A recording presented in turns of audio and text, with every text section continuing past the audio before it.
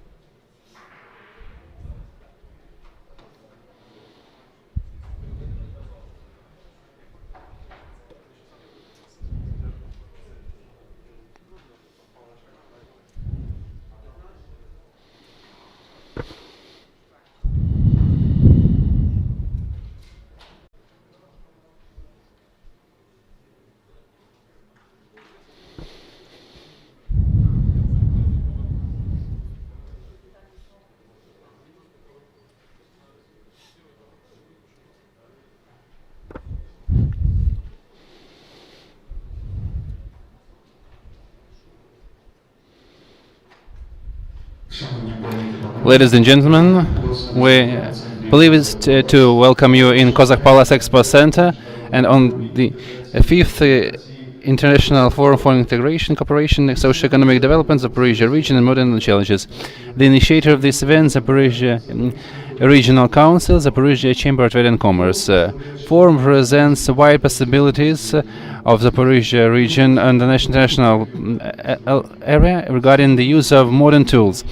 In this city where new investment projects were introduced, we demonstrated success stories for successful economic investment and established useful platforms to discuss issues. In various periods, InCoForum became the platform to represent programs to launch investment instruments and programs in the region. Every year, the forum scaled up. As a part of this forum, we introduced the first projects of municipalities. In the course of the region, more than 50 countries participated in these forums. On the annual basis, the forum undergoes transformation. This year, the forum is an investment platform wherein you can study international and best practices of the international community and analyze the best challenges of the world. Today, we are privileged to welcome our distinguished guests, experts from Germany, China, Lithuania, Turkey, Czechia, international programs USAID, PRO and GIZ. In the course of the day, you will have 3 panel discussions dedicated to developing the Zaporizhia region, international technical assistance to develop municipalities, industrial parks and clusters.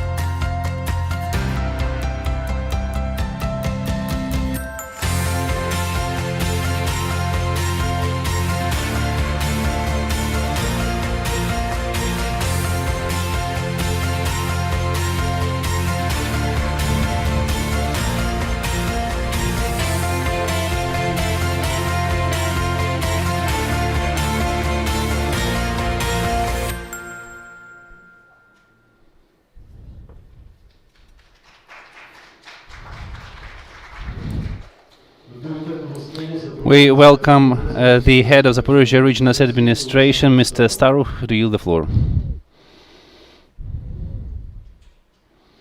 Thank you very much, especially for this forum event. Our department prepared this updated video. We need to collect assessments regarding how better it is compared to the previous one to promote our brand better. I would like to welcome all the forum participants.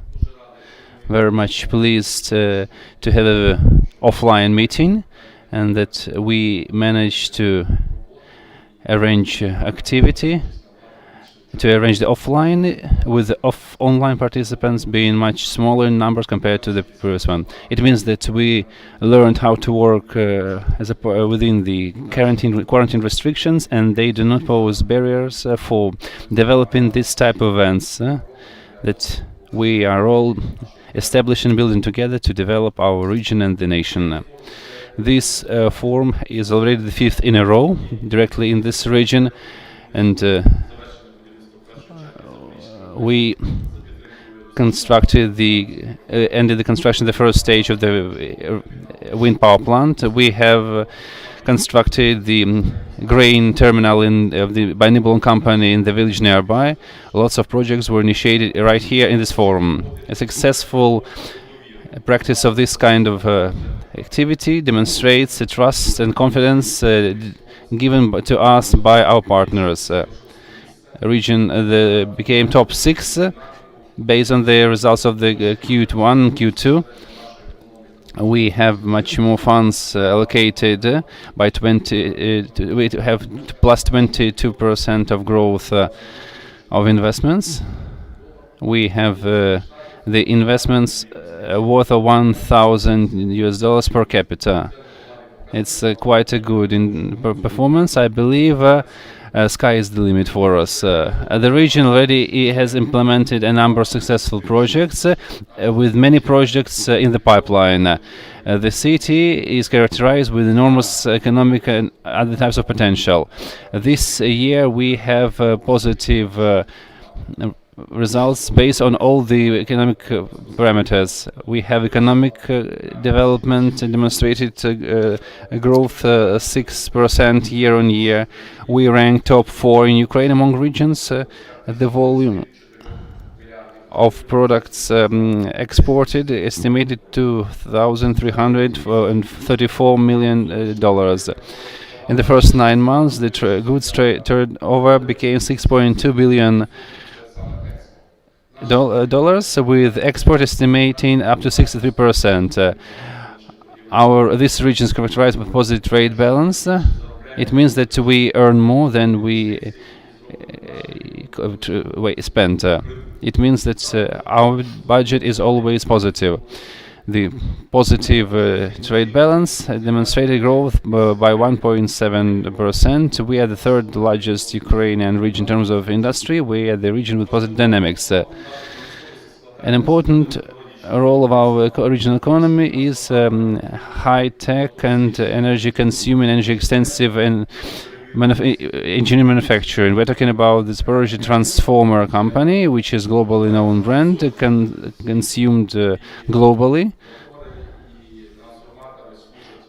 Our engines and power transformers are utilized for a very long time. The region is characterized with the largest energy complex. We are the beating energy heart of the nation. We have Ukraine's largest power plant, which has been working for the first time with all 6 energy blocks operational. We have the largest coal and gas burned power plant in town of Energodar. We have the largest alternative energy capacities and capabilities. We have the hydroelectric power plant. It's throughout the age, but this year we are witnessing the reconstruction and the introduction of new technological equipment. Recently we had an excursion there, and we had new equipment installed there. We're talking about the new power generators. These ones are lighter, 250 tons compared to the 500 tons previous one, but generate more energy. The wind energy and solar energy is of huge potential and huge capacity. The region established all the possibilities to develop the alternative energy solutions. Recently, I recalled with the journalists about the so-called aged industries that have been undergoing permanent innovative development. The CHP power plant has introduced the new system energy collaboration. It's a big battery that can charge all the smartphones in the region at the same time. It's always pleasant when the technological achievements demonstrate that our business is on a decent level as per the international standards. Regarding the mineral diversity, region is one of the leading in Ukraine, and for the first time in 30 years, and we thank to the investors, to the Czech and Slovak partners, and the top management of the iron ore. We have the new iron ore mining shaft in the region. This is the unique object in Ukraine, and is located in the Zaporizhia region. It's the iron ore mining which is developing. We have 81 million euros investment, and we plan to create 1,000 jobs. These are positive examples of success stories. And it's the role model for others. A region is characterized with the food industry and food processing industry. Even though we gathered in the largest harvest for the past 30 years, we see the sunflower oil. We gathered huge sunflower harvest. Yet this region requires additional resources in the sphere of processing mineral resources to avoid exporting raw materials, but to export processed products. The region has a number of investment capacities and advantages: friendly geography, developed logistics, human resource potential, and possibilities for tourist development. We have the largest as of seaside share among the Ukrainian regions. We are the second ranking after the Odessa region as per the seaside area. Investors are much more interested with the territories with normal infrastructure, with the region doing everything possible to increase the living standards for the region. Based on the presidential program, large building, we are constructing road infrastructure, bridges, everything increases the investment activity. In the upcoming plans, we will introduce amenities of the southern territories as a part of the national program of Ukraine to develop southern regions. We have just had negotiation with the French potential French investment. The Ministry of Finance of France assisted the mutual investment and would assist the investigation to develop a new irrigation canal from Kakhovka water resource to the Azov Sea. It would assist as part of the climate change, because in the upcoming decades we foresee the significant growth of temperature. With this region located in a rather risky area, we need water. Therefore, we need to think about water already today. We think about it and we develop this issue and work on not only on irrigation project but also on water supply project that would supply water to sea resort. We understand our strong sides and strengths, and we march towards high standards of living. The Zaporizhia region has a number of investment projects that are uploaded to the investment portal of Zaporizhia region. We invite all of you to develop together with us. I am confident we will reach achievements and agreements that would open dear participants of the 5th International Forum 2020. For the past 30 years, the Zaporizhia region has been the locomotive of Ukrainian economy, agriculture, metallurgy and industry. Our ambitious goal is to turn the Zaporizhia region into the center of gravity for investments. I am confident that InCoForum 2021 shall be effective and fruitful platform to be efficient tool to develop. So InCoForum welcome you. We yield the floor to the General Council of Federal Republic of Germany in Donetsk, Dnipro Bayer, Her Excellency. Ms. Zhuk, Mr. Shamilov and Chernyshov, dear participants and members of the 5th International Forum Integration Collaboration 2021. Zaporizhia region is the locomotive of the Ukrainian economy. Machine building, agro sector, energy sector, energy and other spheres made the Zaporizhia region is one of the most important beating heart of Ukrainian economy. Ukraine, as Zaporizhia, stays as the signature of the region. Yet the region is facing significant challenges. For example, the need to upgrade and to shift from mono-industrial sectors, plus green energy, to reach a balance between industrial development and environment protection, establishing more friendlier conditions for human life. For the Zaporizhia region, the list of challenges has been relevant since 2014 and is now added with the Donbas conflict and its consequences. And ever since 2020, we are facing COVID epidemic. Zaporizhia is proceeding with its development, implementing reforms, developing municipalities, fighting off corruption, establishing a friendly investment climate, and assisting internal business. These are crucial tasks for Ukraine at large and region in particular. Germany shall assist Ukraine on the way to the European standards and those and the social, economic and economic benefit. Being the largest donor to Ukraine, we also provide assistance through numerous organizations. Recently, we have provided significant assistance to Eastern Ukraine via numerous technical assistance projects and via projects of developing regional projects. The implementer here is the GIZ, assisted by the KfW Development Bank and the European Investment Bank and by the European Bank of Reconstruction and Development, as well as numerous humanitarian projects implemented by numerous investors and donors, including those in the Zaporizhia region. Everything witnesses that we see your aspirations, your potential, we assist them and help you moving and going to Europe.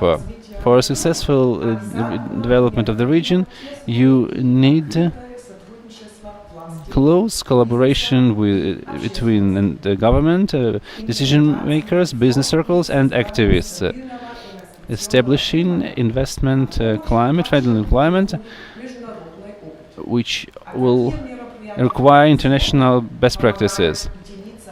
International partners will share their ideas, help you in searching points of understanding. I wish you success and I wish prosperity to the Zaporizhia region. We yield the floor the General Chancellor of the Chinese Republic in the Odessa. Dear Mr. Staru, the Governor of Region,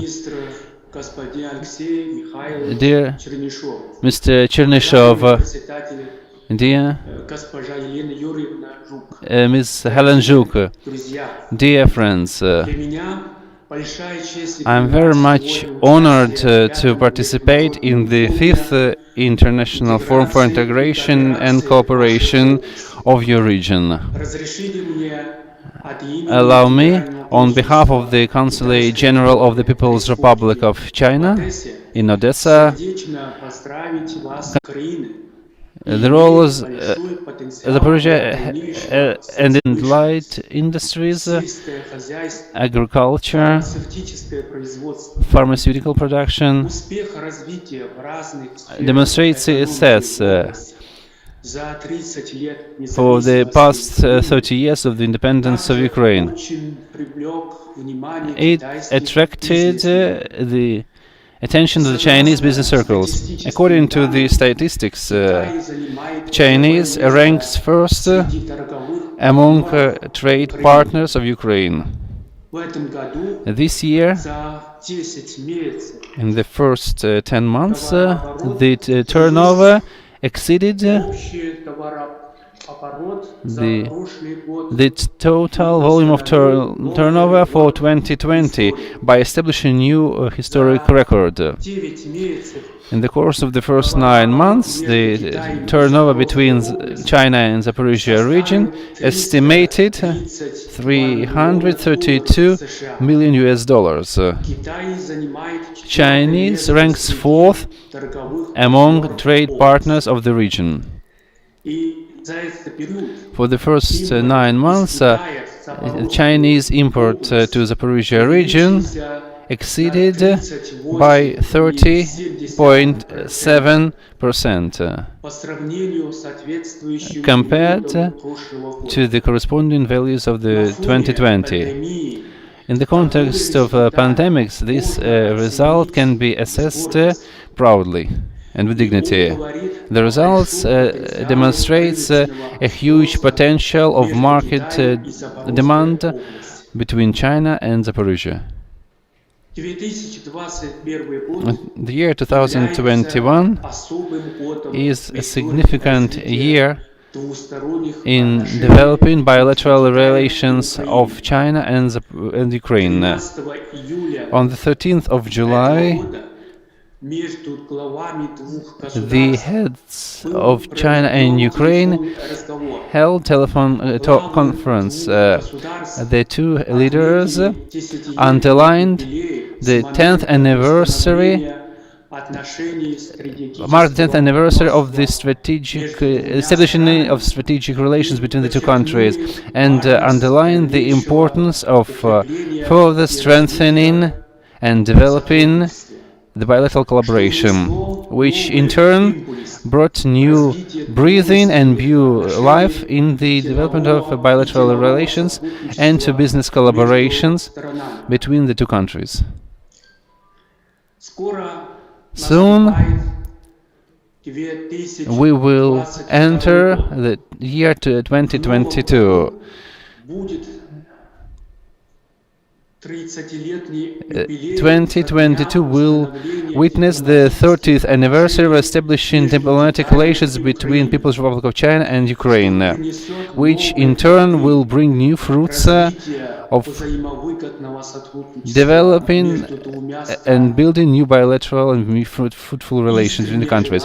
I sincerely wish Ukraine prospers. We wish you peace, happiness, and prosperity. May the people of Ukraine be healthy, wealthy, and wise. May there be eternal peace between the peoples of Ukraine and China. Once again, I offer you my sincere congratulations to the opening of this forum. Thank you very much for your time, ladies and gentlemen. Вітаємо на форумі InCoForum торгово-промислової палати України. We welcome Mr. Chishikov, the head of the Chamber of Commerce of Ukraine, and yield the floor to the gentleman. Dear ladies and gentlemen, dear participants of InCoForum 2021.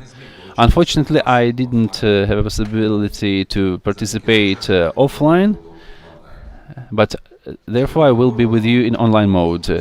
Today we're talking about the Zaporizhia region. It's one of the most technological development region of Ukraine, with huge human and production potential. The region is one of the center of the air engine production, wherein power transformers are manufactured and other high-tech and energy-intensive industry is located. We all know about the high quality and the signature of the region.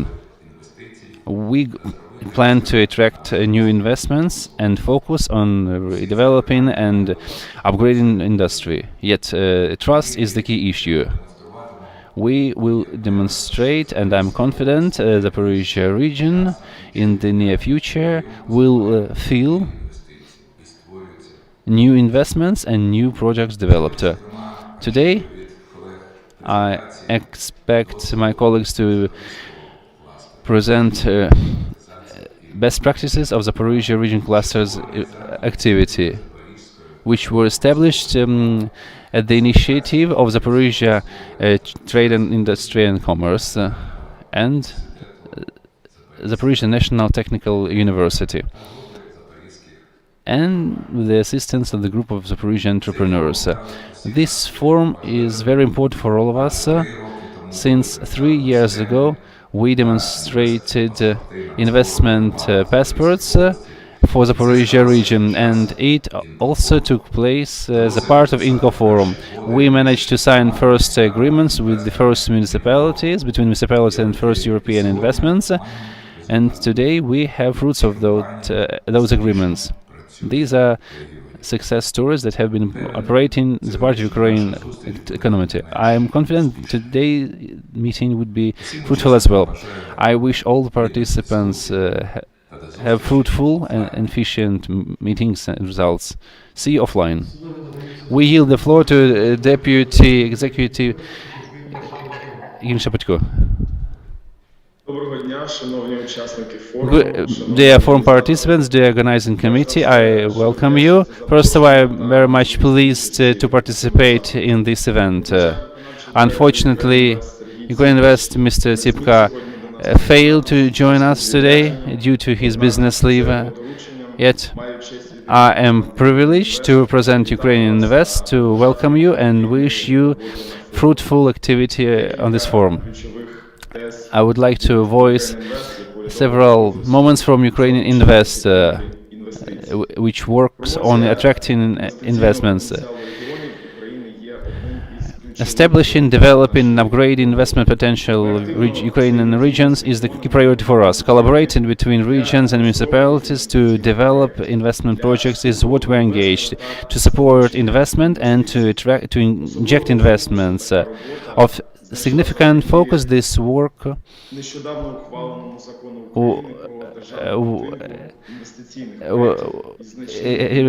achieved due to the number of laws signed. For example, the law of the investment nannies. This law gives possibility to municipalities, to regions, to provide investment stimulus to investors. Ukraine Invest, in this case, works as the communicator between municipalities, government and investor by means of providing organizational and technical assistance regarding implementing investment projects in the region.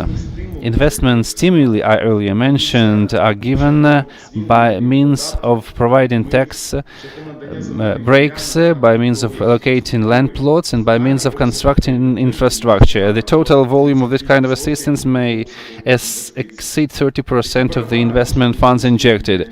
These advantages can be open for inter-Ukrainian and international programs whose injections exceed 20 million euros.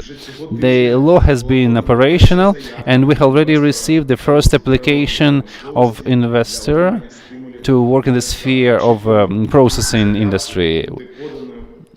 We expect this application to be fully arranged by the end of this year.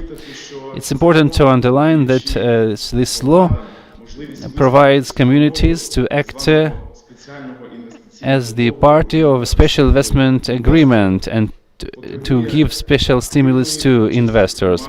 This law demands strong participation of municipalities. We, for that purpose, arrange a number of training webinars for the municipalities representatives, and in late July, the training was arranged for Zaporizhia region municipalities. As of today, more than 25 projects, so-called Ukraine investment pipeline, are waiting for the completion of the red tape and to be provided with the investment stimulus. Moreover, to develop specific sectors, to develop manufacturing industry of Ukraine, investment team introduced the program so-called the Make in Ukraine. The program is aimed at stimulating and attracting investments into manufacturing and production sector of Ukraine, in particular by means of generating targeted proposals for investments, offering new investment stimulus, and developing and constructing production platforms all over Ukraine. These and other spheres of collaboration are open for Ukrainian both Ukrainian invest and municipalities. We will be the reliable partner for municipalities regarding introducing investments and supporting the investments all over Ukraine. I wish all the participants of the forum have a successful activity, and thank you very much indeed for your invitation. Запрошуємо до слова президента Запорізької торгово-промислової. We yield the floor to Mr. Shamilov, the president of Zaporizhzhia Chamber of Trade and Commerce.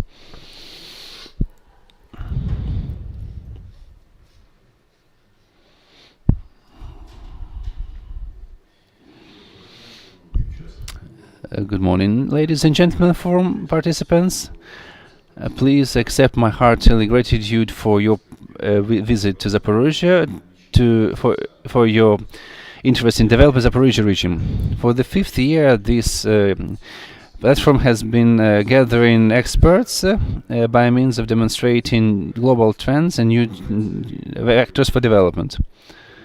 Therefore, allow me to present a new project by the Zaporizhzhia Chamber of Commerce on business. This information online program of Business Committee of Zaporizhzhia region working in various spheres, production, consulting, under the banner of success stories. They demonstrate new projects and new issues. This is a platform to unite cluster-based business to increase the competitiveness, to strengthen collaboration, and to give ground for investing in industrial parks into high-tech and capabilities. This platform is a platform to represent international collaboration, to extend foreign trade cooperation possibilities. It stands to reason that we are working as a part of the Chamber of Commerce and Industry. We collaborate with numerous partners. We have partners in more than 70 countries of the world. We believe this project will turn into regional signature and the business guide of the region. More detailed information can be found on the website Zaporizhzhia Industry Chamber of Commerce and Trade. Thank you very much, and I welcome a collaboration. To sign the collaboration agreement between Zaporizhzhia Chamber of Commerce and Industry and Brno Regional Chamber of Commerce, the Czech Republic, we welcome the President of Zaporizhzhia Chamber of Commerce Trade, Mr. Shamilov, and the Vice President of Brno Chamber of Commerce, Mr. Tomasz Kudala.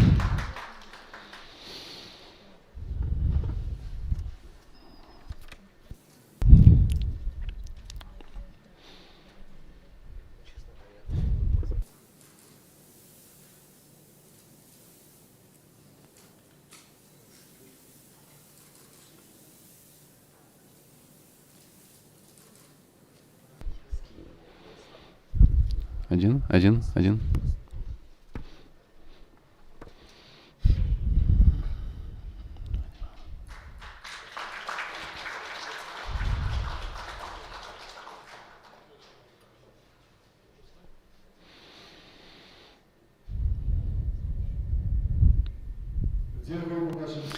Thank you. We express our gratitude to the speakers and wish you all the successful and fruitful vote.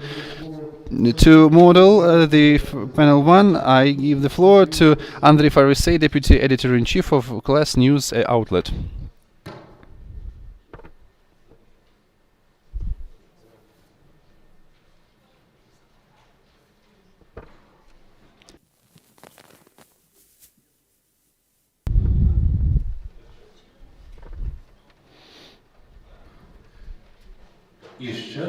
And Okay, good morning to all of you gentlemen, ladies. Thank you very much for visiting the forum.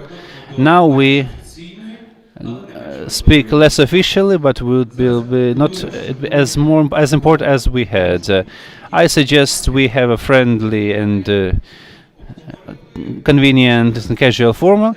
Let us discuss the retrospective of the 30 years of independence of Ukraine in the context of Zaporizhia region.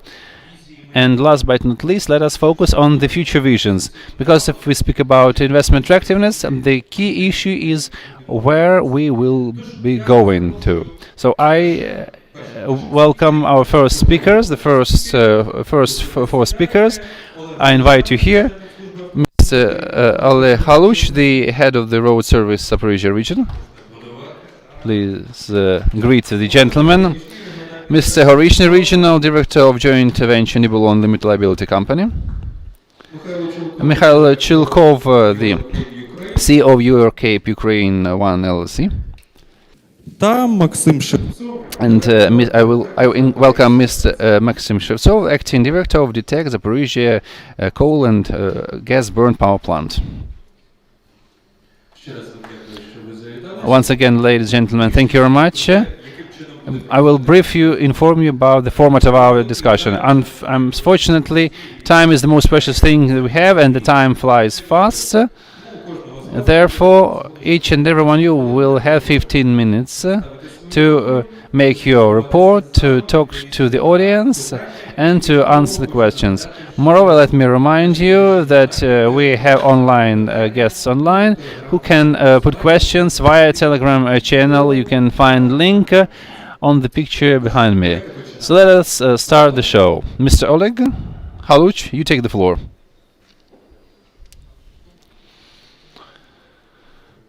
Good morning. Good morning, ladies and gentlemen, dear participants of the forum. We would like to report on the development of the regional infrastructure. We have very popular object, the construction of the bridge crossing over the Dnieper River. I will briefly inform you about the prehistory. Due to the lack of distant communication between the right bank and the left bank river, bank of Ukraine in the southeast, this issue of constructing bridge crossing has become relevant. Bridge crossing over the Dnieper River. In 1965, municipal development project already included this object, the construction of this bridge. Unfortunately, the feasibility study was adopted by the cabinet ministers only in 2003. In 2004, we had the first project. Project winner was identified. Zaporizhia Municipal Council was the customer of this project. In the years to come, from 2010 to 2014, this project was at the balance of municipal budget. We had works on erecting pylons established over both estuaries of the Dnieper River. Construction works were only initiated due to the unstable financial situation. 2011, the bridge was transferred from municipal budget to the Ukrainian road service, and due to 2014-2015, due to a serious political situation, the works were either halted or put on pause until 2016. In 2018, our service concluded agreement with the design agency on introducing corrections into the project. The project was estimated was more than 2 million, and in 2020 the construction work as part of the presidential program were initiated. The winner was the Agnor company that was working in 24/7 region, and we managed to launch the road transportation through the first part of the bridge. Now we see the results of the activity. You see how everything is in the pipeline. At the same time, we have works on erecting protecting barriers, and illumination pylons. We are currently commissioning parts and sections of the bridge. We commission 10 to 20 centimeters per day. Once the construction per se is complete, then the additional erection and road surface road cover would be introduced, the asphalt, I mean. It would be followed by the traffic itself. This is the old Dnieper estuary. We have the latest bridge section delivered yesterday to the second Dnieper estuary. All the sections would be assembled, and next year, by the Day of Independence, the second part of the bridge will be commissioned. When we approach bridges both from the city mall and the right bank, we have the necessary infrastructure-related construction. We have asphalt cover, we have road markings.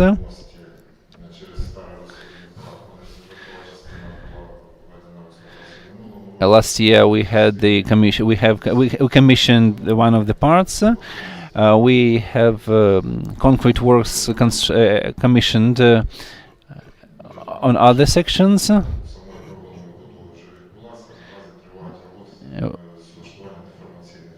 We are now working on facelifting operations.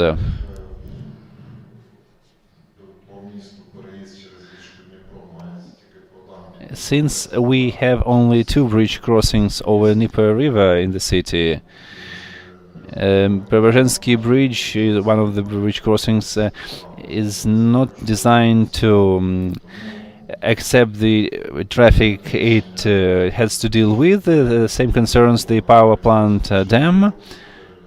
The project, which was intended to be implemented in 4 years, will be implemented in 2 years. It would be able to launch repair and recovery works for both Preobrazhensky Bridge crossing and the hydroelectric power plant dam. Apart from road infrastructure, we have attractive investment projects, and we work on recovering road surface on those roads that are in the budget of our organization. We have 834 kilometers of water supply units. We have more than 1.6 thousand kilometers of road of national importance. We have 154 bridges. Only in 2019 we initiated first large-scale overhaul and repair projects. So in the past years we see that due to unstable financing we didn't receive much cash.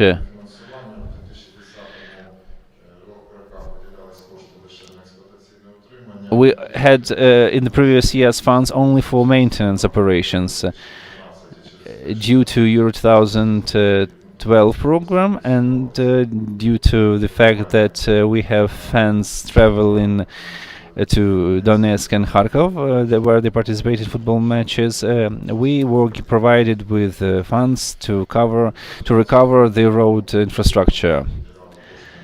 In the years to come, we were provided with cash for maintenance, mid-scale and large-scale maintenance.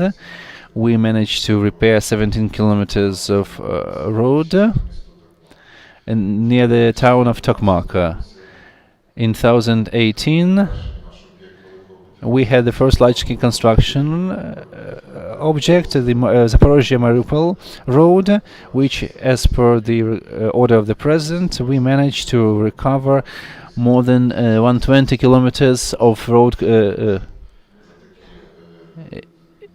It was the example of large-scale projects implemented in a very short period of time. We had very efficient contractors equipped with modern technology and equipment and that hire experts with long track record. In 2020, as per the large-scale construction presidential program, we repaired 242 kilometers road infrastructure. In 2020, we selected Berdansk, the seaside town, as the primary interest. We recovered part of road from Zaporozhye to town of Vasilivka, 116 kilometers, and the remaining distance from Vasilivka to the town of Berdansk. In 2021, to support the program repairing and renovating resort areas, we managed to recover road to the town of Kirillovka. This project has been complete, and in 2022 we plan to commission 246 kilometers of all national importance road. This year we dedicate significant attention to very poor road, yet whose importance is very high for the regional centers. We're talking about towns of Orikhiv, Tokmak and Pologi. The roads that were destroyed by 18-wheelers are undergoing restoration. Since they are the project that consume significant portions of money, they were placed in the first position. In 2021, we initiate works to be continued in 2022.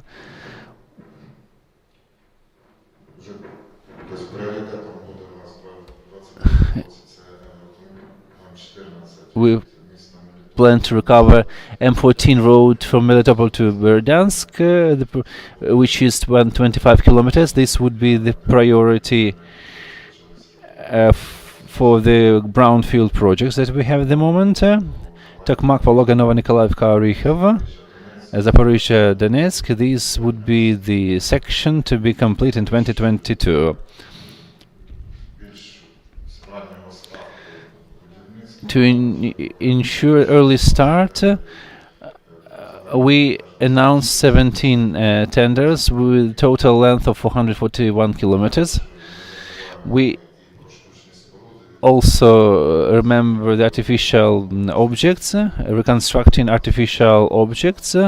We reconstructed 6 bridges. In 2021, in 2022 2021 we will have 6 bridges recovered, and we have 14 tender programs for new bridges. Sir, you have 5 minutes remaining, and I remind our guests, please feel free to put questions either in Telegram or Facebook. Should you have questions here in the auditory, feel free to put them. We work on not only constructing new roads, but we work only on maintaining roads. So we have 14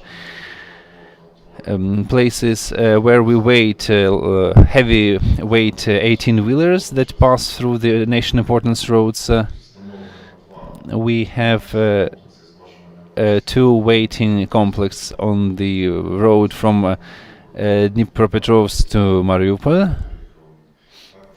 This year we plan to repair and install 3 waiting complexes in the region at the entrance of Zaporizhzhia, Novobogdanovka and Melitopol.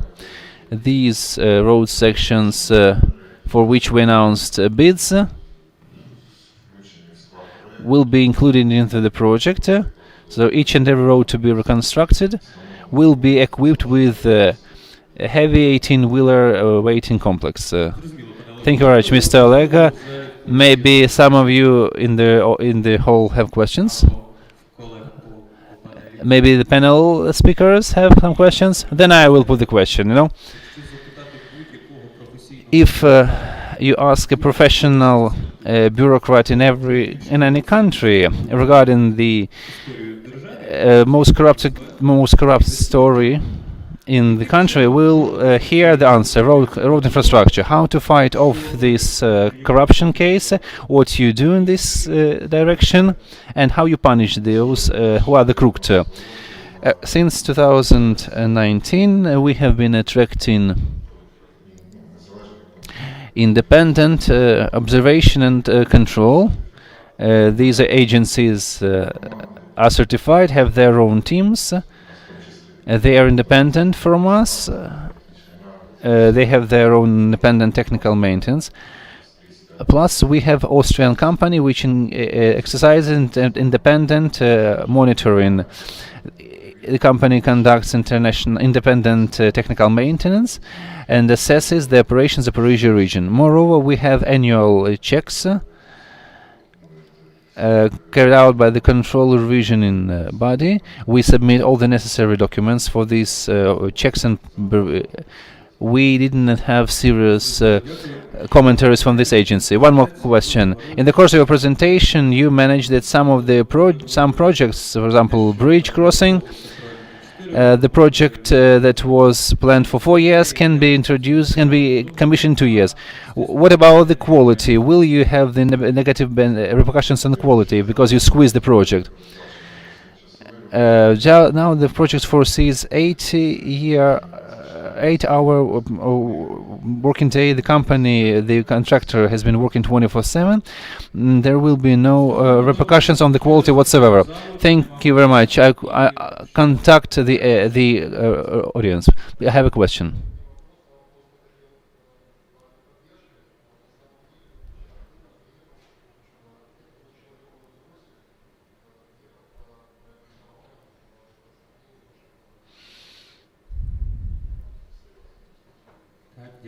Thank you very much.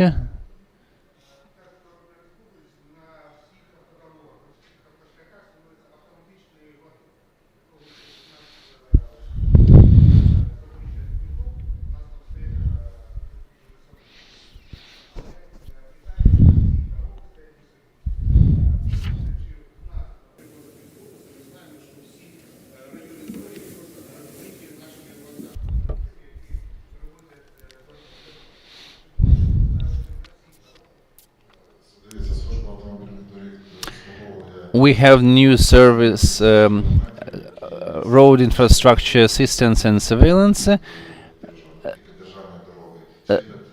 We have 5,000 kilometers of road of regional importance. By the end of this year, we will have specialized sensors installed on the road. All the roads that are contracted foresee the weight equipment on all the roads. So all the roads to be commissioned in 2021-2023 we shall definitely have the weight in complex on them. Thank you very much for your answers. You fit in your time limit, so thank you very much, ladies and gentlemen. Thank you for your story, and now we pass to Mr. Vladimir Horvishny, Regional Director of Nibelon Joint Venture Limited Liability Company, who will tell us about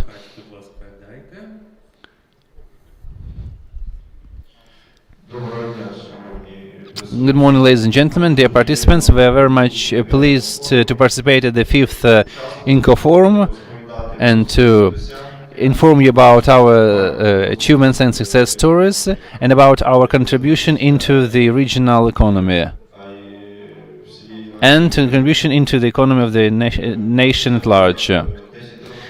For the 10 year of investment activity, we contributed much into the Zaporizhia region.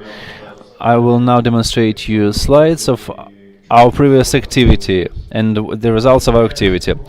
The corporate activities of Nibelon has been working with the local municipalities and developing them. Our company has numerous objects all over Ukraine. We have weight terminals, we have loading terminals established on water arteries. Yellow are marked those objects to be constructed in the south of Ukraine, Chakov Rayon. More than $23 million were invested in the economy of Ukraine in the period of Ukraine independence for the past 30 years. More than $600 were invested into the river navigation, into developing Ukrainian shipbuilding made of Ukrainian indigenous steel.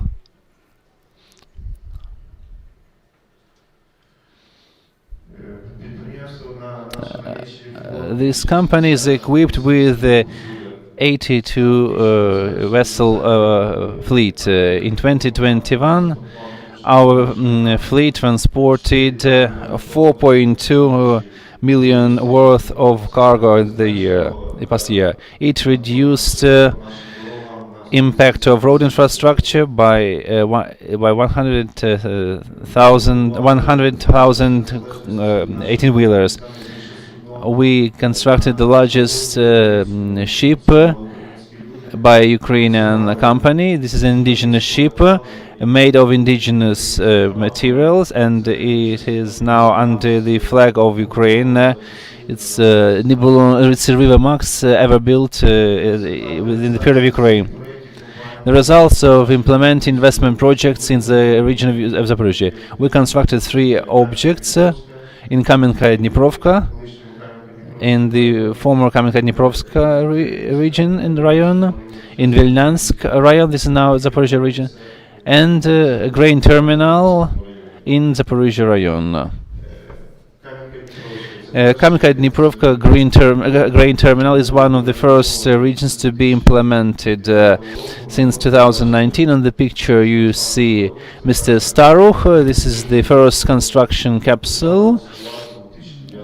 The construction was launched in 2019. Mr. Zavartursky, the CEO, and the current head of Zaporizhzhia Regional State Administration, Mr. Staruch. In the village Belinka, we constructed the water purification complex, with a capacity of 2,000 cubic meters per day. We constructed a modern football field with irrigation system, recreation and resort part on the riverbank.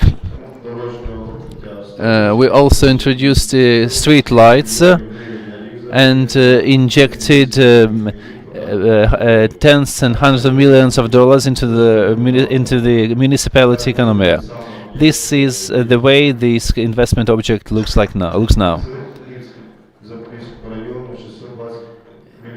Zaporizhzhia Rayon saw the investment of 620 million of hryvnias. We constructed 3 kilometers of new hydrotechnical objects. We deepened the bottom, cleared the bottom, and cleared more than 1.8 thousand meters of left Dnieper estuary. We recovered road cover.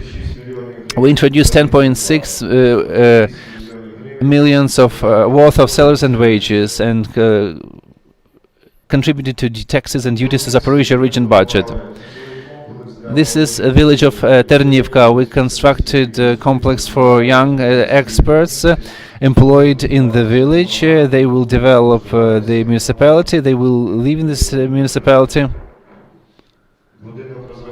This building is designed for 10 full-fledged families with 1 to 3 room apartments. The following slide demonstrates the impact of investment activity of the company on reducing transportation footprint on the municipal and regional road infrastructure. We now focus on delivering cargo to Kherson region ports. We have Zaporizhzhia, Melitopol, Kakhovka. Transportation reduced significantly from cities Dnipro to Kryvyi Rih, we now have reduced the cargo due to the introduction of the river transportation. We increased in turn the volume of exports from Kherson and Nikolaev trade seaports.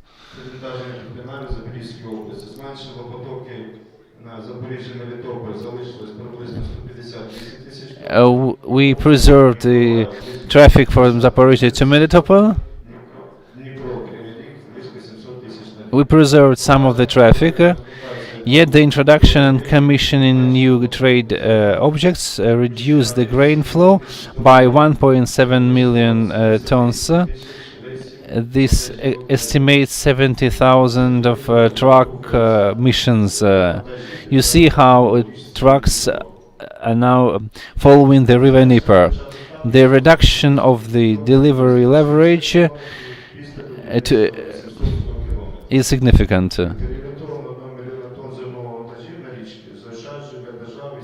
The company budgets saves when we deliver grain by river by means of saving at corners and not wasting funds on road infrastructure repair. Nibelon has been dynamically increasing the river infrastructure. We have now new marketing, and we have the record volumes of delivery in the past years. Since 2019, the transportation by means of river water is estimated 25 million tons of cargo. So we have we decreased the road infrastructure by 1 million metric tons of cargo. There are objects in the Zaporizhzhia region requiring injections from injections from our company. The pictures were made in 2016. This bread bakery is now fully decommissioned. Now this is the picture of dated 2016. You may understand that in 2020 the image is even poor. We offer to inject 100 million hryvnias for new stock and for new equipment to conduct improve material technical base, ensure the stable and positive economic activity by means of paying all the taxes into the municipality budget. Thank you very much. By the way, our guests already send us questions. The question on a strategic large-scale project. Maybe you have something stored in your pocket you would be proud of. You could be able to dedicate a number of pages to your project. In the Zaporizhzhia region, we have we plan to recover bad baking company. This company has been remained unpopular and beyond the radar for many years. We construct ships and vessels all over Ukraine. We develop logistical system, namely the river navigation system. We plan to construct objects in Dnipropetrovsk region and in Nikolaev region to the south. Thank you very much. One more question from our visitors. What is the vision of Nibelon, and what are your requirements in terms of developing collaboration in shipbuilding sphere, and what is necessary? Is there necessity for innovation? Nibelon has been building its own vessels for its own corporate needs to transport grain and to provide services and to develop the shipbuilding in general. We are the first Ukrainian company. We are the leading Ukrainian company. We have significant track record in terms of developing shipbuilding in Ukraine. We have several ships navigating in the national waters, bearing Ukrainian flag. Dear guests in the room, maybe you have questions? Then you were quite laconic to avoid questions.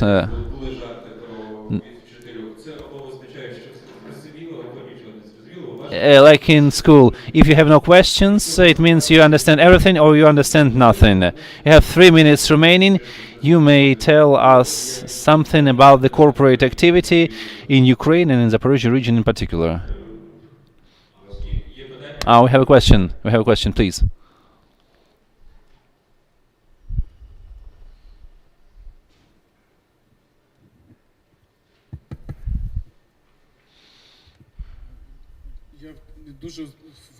I'm very much I'm very much impressed with your investment activities, but the villages have their own specifics of development. Village economy is the prerequisite of the municipality's development. Do you have a program to support SMEs in terms of new programs, apart from whole-scale grain production? What are your plans? This is really important for SMEs and to keep up the municipalities alive.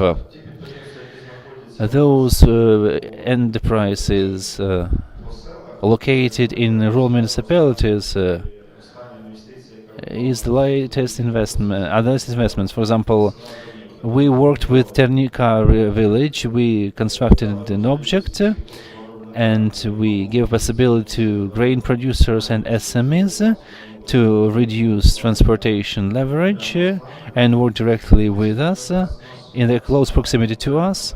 We offer competitive market prices regarding grain crops. When we entered the village, we saw that people struggled to find jobs and to find places of residence, struggled to have schools for their children, kindergartens.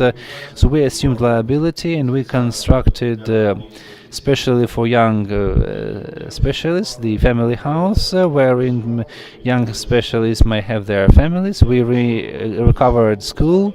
We failed to recover kindergarten because it is located in another municipality. For SMEs, we assist by means of consult. We don't provide with funds. We provide by means of consulting services. We develop a village for the young people to stay in rural area and to have places to work. Thank you very much indeed. Please applaud to our speaker. And I remind our visitors who watch our event via internet. You can put questions via Telegram or Facebook. We now arrest our attention at Mr. Maxim Sechukov, CEO Ukraine One LLC. Thank you very much. I'm very much pleased to attend the InCoForum. Let us start our presentation.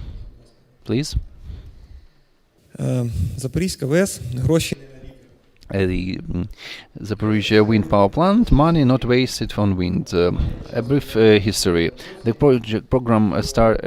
company was initiated in 2009. By 2015, we were engaged primarily in allocating land plots. We initiated a very ambitious project of 500 megawatt. It was one of the first alternative energy projects. We worked in the sphere of wind power plants in the Zaporizhia region. Since 2015, we received construction permits. We were ready to construct, and we began searching for investment. The most complex project, the most complex period, because winning confidence and trust of investors, especially in Ukraine, was such an ambitious task. Took us 5 years to find 8 investors.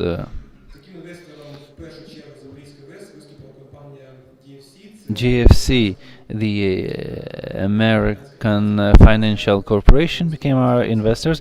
It invested $150 million into the first line of the wind park of the Zaporizhia region.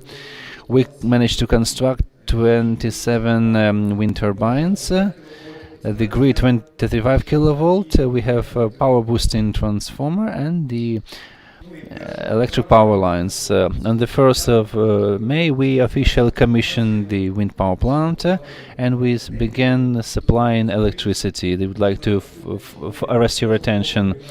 On the annual basis, we participate in InCoForum, but for us, the important thing is that we participate not only as the company possessing a project to be invested sometime in the future. We participate as the company in located investment fund, secured investment. We are the active electricity supplier into Ukraine electricity grid. So this is the common victory. What project are we talking about? Project first mean human resources. These are ideas that are the locomotives of the project. We employ 46 personnel, out of which 39 are the people, the residents of the region. If you add me, I live 2 years in the town of Melitopol, so you have 40. So this project is developed by the local residents. 80% of the employers are the local residents. The corporate policy is as follows. Fiscally, socially responsible business. I believe we are not unique in this corporate policy. This is predominantly the policy of all international investors. So it demonstrates the necessity to attract this kind of investments. What about fiscal responsibility? Eurocape is fully transparent in its business activity by means of fulfill all the international requirements. We pay all the installments, we pay all the duties and taxes, and which is more important, we registered company in the village of Girsivka. This is the answer to the question if the village requires assistance. This is the very assistance because all the taxes, the PITs are collected by the municipality budget. We rent number of land plots and all the cash deductions to the budget are allocated to the local budget. We increased the local budget by 40%. Regarding the social responsibility, we divided our work in 3 stages. Stage 1, we allocated funds for social projects. Once we receiving number of land plots, then we allocate funds once we were provided with permits, and the next injection was made after the project commissioning. Earlier we participated in InCoForum only, and we spoke only about that kind of corporate activity. This time I tried to squeeze it into slides. Predominantly we spoke about recovery and reconstruction works of buildings. We speak about gasification, we speak about roof renovation, we speak about water pumping equipment renovation. We introduced and engaged with numerous projects of that kind. We did not just allocate funds into the village councils. We had trilateral agreements according to which we gave possibility to village council to select what they wanted to be renovated on the amount of funds we injected, and then we had introduced direct funding as per this trilateral agreement to the contractors. Thus, we had a possibility to witness that funds were targeted and were fully used and properly used. This is the work for the future, and what we managed to conduct once we commissioned the program.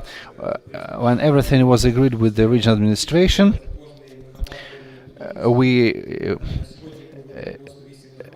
generated 98 megawatts, so we have 98 million hryvnias would be injected into municipal budgets. We even recovered 4 water supplying stations, and we signed agreement to reconstruct the medical first aid center in villages, in several villages.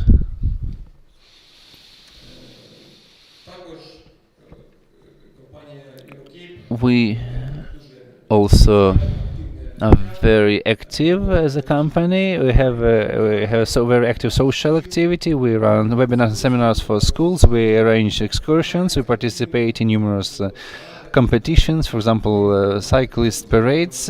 We assist rural medicine. In the time of COVID pandemic, we procure PEE to support those medical institutions and centers we work with. Ecological responsibility. First of all, the green power plant and the wind energy is ecological from the very beginning, so this is our primary activity. We plan to generate 325 kilowatts per hour per annum. It would provide for several hundreds of households.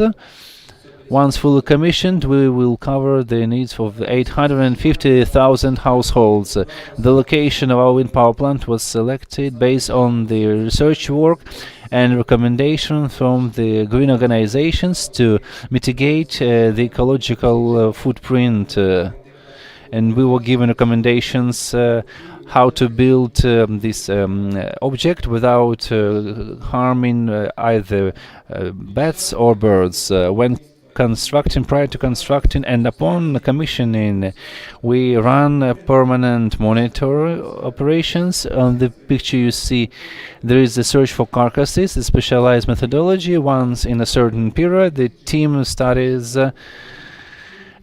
for the presence of the dead birds. We measure noise impact.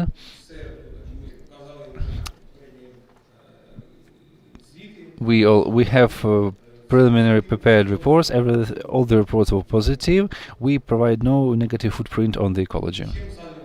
We also plant trees. This is also very important since due to the ecological situation, we plant full planks. Full number of trees we plant estimates more than 1,000 units. We're talking about Alexandrivka municipality. Так, повертаємось до Going back to the project itself, the first train, as of the 1st December 2021, the Ukrainian electricity grid received 178 million kilowatt of hour of green electricity.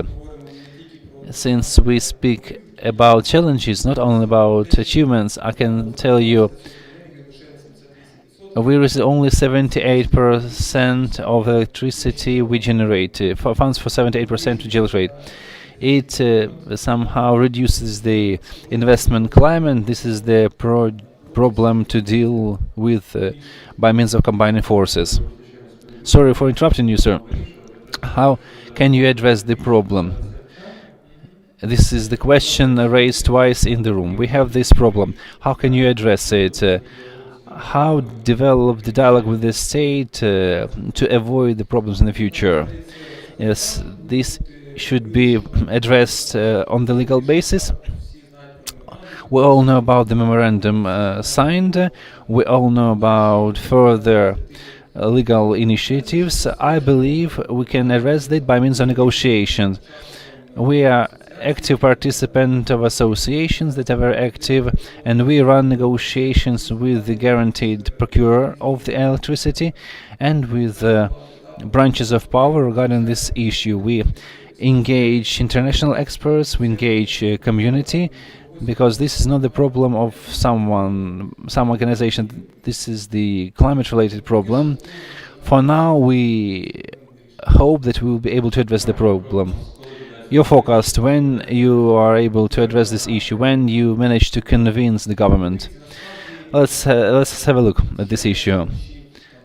A national electricity company traded 22 million worth of green bonds that are address the compensating for the green electricity generation to those companies who did not receive payments for 100% electricity generated.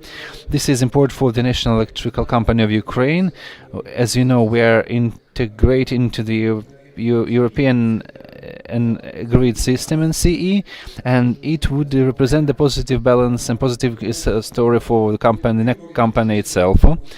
Second step already achieved is as follows: 20% of the addition of the pending financing from the state budget was terminated, and it can be the argument that the search for investments and search for financing electricity should be found separately.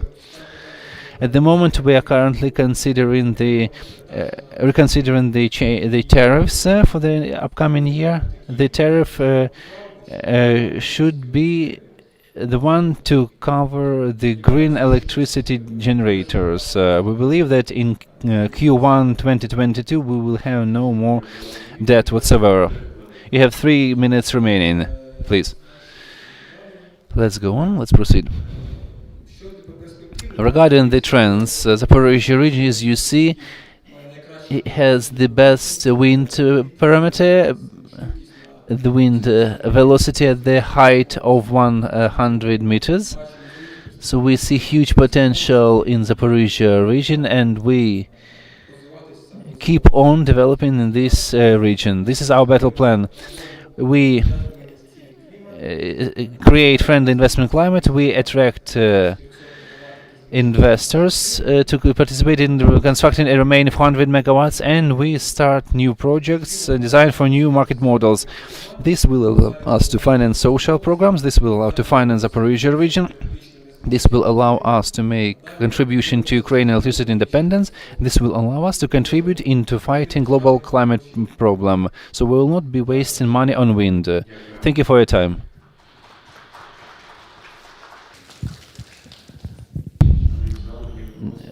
Dear guests, maybe some of you have questions.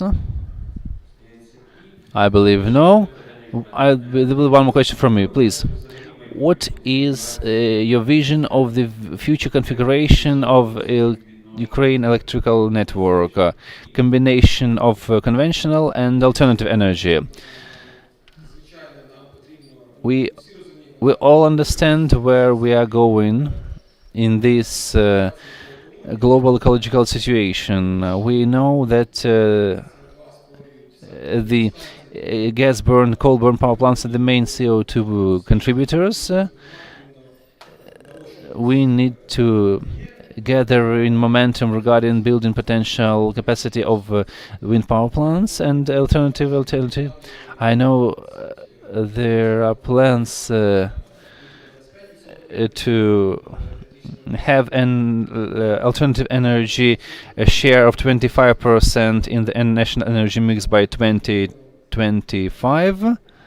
I believe we need to have this 50 figure reaching 50%. Thank you very much. And now I keep on reminding our internet guests that you can put questions either in Facebook or in Telegram channel. Now we will listen to Mr. Maxim Shevtsov, Acting Director, Zaporizhzhia Heat Power Plant. Please, sir, take the floor. Greetings, ladies and gentlemen. I'm very much pleased to welcome you here on the forum. DTEC company is represented in the Zaporizhzhia region in two vectors, DTEC Energy and Alternative Energy Solutions. Heat generation has been demonstrating as a stable energy producer. We cover 20 to 25% in the peak hour of energy consumption of Ukraine. The company has been stable, and we try to be trouble-free company and to provide services in due time. What are the challenges we are facing? At the moment, we are working in more tough mode since the nuclear power plant become the basic electrical generators, and we are the electricity shoulder between nuclear power plants and the wind power plants. We therefore are focused on increasing the maneuverability of our heat power plant. Zaporizhzhia-based heat power plant, if we look at the history of this object, we see that it's one of the crucial power plant in the region, and the DTEC corporate structure. Zaporizhzhia heat power plant is the initiated the construction of a new town of Energodar. In 1970s, when the power plant was constructed, the settlement of energy experts was transformed into the town of Energodar. In the years to come, the construction of the CHP of the region initiate the construction of the social infrastructure. You see, as of today, Energodar is a developed town. It is a unique town in its nature. It is located on the river Dnieper, and it rooms and it harbors one of the largest nuclear power plant and one of the largest in Europe nuclear power plant, and it rooms the industrial and commercial energy accumulation system. All these three objects are operational in one town. So Zaporizhia region can be proud of the town of Energodar. If you look at our maneuverability and how we work with our equipment, and as of 2021, we initiated 221 commissionings of energy objects. Just to compare, in 2020, in 2019, we commissioned only 160. So the task is to increase the maneuverability of our heat energy objects. Task 1. Task 2. This year we carried out 4 overhauls on each and every energy blocks. What fruits it gave us? It gave us a possibility to work on the sphere of additional services. On energy block number 2 and number 4, we conducted repair the sphere of turbine regulation, and we partially upgraded equipment, the automation equipment. Already, as of the 17th of September, these 4 blocks have been operational on the maintenance market. We provide quality energy solutions, we provide frequency and volumes as per the requirements of the consumers. As of 23rd of September, we commissioned the energy accumulation system. We connected it to the grid, and it already brought us the benefit worth of 1.5 million hryvnias. We injected additional funds. We injected additional benefits. We have injected 4.2 worth of electricity, 4.2 million kilowatt of hour of electricity to households. We conducted 216 maneuvers in energy blocks. No matter what happens, we are ready to initiate our capacities at maximum objects maximum capacity. Social sphere. The budget received 1.2 million worth of taxes in the course of 5 years. In 2021, we transferred 150 million hryvnias worth of taxes to various budgets. Social sphere. In the course of 7 years, we introduced more than 90 projects in the social sphere. It estimated 17.5 million of hryvnias. What achievements we had in the past years? We commission projects do it yourself. This year Energodar saw the commissioning the botanic garden. We now introduce projects of training for children and education. It foresees electricity education for children of all ages. We introduce 3D model, we introduce robotics, we introduce courses on financial literacy, communication, possibility to run projects. And this project is aimed at making each and every child choose the project and implement it together with the company and municipality. we will be able to support this project in the future. Sir, 4 minutes remaining. When we teach financial literacy to children, it is the time investment. This is a unique program at the moment. We scale it, promote it, and will develop it in the future as well. Now let's focus on the electricity accumulating system. This is the first commercial scale electricity accumulating system. It gives benefits as follows. This is a pilot project. It gives possibilities for further development. It opens new market, new services market. We accumulate electricity and its further use. I reiterate, this is a pilot project. We have electricity accumulation capacity and is planned to generate 1.2 megawatt. The market is 2.2 megawatt. This is the system of lithium batteries, which are located in special blocks and are mounted in the 40 feet container. Additional, this system includes the transducer, transforming direct current to alternative current, and submits electricity into the grid. The system has been operational since 28th of September in industry. It has been working 24/7 and been efficient. Thank you very much, sir. And we have a question.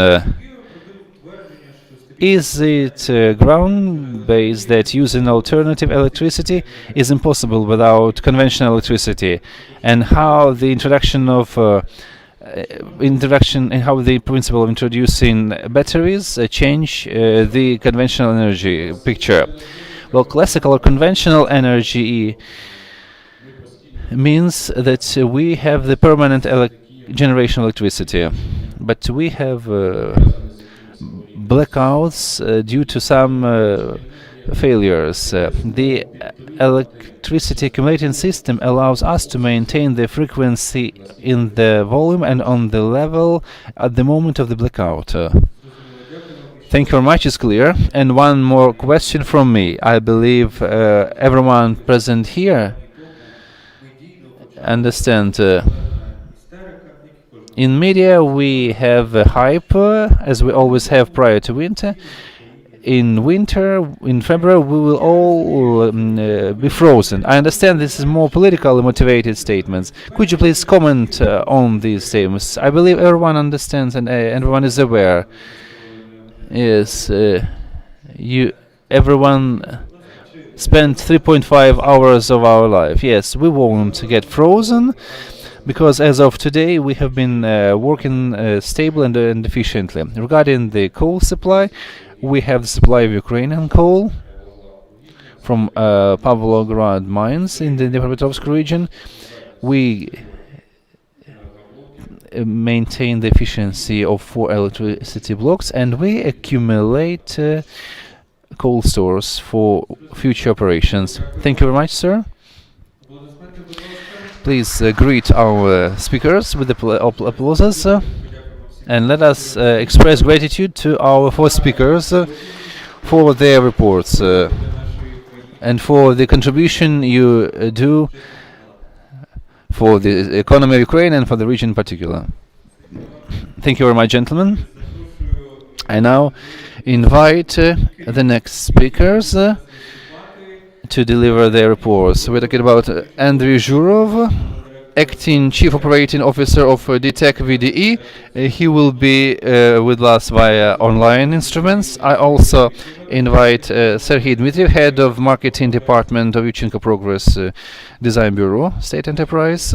Please greet the gentleman with applauses. I also invite Mr. Rainer Staltner, representative of the UCCI in Ukraine from Austria.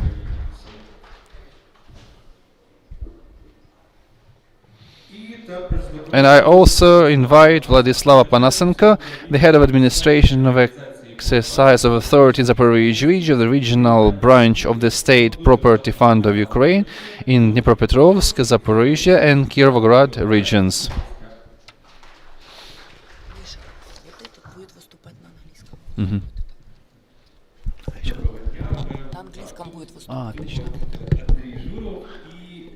So, I believe if Mr. Zhurov joins us via link. Dear colleagues, can you hear me? Good morning, Andrew. Yes, we can hear you. Yes, the vision is rather poor. Good morning, dear friends.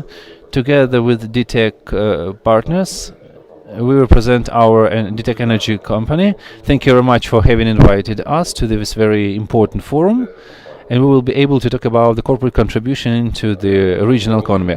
I believe you all agree with me that DTEC made a lot to make Zaporizhzhia the energy capital of Ukraine. Today we have both conventional and alternative energy solutions represented. The history of developing high quality and efficient partners in the Zaporizhzhia region is the example of our collaboration. The story of DTEC collaboration with the region started in 2008, when the company, following the global trend, just make up its mind to focus on renewable energies and to make the renewable energies the crucial aspect of its corporate activity. All the projects back then were planned to be powerful and efficient.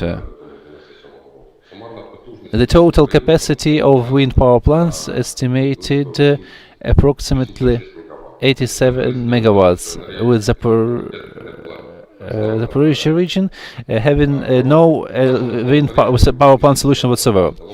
In 2009, we had the new momentum. DTEC became the first private entity initiating large-scale wind power energy solution construction. Back then, we already saw this region as promising based on its natural passport and natural specifics. We have the wind velocity very high here, and we received investments to develop clean energy. The first large-scale fruit was the construction of the first largest wind power plant of 200 megawatt capacity. It remained the largest one till July 2019, when the second train was commissioned by the company. In 2018-2019, DTEC constructed 2 more wind parks in the region, 2 trains in Primorsk town, and the Tak-Orlovka wind power plant with a capacity of 100 megawatt. Today, these wind power plants are the most powerful ones in eastern Ukraine. We worked only with reliable and experienced partners who were the leaders in the sphere of wind electrical equipment production. We worked with Vestas and with General Electric as our vendors. As of today, the Zaporizhzhia region has become the leading in developing wind solutions. We have the largest number of wind parks, worth of 600 megawatts, out of which 500 belong to DTEC. All of them are scattered along the Azov seaside. They are multi-functional and built as per latest technological solutions. We were the first company to issue the first green bonds in Ukraine to support regional energy plans. The volume of taxes paid into the municipalities and the regional budget estimated 31 million hryvnias since 2012. Speaking about investments, we collaborate closely with the municipalities wherein our wind parks are located.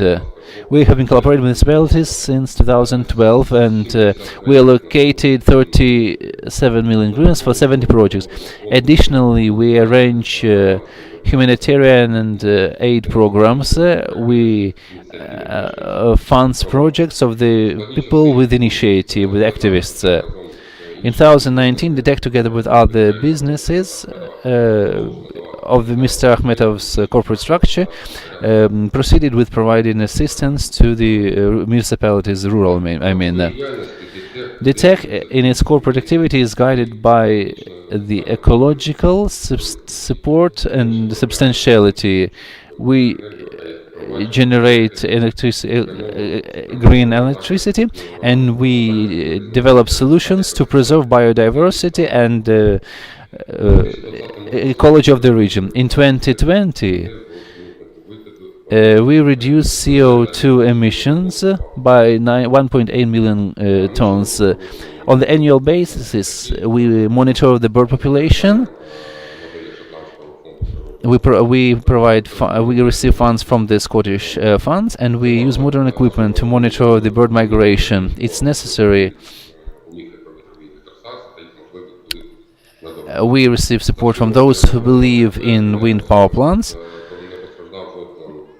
And no bird and no bat suffered from the activity of our wind turbines.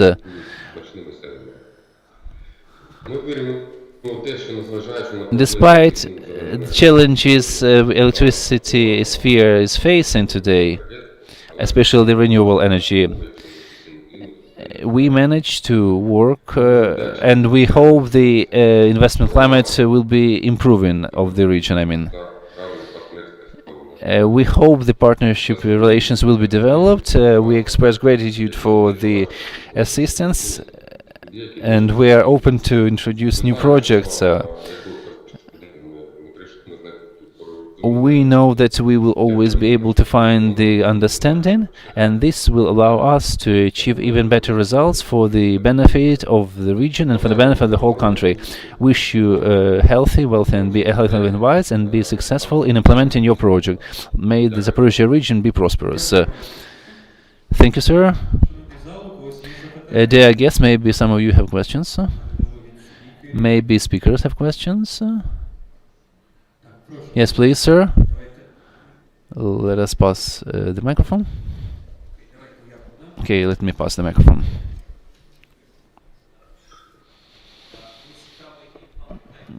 I'm interested, what plan do you have regarding the coal-burn power plants? Because you say that by 2020 all the electricity of Ukraine will be green. How do you see the coal-burnt plant destiny? How would you transform them?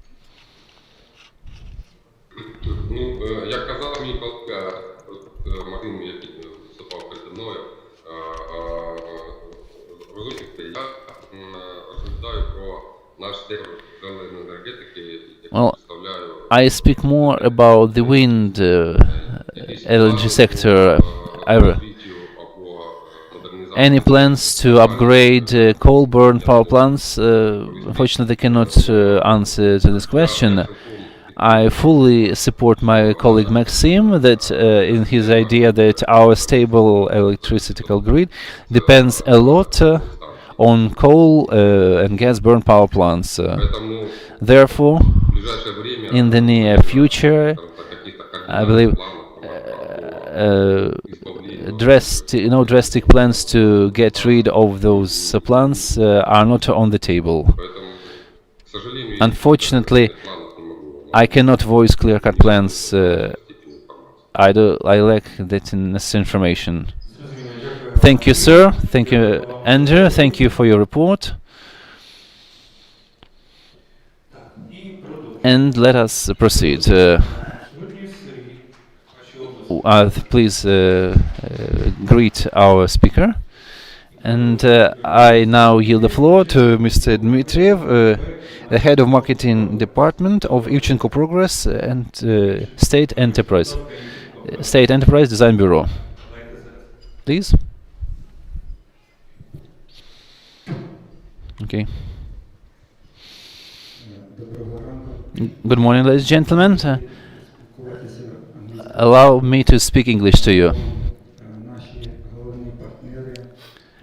Our key partners are international partners, and some of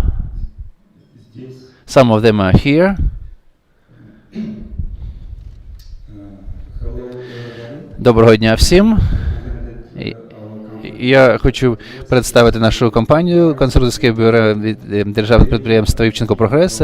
І я сьогодні буду говорити про нашу міжнародну співпрацю.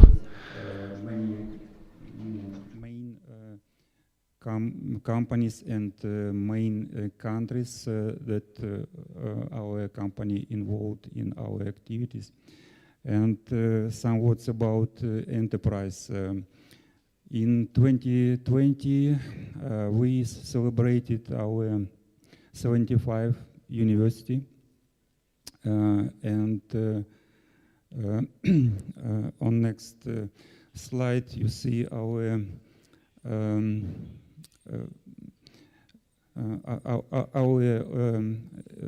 activity, and you see that our company famous in the world, and our company certificated many certification authorities, Ukraine, Europe authorities, and also some international authorities. Our company has 9 directions of activity.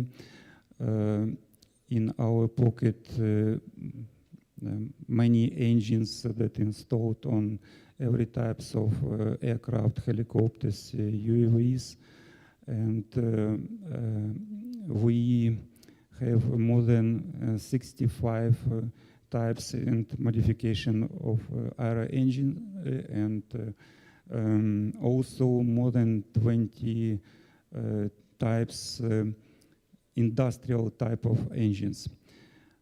Now we have new directions of our activity that we involved in designing prop fans.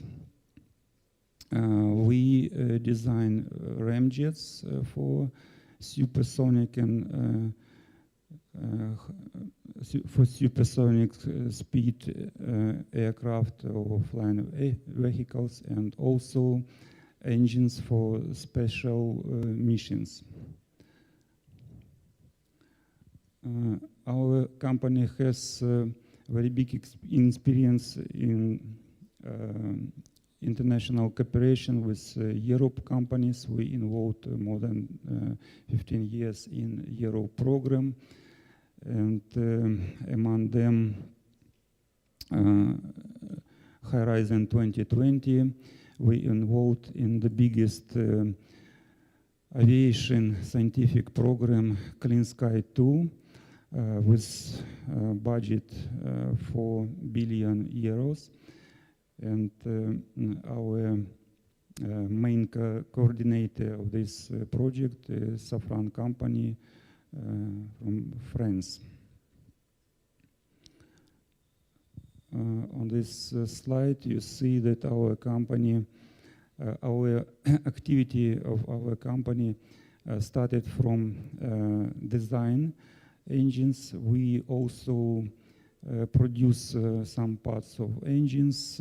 We assemble this engine, test them, and the last our process to certificate these engines and put in serious production.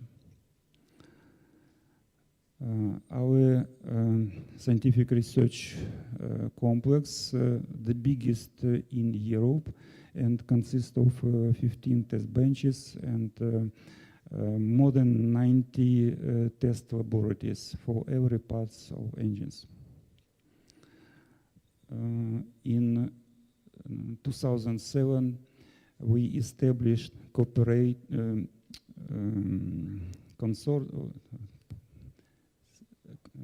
corporation between Motor Sich company and our company to go together to the international market.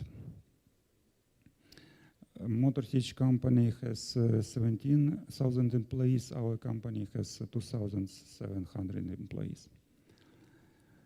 And the directions of our activity divided in two main streams, civil aviation and state aviation. And the right side of the slide, you see the biggest aircraft in the world, Antonov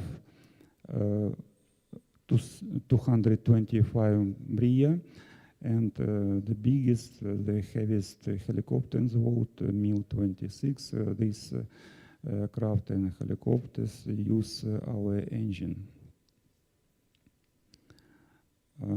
This is historical line. In our pocket, many engines types from piston up to the modern turboshaft engine, the biggest, the most powerful engine in the world. Turboprops engines installed on many regional aircraft, transport aircraft, and also for modern trainers aircraft. Turbofan engines also in very spread power range installed on many types of civil and military transport aircraft. Engines for trainers. You see on this picture our experience. Small engines, it's APU type engines that use for start the main engines on aircraft and helicopters. Our engines operated in more than 100 countries in the world. And our international cooperation, Austria, we have relationship with Diamond Company, and 3 aircraft now flying. And the last one, TA-20, has made in flight on 11th of December this year.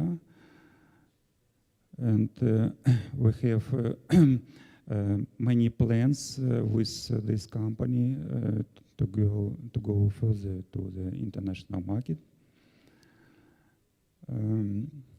Czech Republic, we have a relationship with Aerovodahody and also with Unis company, that our main developer of electronical engine control system. And this engine that shows on this slide now carry out Europe standard certification program. And this engine will be used on Antonov 124 and Antonov 7. Yes. Yes. Okay. It's our experience with Aerovodahody.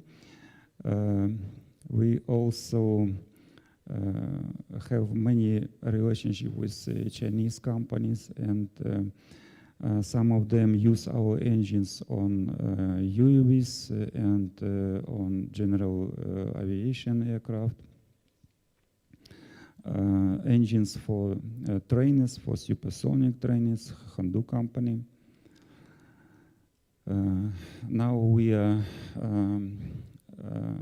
we started to develop a new engine, the most powerful engine in the world for Chinese helicopter.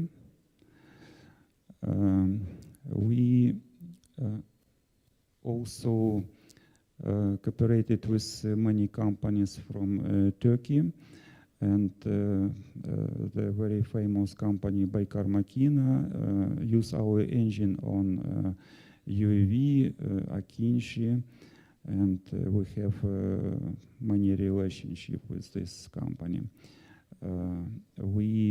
Now we design our own blades for prop fan, and this is the first in the world composite blades, and we will use these blades on Turkish UAVs at firstly. Also, our engine will be used on transonic and supersonic UAVs, Baykar Makina company. And I want to say that our cooperation with Turkish company, with Chinese company now spread more and more, and we hope that our future will be with these companies, with these countries. Thank you for attention.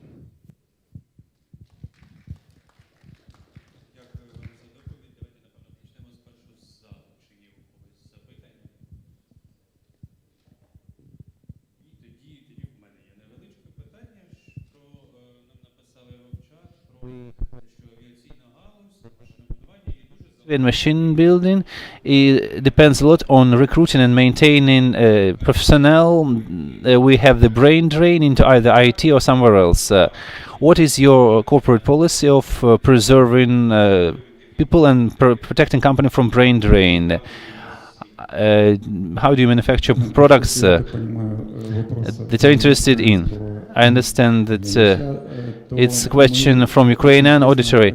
I can tell you the thing as follows. We closely cooperated with the Kharkov Aviation Institute. This is the main provider of our engineers. We closely collaborate with Zaporozhye Technical University. These two higher education institutions give totally 95% of our would-be process engineers, technicians, and engineers in general. As Modosy joins the company, we try to support the students who are currently study in the universities in question.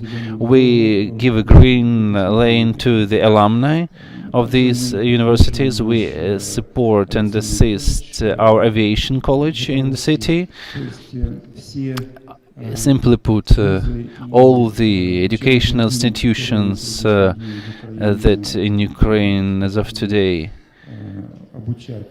capable of training professionals are collaborating with us, and we try to attract those alumni as much as possible. How do you keep up those who want to leave? How you prevent brain drain? The engineer personnel does not leave our company. We don't have the push-pull migration.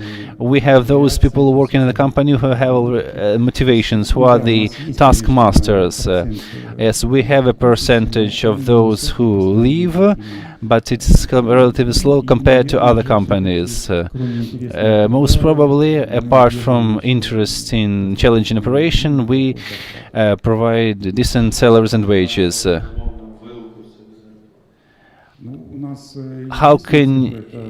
What is your salary? Average salary would be 20,000 hryvnias per month. This is salary for mid-level personnel. Thank you. Dear auditory, dear listeners, you have the last chance of to put question. No? Thank you very much, sir. Was very pleased to your report. Please applaud the gentleman. And the next speaker, Mr. Rainer Steidner, representative of the Chamber of Commerce and Trade of Ukraine in Austria. Sir, you please take the floor. Good morning. Good morning to handball capital of Ukraine. We all congratulate all of us on the on the 5th anniversary of InCoForum. Well, last year we didn't have the forum. I congratulate on the 5th conference arranged in the city. I express my gratitude to the organizing committees. Every time we have this forum, everyone is stressed, just like your power plants and wind parks. It is a current for us. We have experienced current coming through us. I would like to highlight the topic which covers a very large geographic area. We are talking about the construction of a new Silk Road. We are talking about the area, talking about the strategic idea, strategic concept. We talk about 65 countries of the world with a population of approximately 4.5 billion people. Why is it very important for Ukrainian regions? We will discuss it in the future. Apart from representing Chamber of Commerce of Ukraine and Austria, even though I am in Odessa, it's a marker for you. If you move from point A to point B, you have the starting point in A, you have the marking in A. And I also represent the Chinese organization called CES. CSZS, I'm sorry. This organization was established by a financial group in Shandong province. We represent not only Shandong province, province itself has populated of 98 million people. It's 2.5 Ukrainians. We represent the whole China. We represent Hungary, where the central office of the CSZ. We represent Hungary, Slovakia, Slovenia, Serbia, Bosnia-Herzegovina, and Ukraine. It's a part of a 16+1 program developed by China, and Ukraine was also joined to this program. The organization is assisted directly by the Ministry of Trade of China and by the Ministry of Finance of China. See, this is the highest level of support. We basically fulfill the state orders of the Chinese government. This is a sort of a platform which supports Chinese companies that are interested in promoting their products in the Central and Eastern Europe. Yet this organization gives a possibility to have a direct flow, to ensure the export from these companies be directed to China. There are numerous companies. We recently were asked to supply beverages to China. In Budapest, we have a large building. This round-year acting expo center. It has China Brand Fair annual exhibition. It hosts annual exhibition, which provides a free of charge area to our companies. Due to the latest development events caused by the pandemics, it's unfortunately second time in a row we failed to have offline meetings. Yet we have online meetings instead. For example, this is the picture dated 2019. In late September, early October, we managed to hold exhibitions in Ceylon, town of Ceylon, in province Shandong, and we brought a lot of Ukrainian products, including products from Zaporozhye region, the souvenir products. The lady wanted to have a picture with Ukrainian souvenirs manufactured by Zaporozhye region.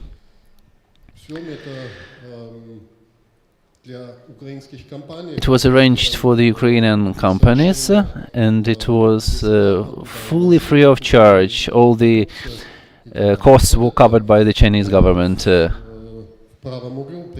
the right corner, you see how we run events in Budapest-based China Place. Plus, we have a permanent promotion of our products, of our company.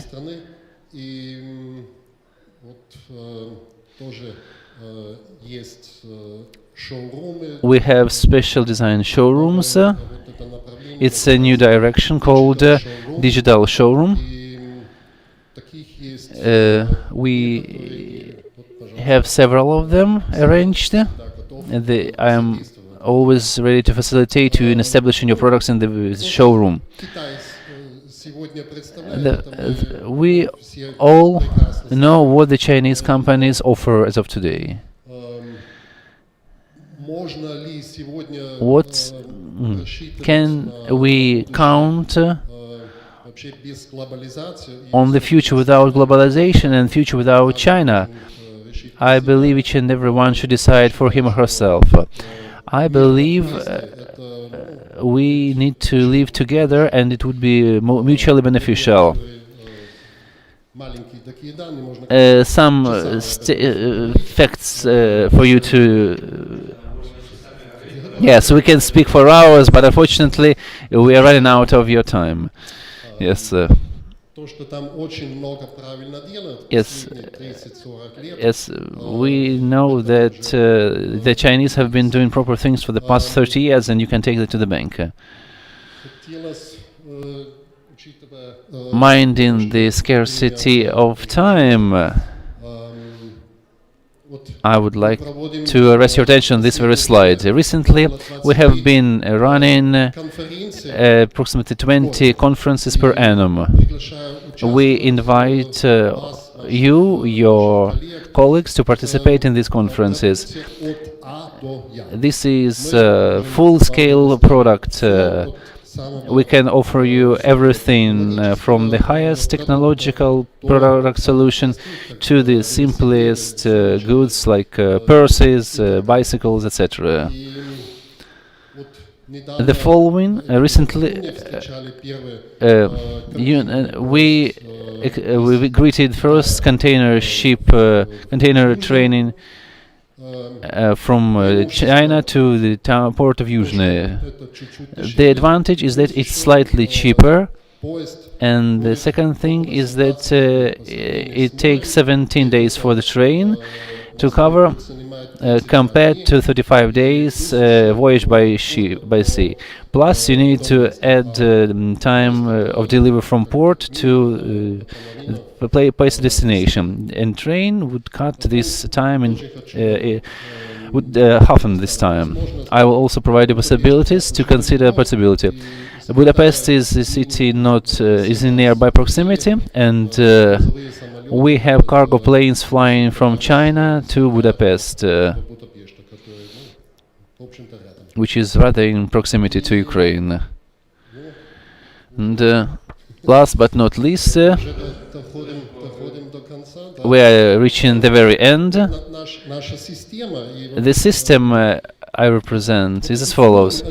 These forums give stimulus for new ideas, for new communication. This brief introduction cannot provide you with full picture. Therefore, I will be very glad to have a direct conversation with you. The most important thing is that we can institutionalize our partnership with the European regions and countries, with the Chinese territories. There are already political and economic will of the Chinese Chamber of Commerce and Trade to collaborate with you to sign corresponding agreements. We are also in the process of discussions. There is one city in China willing to have the sister and partner city in Ukraine. I represented Zaporozhye, and we will bring this to the logical end. We will be beneficial, I believe. Industrial park, industrial zone in Hungary, in the region of Zahone, near the border of Hungary and Ukraine, is in the process of development and the process of construction. You can participate in this activity. There are huge benefits and discounts. The return of the half of investments you inject. It will be also possible to make Ukraine closer to the Great Silk Road. There are huge possibilities. Let us act together. And thank you for your time, ladies and gentlemen. Thank you, sir, for your report. Therefore, we will exclude questions, yet you will be able to put questions during the coffee break, yet we have one more report pending. Ms. Vladislava, please, you take the floor.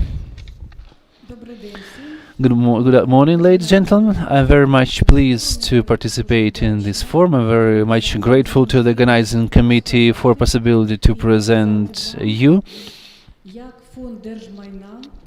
how the state property fund impacts the development of the Zaporizhzhia region. Let me tell you that assessing the fruits of the 30 years of independence is impossible without analyzing the impact of privatization on the development of the Zaporizhzhia region in particular, on the impact of privatization on the national development of Ukraine in general. The National Property Fund assesses privatization as the introduction of investment. We consider privatization as the stimulus to develop regionals and the stimulus for new taxes and duties. It all is given by the privatization.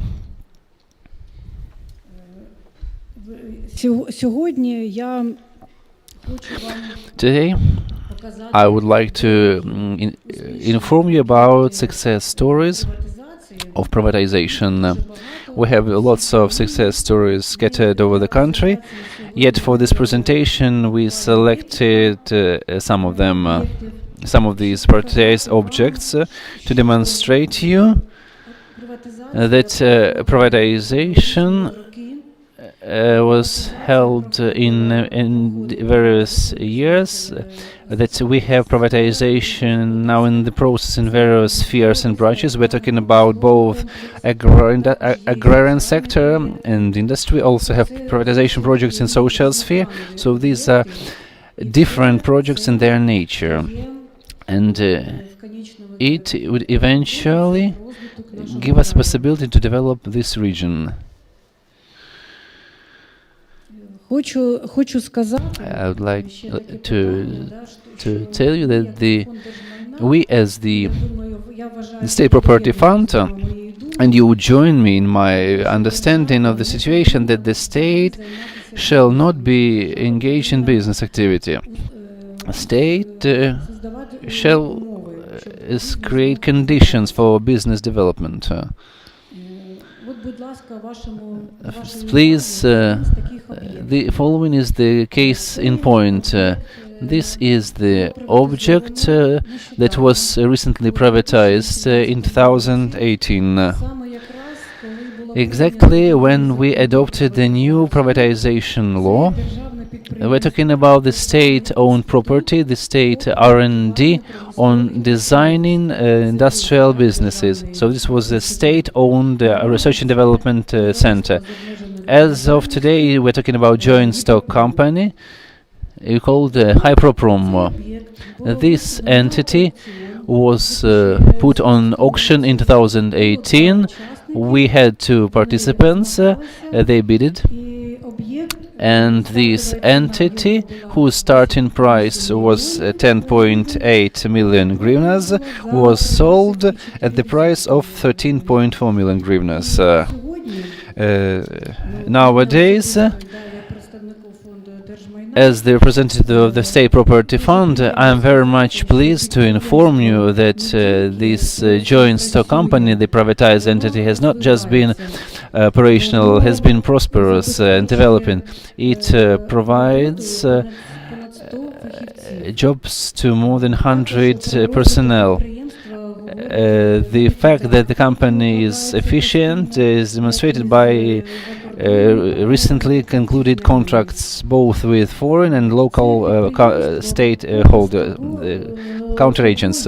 This is manifestation how efficient the combination of experience of the leading designer is and the energy of young experts turns into magic. This synergy eventually gives the combination of youth and wisdom, gives us a possibility to cope with numerous tasks of various complexity, from searching the construction yard to commissioning the object.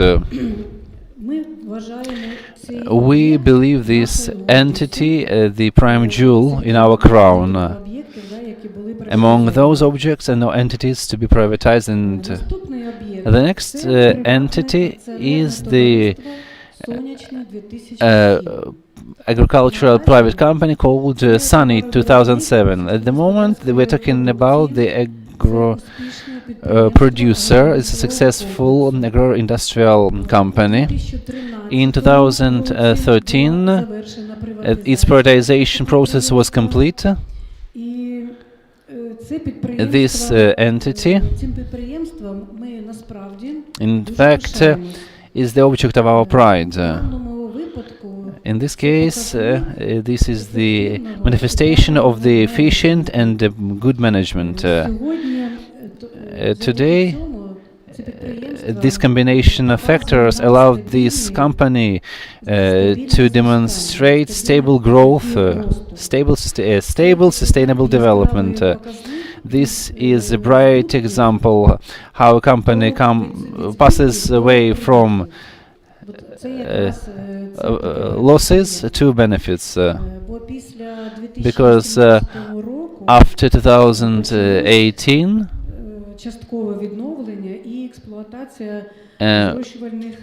a partial reconstruction of irrigation and partial reconstruction of water supply routes was initiated.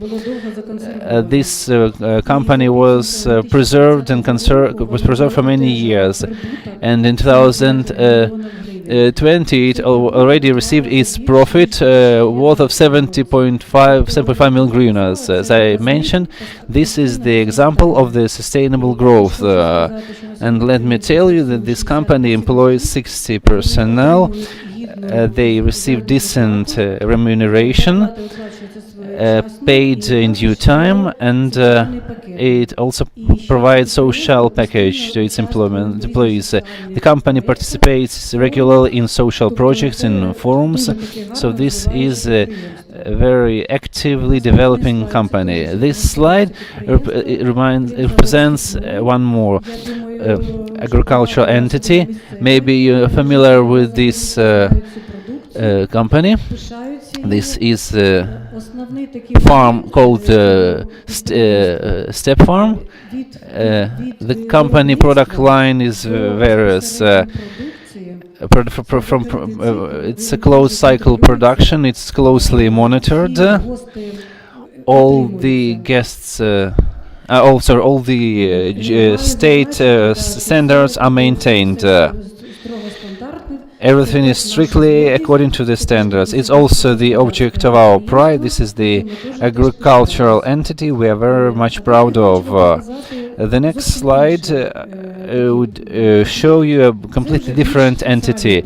This is a more social-oriented project. You see what this object looked like in the very beginning and what object is now after the privatization. This was the abandoned construction site, and we also work with these entities. When we have efficient new owner, out of these three unconstructed buildings, we now have a 5-storied building.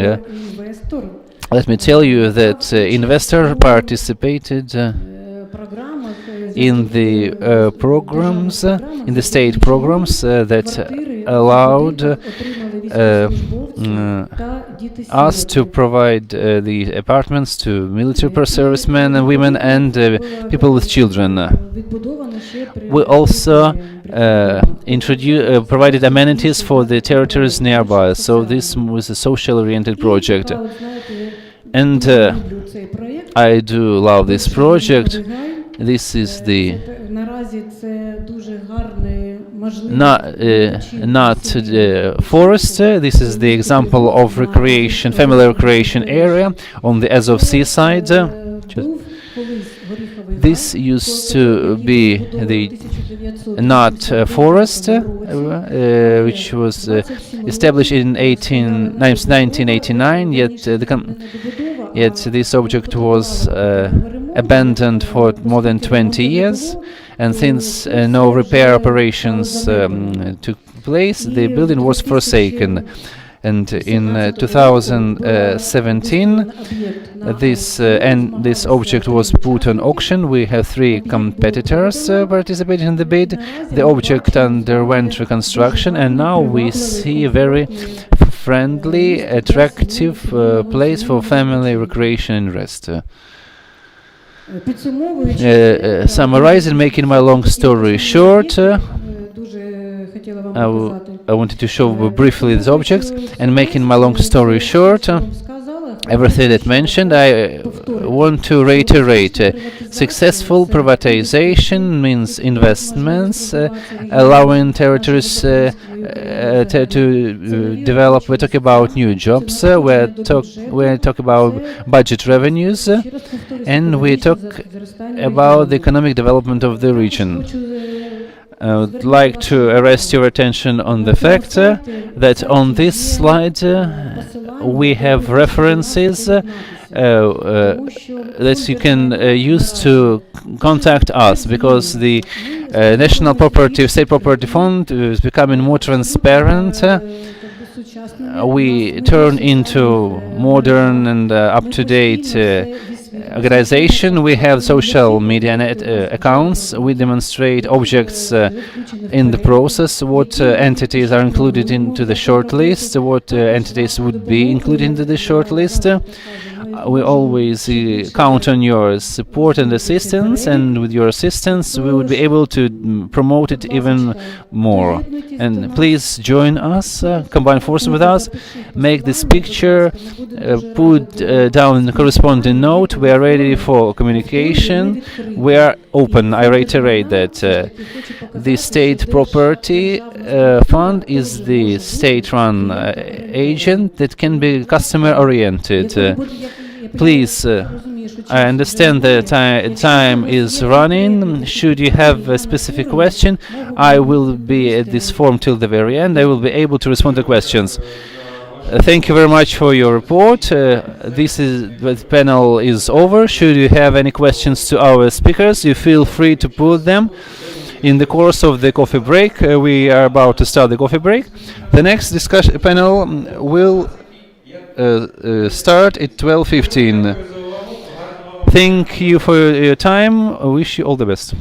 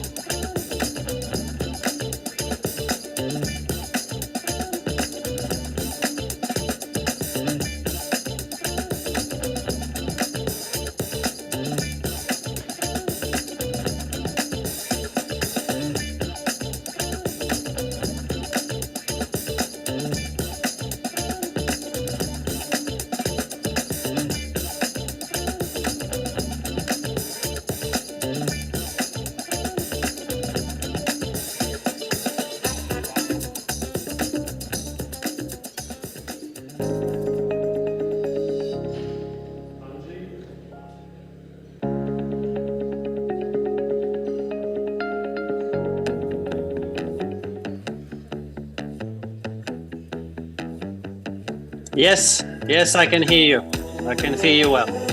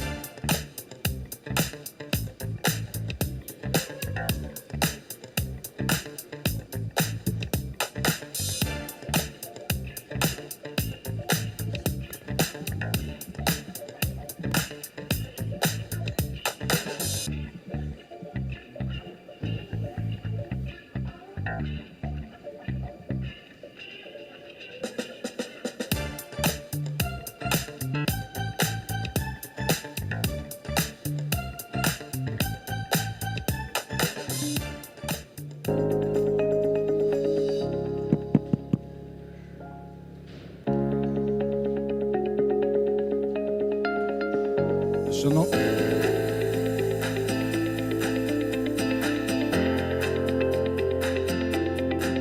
Один, два, три.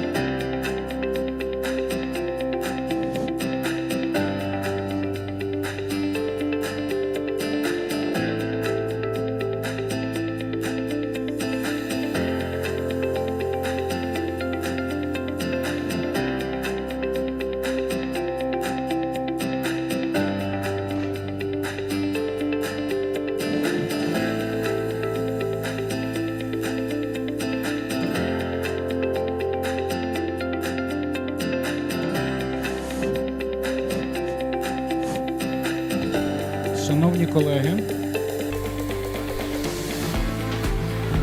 Ladies and gentlemen, it's high time panel number 2 should start. Please, I recommend you get back to your places.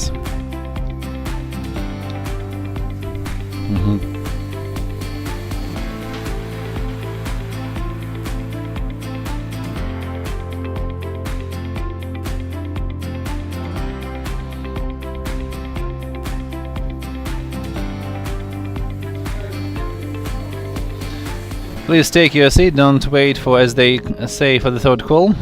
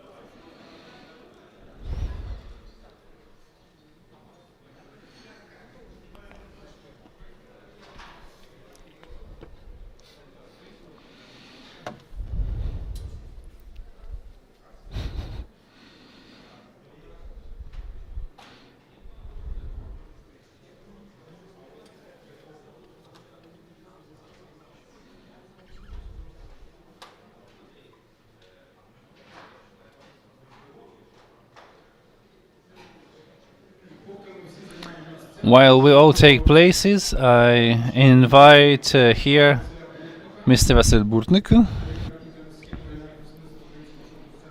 Director of Southeastern Regional Office of the Ukrainian Social Investment Fund. We already have here Mr. Arseny Pology,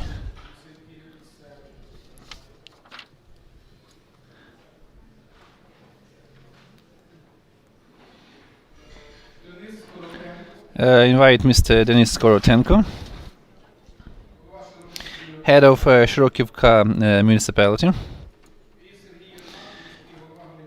And I invite Sergei Yermak, the head of Gulayi Pole municipality. Please, gentlemen, take your places here in the speaker corner.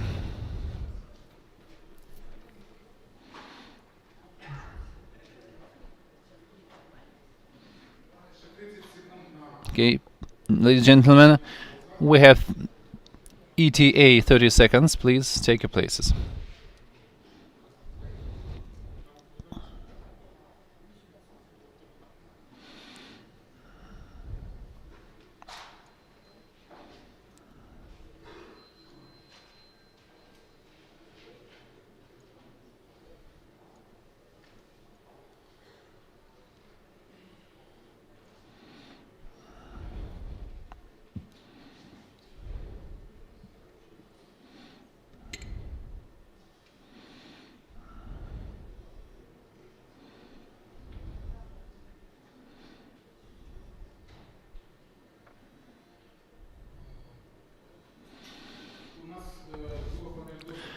Ladies and gentlemen, panel number 2 is very literally saturated, piled with work. The majority of the speakers are the representatives of the technical assistance and the donor organizations. And it's important that one of the first forums, InCoForum, we had the topic of the municipalities, the topic of investment passports. The citizen is the end beneficiary of all the technical assistance projects.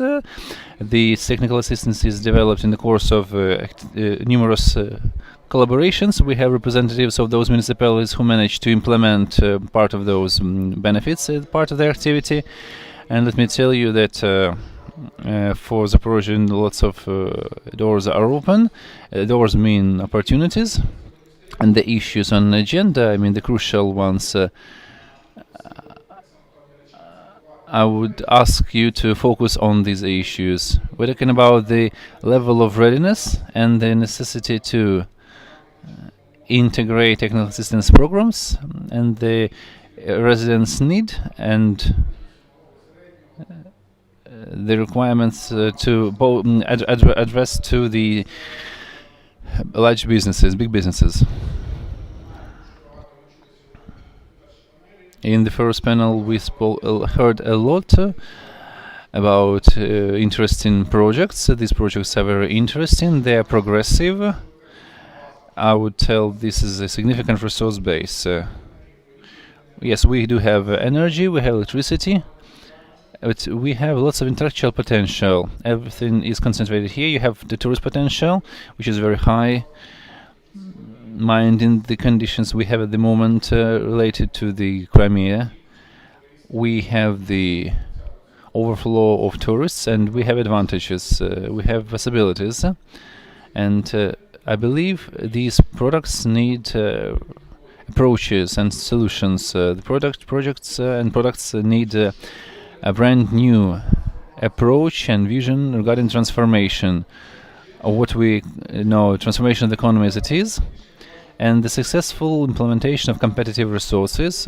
Competitive resources, I mean with Ukraine, competition with Ukraine, but I mean the competition based on potential and competition based on international participants. This is the demand number one as far as I see it.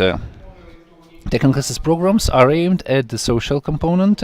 This is important, especially in the context of the Eastern Ukraine and in the context of the challenges we have, and technical assistance regarding the economic assistance. I would not separate this issue because sustainable economic development is means the insurance of social sphere. With social sphere insurance means labors and human resources for economic development. In this case, I would not like to divide. I would, in due time, make a presentation of our program. Yet, I would like to keep in pace with the schedule that we have. We have representatives, speakers who are online. I would like to start from the three reports and then follow the agenda. I believe the reports to be interesting. Feel free to ask questions. We got a Telegram channel, it's at hand. Please feel free to use this information to put question. And speaker number one, we have Andrzej Bolesta,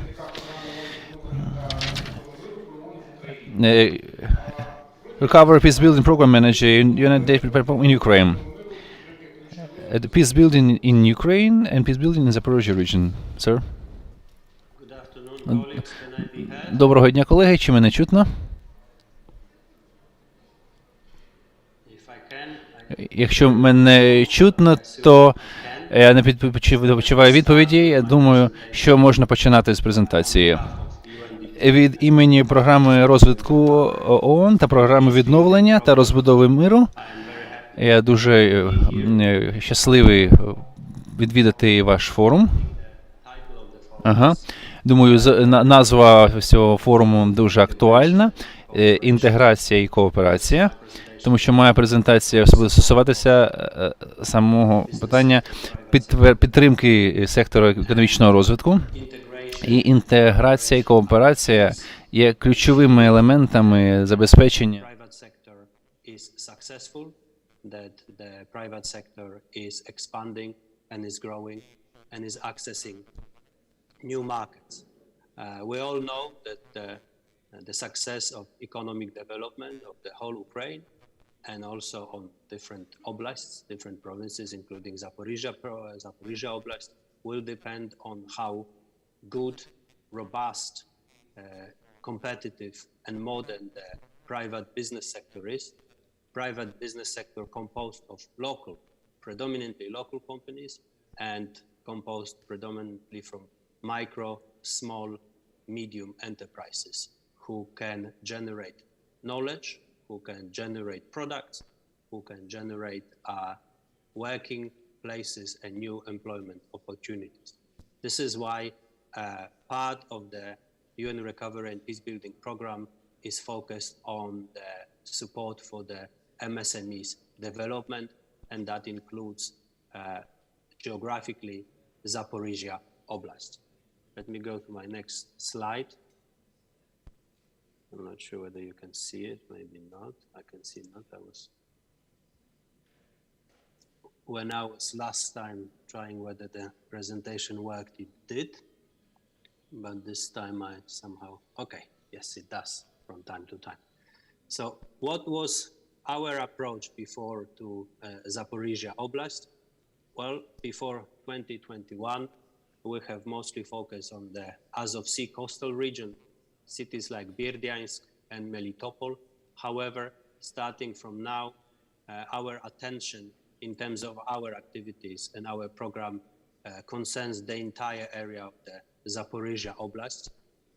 Earlier on, we have identified several sectors, economic sectors, which we consider important in the context of development of Zaporizhia Oblast. We understand that those are not exhausted, and there are other sectors which needs to be considered. Nevertheless, within the UNDP activities, we would like to focus on those particular sectors and support their development, because we do think that they have the greatest potential to economically lift the region.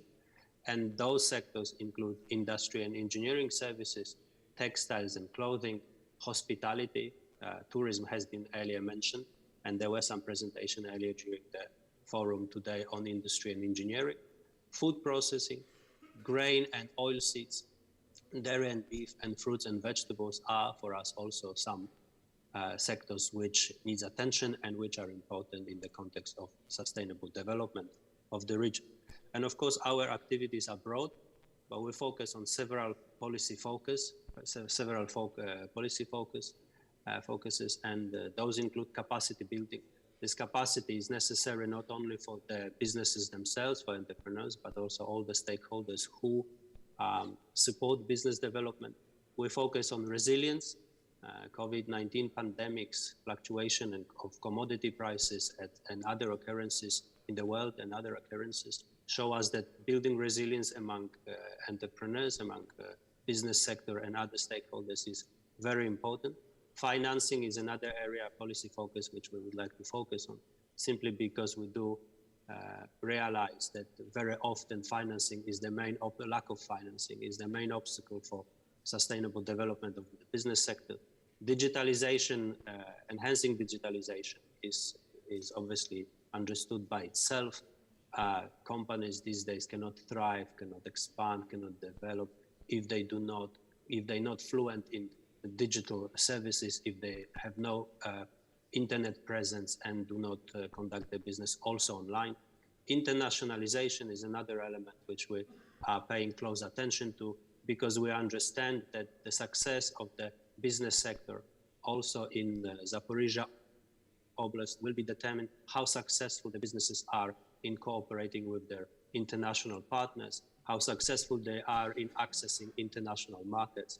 And obviously, the Ukraine's location is in a way positive, in a sense that next door we have the European Union market, which is one of the biggest in the world and can produce unparalleled business opportunities for Ukrainian businesses.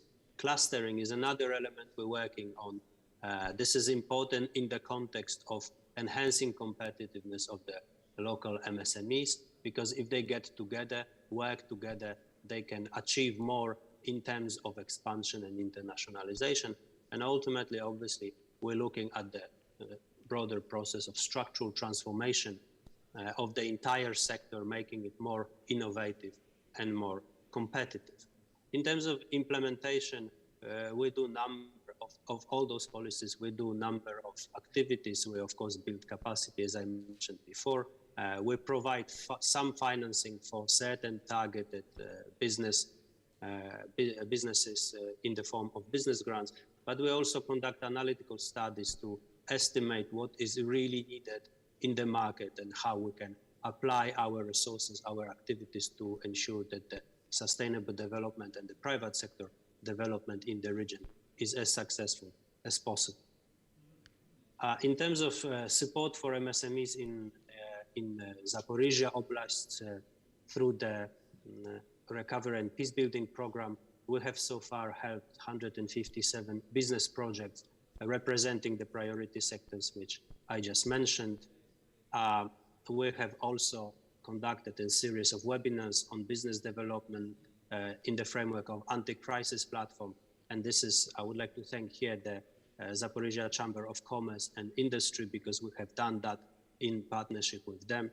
We have helped over 140 individuals and firms who obtain know-how, knowledge and skills related to how modernize, launch, expand their business. In terms of business promotion, we all know this is a very important element of business development. Without a proper promotion, nobody will know what we can offer and what we can sell and what kind of services we can offer. So obviously we do pay a close attention to that.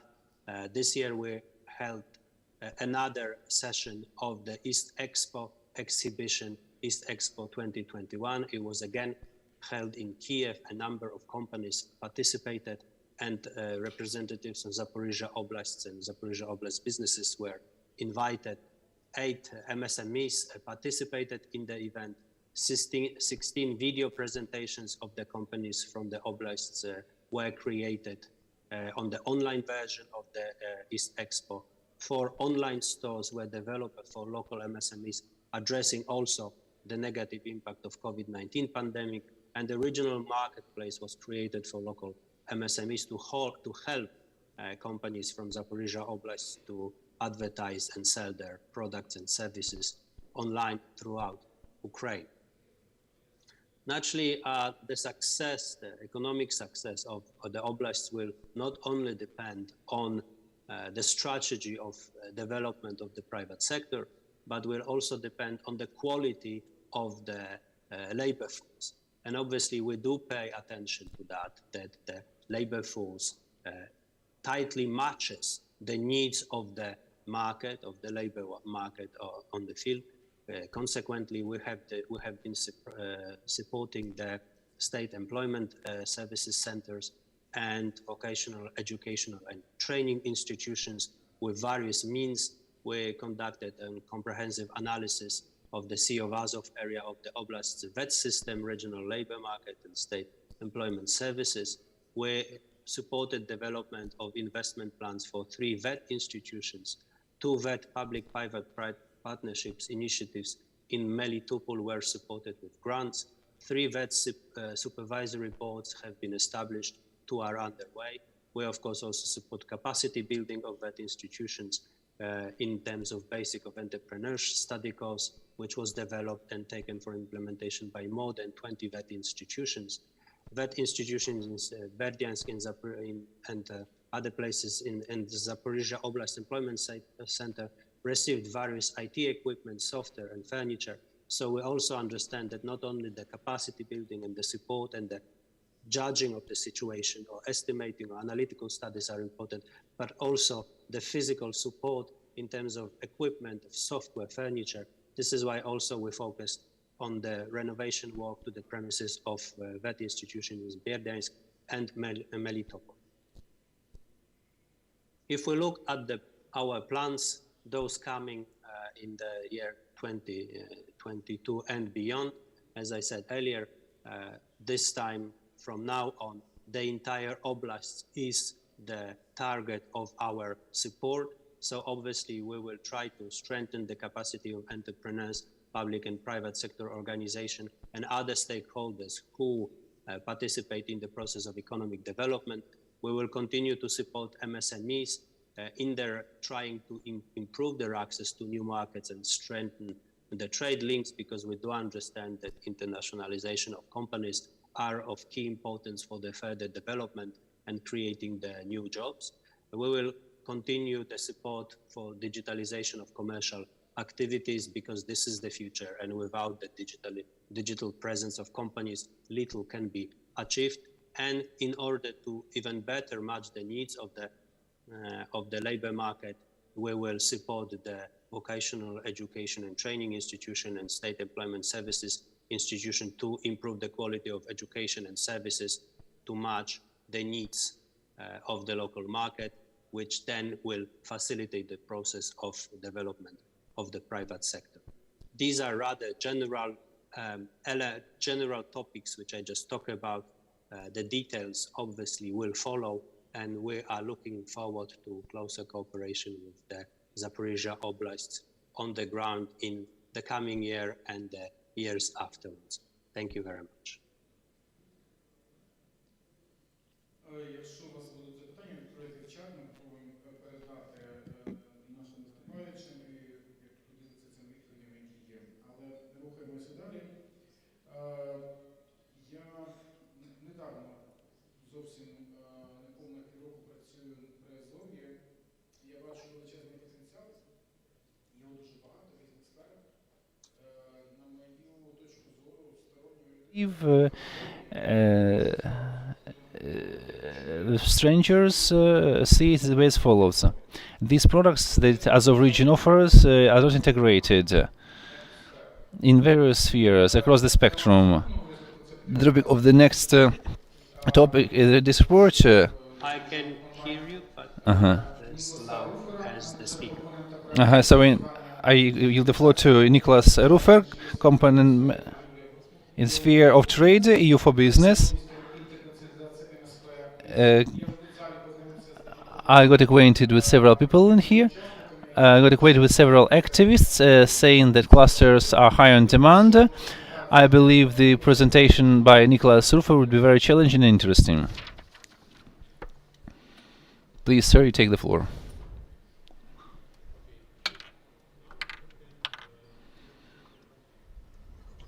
Me, right? Так, мене чутно. Ага, добре. Перш за все, дуже дякую організаторам конференції за запрошення. Мене звати Ніколас Фертен, і я хотів би представити організацію GIZ, організацію співпраці з німецьким урядом, і представити програму «Конкурентна спроможність, інтернаціоналізація економічної діяльності». Ця програма фінансується спільно німецьким урядом та делегатами, які працюють в Україні.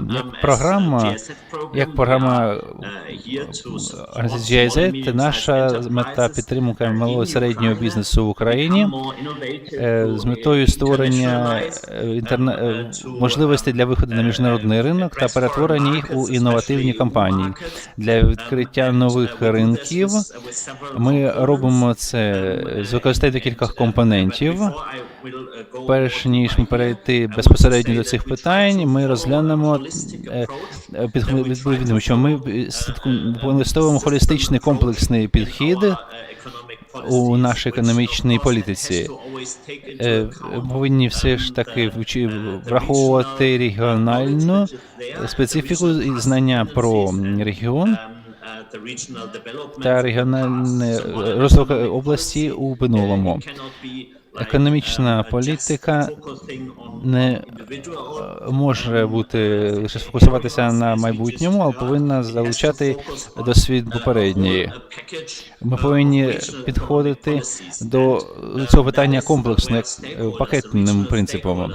Ми повинні залучати регіональні зацікавлені сторони, крупних підприємців та невеликі групи підприємців, університети, сфери установи освіти, міжнародні спеціалісти та регіональні спеціалісти повинні працювати над єдиною метою. І пріоритетними напрямами повинні бути визначені, тому що ми не можемо реалізувати політику малого та середнього. The labor force has to be also ready to be able to bring forward innovation in small and medium-sized enterprises. The universities, the research and development institutions are very important stakeholders, and therefore we have a very holistic approach in several components which we implement together for the European Union, for the German government. We do support municipalities. We have a strong focus also on COVID-19 response. We do support municipalities. Last year we had a call for cities, for Ukrainian cities, mid-sized cities, to support their SME support systems in these COVID-19 times. With projects, with priority projects in the field of digitalization, in the field of giving the companies very direct support in these COVID-19 times, how to work together remotely, how to do export when you cannot basically visit your partners because the borders are closed, etc., etc. So we had our first call on COVID-19 response, and we are at this moment supporting 13 municipalities all over Ukraine with priority projects, and we will have our second call right now. This is then bringing it a little bit further from the COVID-19. Of course, this pandemic situation is still relevant for us, but we also want to support our partners to think a little bit more long-term. So we will have our second call for up to 15 municipalities with whom we will be working to support their SME support systems, to train the local policymakers in this field, to do export promotion, to work together with other partner cities, for example, in the European Union. We also want to have a strong focus on diaspora engagement. Ukraine has a huge diaspora, which is very successful in the European Union, in Canada and elsewhere.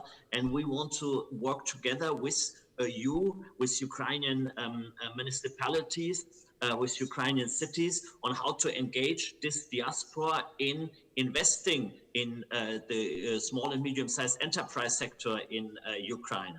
So this is something which we will go more strongly into over the next year. We support directly business intermediate organizations. We have a network, chamber-based network with export centers who work together with the chambers here to capacitate them to serve the small and medium-sized enterprises with relevant knowledge for what companies need for exporting, especially to the European markets. And we are working with the BISC network, and this is where we implemented and currently still implementing our COVID-19 business clinic initiative, where we served more than 8,000 participants from all over Ukraine, including, of course, Zaporizhzhia Oblast, and were giving them knowledge and having them also some platforms to discuss current problems during this pandemic situation. But also to think ahead, to give them also individual consultancies. So we had more than 1,000 individual consultancies for businesses, and we are right now starting our COVID-19 vouchers response, where businesses will receive 2 weeks of consultancy. For example, we heard that digitalization is a hot topic. Export is a hot topic. How to revamp your business model during and after this pandemic situation are very important topics to us, where we will work on with more than 100 small and medium-sized enterprises with very strong consultants then who give them this support, and we're starting this initiative. We already started this initiative. More than that, we also support clusters all over Ukraine. We have Zaporizhia cluster, which was actually the first one, which was also going to an international exhibition, which was also one of the first clusters which we did support in a kind of a pilot, which we did through the last year with the first 6 clusters. But now we have also done an intensive study of the Ukrainian cluster movement. We have identified 50 clusters which we interviewed. We really wanted to know how can we support them best, and we're still working on that. And we have a whole lot of different kind of support measures which we will do in over the next 2 years. We will support them with knowledge from international clusters, how to actually work together, to make them also understand that when everybody in order to build clusters, companies, also in either case regional policy, education, research institutions need to work together along the value chain. And they need to work together, because if everybody works together in a way, then this cluster can proceed, and each of those companies can win through that. So this is something which we have to also create the awareness for, and which we're trying to do with study tours. We have international expertise which will be brought to Ukraine from Central Europe, but also very importantly from Central Eastern Europe, from transition countries, from former socialist transition countries such as Poland, Slovakia, or Bulgaria. And we want to show role models here also for Ukrainian clusters and support them. Then we will have further priority projects next year. There might be 6 or 8 new priority projects we have started with. We have here. So these are all some of the things which we are doing right now, and we will have much more in the future. So I want to invite you to participate in our program. We are very happy if we can support your further development of the Zaporizhia Oblast. And with that, I want to again thank you on behalf of the EU for Business SME Competitiveness and Internationalization Program. And I wish you all the best for this conference and for the further development. I'm very looking forward then to also hear more about those results. Thank you so much. Дякую за змістовний і цікавий виступ. І знову ж таки можна наголошувати, що ви ставте питання в телеграм-канал, що ви ставте питання в телеграм-канал. Тема дуже цікаві, актуальні і глибокі. І я хочу сказати, що тому що є не одна програма технічна, сьогодні можна одні програми, які працюють, але справа не в цьому. Питання досить серйозного району, де переміксовано і дуже багато пов'язаних з великими Yes, I do. з великими територіями, рішеннями міськими, а так само сільськими. Реформа, одна з найбільших спеціалізацій, вона потребує потребувати саме посилення компетенцій реформованих змін. Можна багато говорити. Якісь зауваження, заперечення. Сьогодні маємо в нашому полі і тих, хто досягнув результату і успіху, але так само і програми багато зробили і роблять для того, щоб зробити громади сильнішими. Хочу дати слово Брайану Кемпу, керівнику програми «Добре», програми USAID. І, власне, робота програми з об'єднаними територіальними громадами Запорізької області. Хочу надати слово і просити до виступу.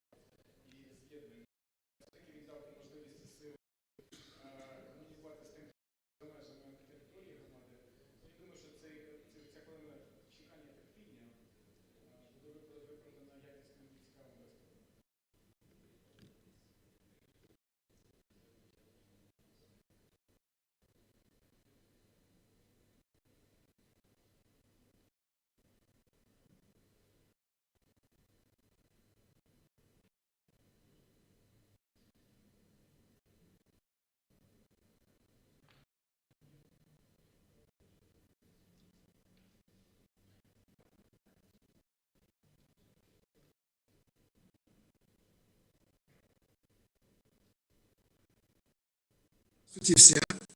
Спасибо за терпение, пока мы не... Спасибо за возможность участвовать сегодня и рассказать вам немножко о деятельности нашего проекта «Доброе», проекта ЮСАИДа «Доброе», что действует во многих The project is operational in many regions of Ukraine. I would like to tell you briefly about this project in general and specify what we do in the region. Доброе project means decentralization brings more fruits and more efficient. This is the name how we decipher the project. It is financed by USA. It has been operational in Ukraine since 2016. The main mission of the project is assisting municipalities in the course of decentralization and help them to cope with challenges and seize the opportunities provided by the decentralization. Until we have been working with the 110 regions. After 4 years of cooperation, people were satisfied with the work fruits of our operation, and therefore we promote the project and we were given additional finance, so we were able to include 3 more regions, Chernigov and Zaporizhia region, to this project, and 25 municipalities from them. We have 5 municipalities in the Zaporizhia region who became our close partners. We're talking about Veselovka, Huliai-Polek Hromada, Kamyr-Zarya Hromada, Pologivska municipality, and Cherokee municipality.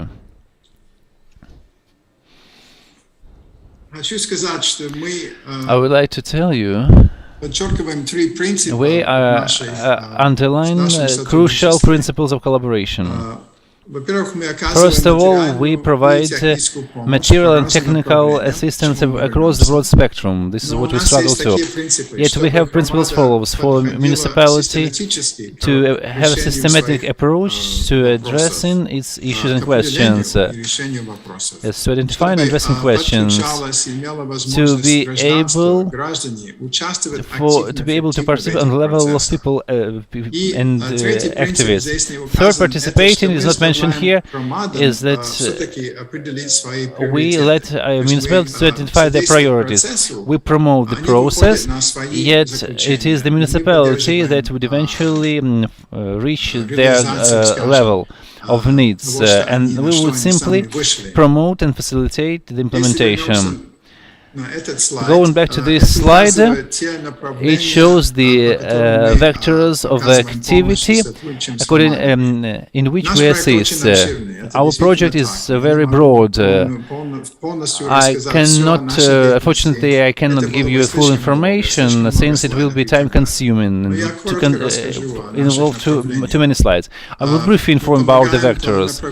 We assist in terms of developing the strategic vectors in the sphere of financial management and budget management. We help in with managing assets in house and utility infrastructure. We facilitate initiatives aimed at local economic development. We promote processes that would foresee the receiving of information by residents, and it would promote the use of people of these resources. We assist municipalities to understand better how to address the issues of unfair and social unfairness and social justice, how to introduce principle of gender equality, for example. We assist in developing possibilities for the youth. And important, last but not least, we assist municipalities in terms of expanding the breadth of services, the number of services they offer to the population. All these vectors are implemented at the same time, and it piles lots of pressure on municipalities to cope with the tasks. For now, we were successful in implementing so far, and so I believe we will keep on being successful in the future. I would like to provide you more detailed information on our attitude towards strive of improving the provision of services. This methodology is implemented in all the branches. Regarding the improvement of services provided, we want municipalities to price in the standpoint of their residents.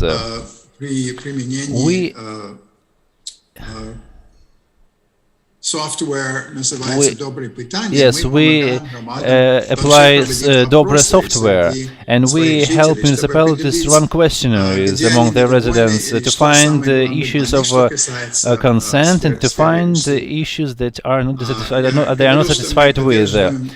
Earlier I mentioned that we support the systematic approach to addressing issues, systematic approach to decision-making process, systematic approach to defining the priorities. So municipalities, with our assistance, develop and establish work groups who would in turn be able to identify, based on the results of surveys, would identify the main sectors of services to be prioritized. The most important thing is that we would assist them identifying something tangible which reflects the mindset of the population. And it's important that they have sufficient amount of resources to implement something. The result would be the plan of actions to improve services. Most often we start from one service improvement. After that there should be reporting and feedback from the residents, so that the residents see that what they voiced in their remark was translated into the real life situation. Our experience shows that these are the main services that many different municipalities see as important.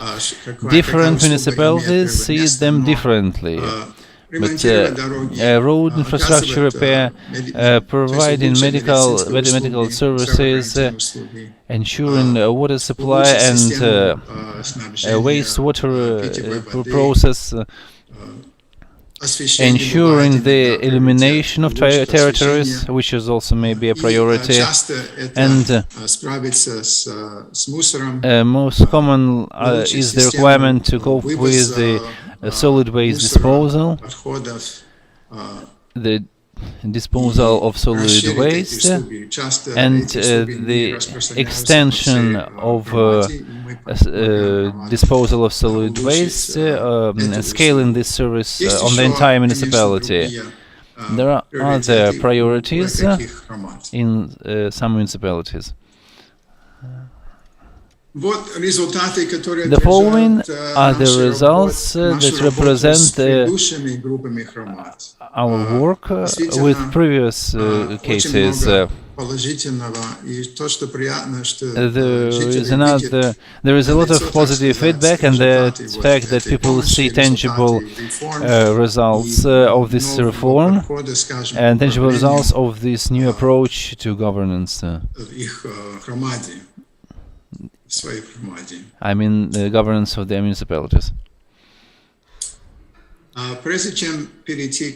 заключениями Before общими. making my long story short, prior going to the conclusions and recommendations, Просто коротко I рассказать would о like других to give you направлениях. brief information about other vectors of our activity. Когда речь идет о поддержке, When чтобы we speak содействовать about support and местному экономическому развитию, facilitating мы local помогаем development, громадам we assist создать municipalities лучшие условия in для developing better бизнесов, conditions которые есть for сегодня, businesses и present на within the тех, кто, municipalities, мы надеемся, and developing появится opportunities в for будущем. those potential businesses to be Создать developed and to be лучшие established in the условия, municipalities. убрать We help препятствия, in наличие, developing better conditions, we help in предоставлять нужную removing red информацию tape, and we help прозрачными in и доступными providing образом и так information далее. that would И, ensure конечно, transparency. результат такой And the result of деятельности this это kind of activity новые рабочие места. would lead to creation of new jobs. Тоже это может помочь в It Хорватии can создать assist условия, a чтобы municipality привлечь in инвестиции, да, attracting извне. investments, Что важный момент тоже. which is the challenge of the day. В сфере финансового In the sphere of управления financial мы, management, конечно, хотим помочь we would like to assist увеличить municipalities прозрачность и by means of отчетность increasing their transparency бюджетным of вопросам. their reporting. Тоже увеличить, повысить понимание со We also стороны try to граждан raise the awareness of the по отношению к population, финансовым вопросам, the awareness бюджетному of процессу. important attitude towards financial Поощрять reporting. гражданам участвовать в We этих try to процессах. stimulate people to participate actively in И в этом financial плане in making financial decisions. Поможем громадам издавать так We also называемый assist municipalities бюджет in громадян, developing который their citizen является budgets, вариант версии бюджета which is в the простом, на обычном языке, чтобы budget рядовой version человек мог бы понять, arranged о in чем a идет layman's речь. terms И for таким образом average лучше citizen and the понимать resident to understand бюджетный процесс, what he or she бюджетные is вопросы. expecting from the municipality. Туда входит, конечно, онлайн-тренинги, We also include online training to this работа program, в сфере закупок, work in the sphere of procurement sphere. народу, громадам We assist municipalities ориентироваться и лучше понять to вообще все orient подробности themselves in the законодательства в sphere сфере of закупок, procurement которое sphere, является, конечно, достаточно сложным. which is quite a complex and Также complicated с issue. менеджментом, управлением активами, We work with the asset коммунальной management собственностью and возникает with the много вопросов municipality-owned о том, как property, соблюдать how to потребности закона по отношению meet к the norms of law, защите how to конкуренции.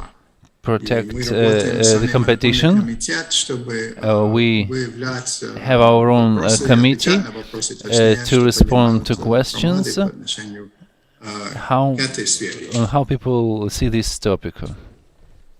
Мы пытаемся вообще We also try содействовать to участию facilitate the граждан в принятии participation решений, of как я сказал, выработать people in политику. developing И municipality таким decisions образом, чтобы помочь in such a way so применять that всякие, municipality be able to приемы, общественные слушания, use instruments like public hearings, questionnaires, информационные кампании. information campaigns. Это бюджет для граждан, о котором я уже говорил. I already mentioned these two И instruments. собирать предложения. We try to so that municipalities collect feedbacks so that residents actively participate and see that they do have possibility to speak up and they participate actively in the life of municipality and the management of the municipality. The projects implemented by municipalities in Zaporizhzhia is as follows. Regarding the improvement of services, Veselovka municipality is engaged in repairing road infrastructure. Gulai Pole municipality selected medical equipment as the priority vector.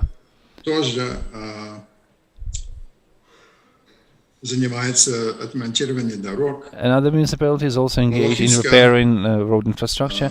Pologi municipality also decided to underline the improving of medical services provision for its residents.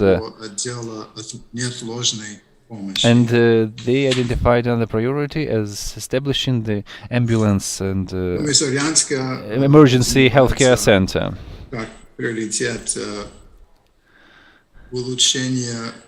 Among the priorities, there are projects aimed at improving territories and premises for arranging expositions for craft producers. There are municipalities who provide assistance to cooperative associations. We have forms of collaboration with each and every municipality. I cannot take all your time to describe all the spheres of activity. I believe you do understand, I do hope that you understand the scale of our assistance and aid. We did have a success with our partners, and with the current partners everything is running smooth. We have less time to work with the group number 2, and it increases burden, so to say, on our partner municipalities to work everything within the time we have in our disposal. We will work till the end of September 2022. We have 9 months available. I believe we will be on time. We collect information on all these activities to see what things we need to improve for ourselves.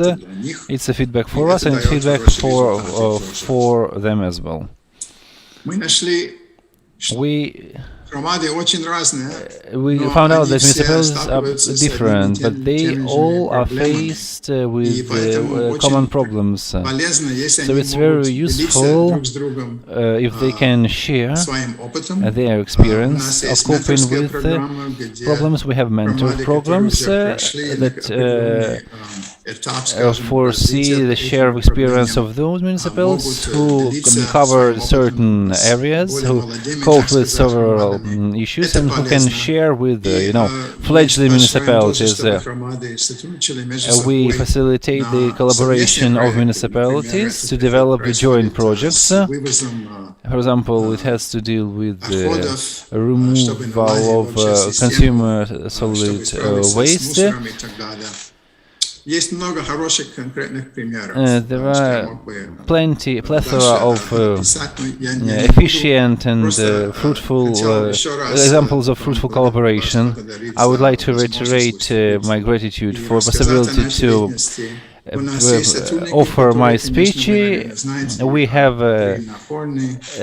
specialists, Victoria Zubkova, it's a lady who is ready to share information on our activity, on where you can receive information on our activity, a brochure, visual aids, or any other aids. Thank you very much for your time. I am very much pleased to have questions and to respond to them. Thank you very much, Bren, for this fruitful and very efficient presentation. We have a question, but it concerns all the participants of this panel. I believe we will postpone this question to the end of the panel. Minding the specifics that we are observed through the online instrument, to pass to the next speaker, who would speak here. I would like to tell you that social investments is one of the institutions that I have been working with as a public activity. I believe this, which gives a tangible and clear-cut experience. Ukrainian fundamental lessons is that's very tangible. You can palpable experience. You can feel in the municipality, engage in fundamental projects, happy to run projects, difficult to run projects, would like to yield the floor to Mr. Vasil Burtnik, the head of Southern Eastern Fund of Social Investment Fund. Mr. Burtnik, promoting social infrastructure development.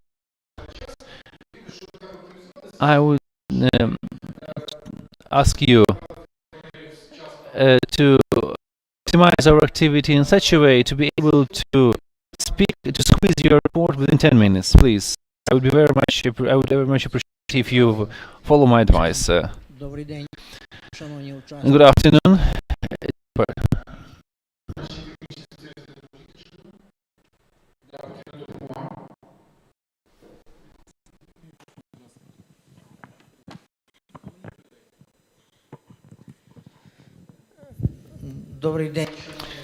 Good afternoon, dear forum participants.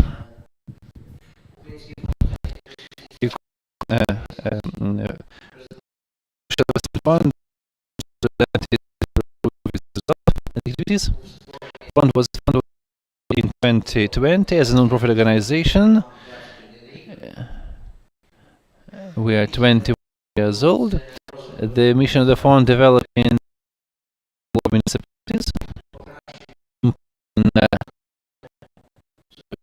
So to touch groups, developing social infrastructure,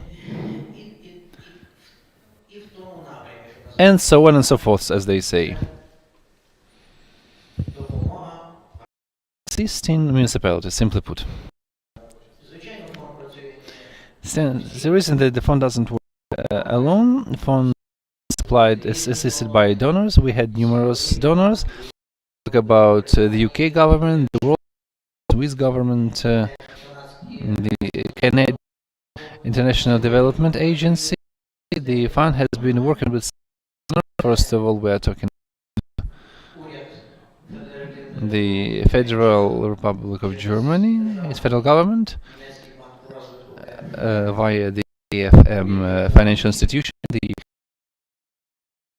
and the European collaboration means the community projects via the KFM.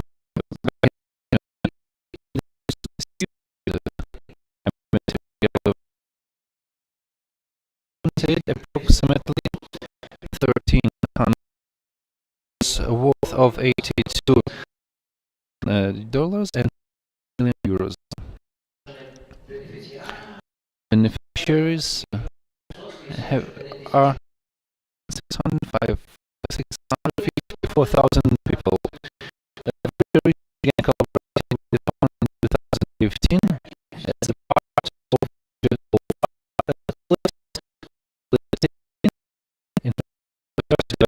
project for developing residential for internal displaced people and on the social welfare that in those municipalities that these internal displaced people. This project foresaw the improving living conditions of residential area for internally displaced people. We also repaired 3 preschool educational institutions. In Tokmak, we built 18 apartment flat for IED displaced people. We repaired a school. In Kamirzdera municipality, we constructed a 4-family building and repaired a school. And we also reconstructed the pseudological clinic. Totally, in Zaporozhye region, we implemented projects worth of 62 million hryvnias. It stands to reason that's parallel to construction works funded by the organization. We conducted works on developing municipalities. We had several programs of that kind. We speak about developing social infrastructure. We speak about energy management. We have a decent work program because people not only need shelter and dwelling, people also need jobs. We to conduct actions to assist those jobs, to provide orientation, career search opportunities, and to improve the situation, to improve the qualification personnel has already the I would like to tell you about the questions of today.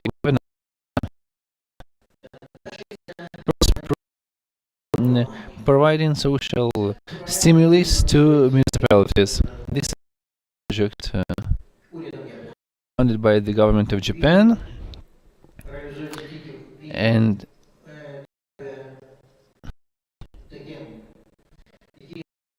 is implemented in the This is the pilot project, so to say. Should everything smoothly, the project will be scaled to the remaining areas of Ukraine. Now the project fund is $3 billion. This project, this is UFSI 6. This is the continuation of the previous 5 projects, because this project foresees constructing shelters and residential areas for the internally. This project also has several projects run at the same time. Have municipalities development project implemented. The projects the project facilitating regional development. This is the inclusion into the municipality. Inclusion to municipalities is at the final stage. We'll have online conference. You can join it. The task follows for this project.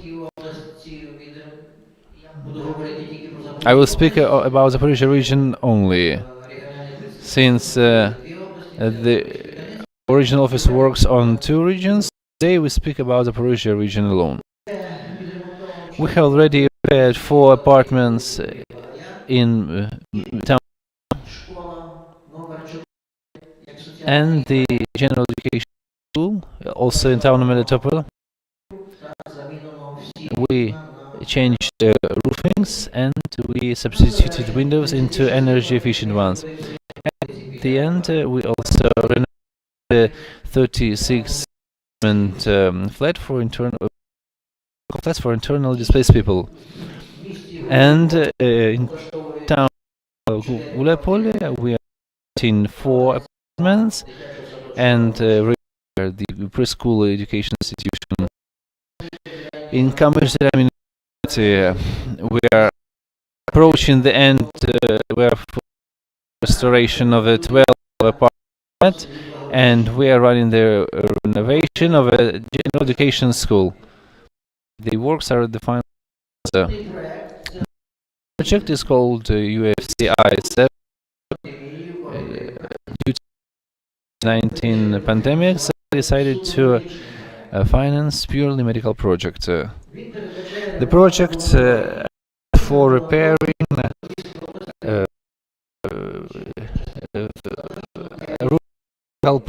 medical post, first aid.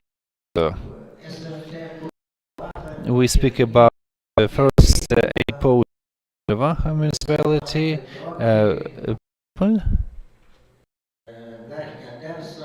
Верхняя Teresa, the municipalities with personal protective equipment, express tests, and specific medical equipment. We have supplied equipment worth of 4.5 million hryvnias. The next project, UFCI 8, can also be considered the continuation of UFCI 7, since it's of purely medical origin and nature. This project foresees and allows for repairing first aid medical post in Gulepole village and to repair multi-role university hospital in Melitopol, town Melitopol. Once repair works have been complete, we will supply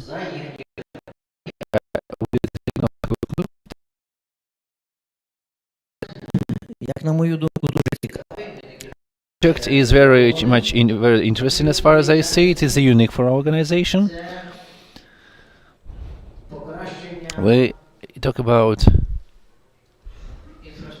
improving infrastructure of vocational training institutions. Why is this project interesting? I believe you are familiar or understand that the problem of preparing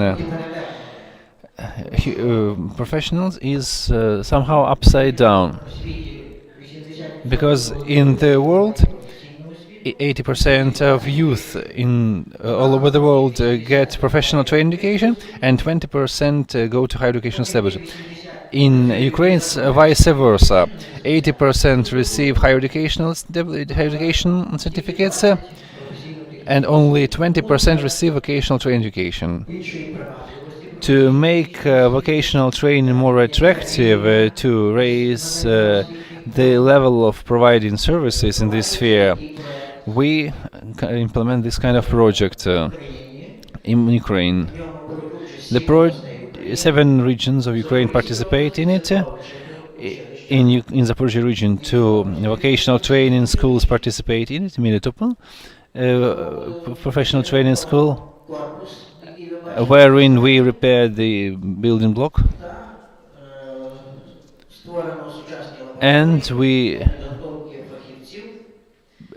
established laboratories to train HoReCa experts. The next vocational training school, this is Zaporizhia Polytechnical Center of Vocational Education. This center had a part of its classes and laboratories repaired to be able to train welders, carpenters, plumbers, electric technicians to work with PC and computing hardware.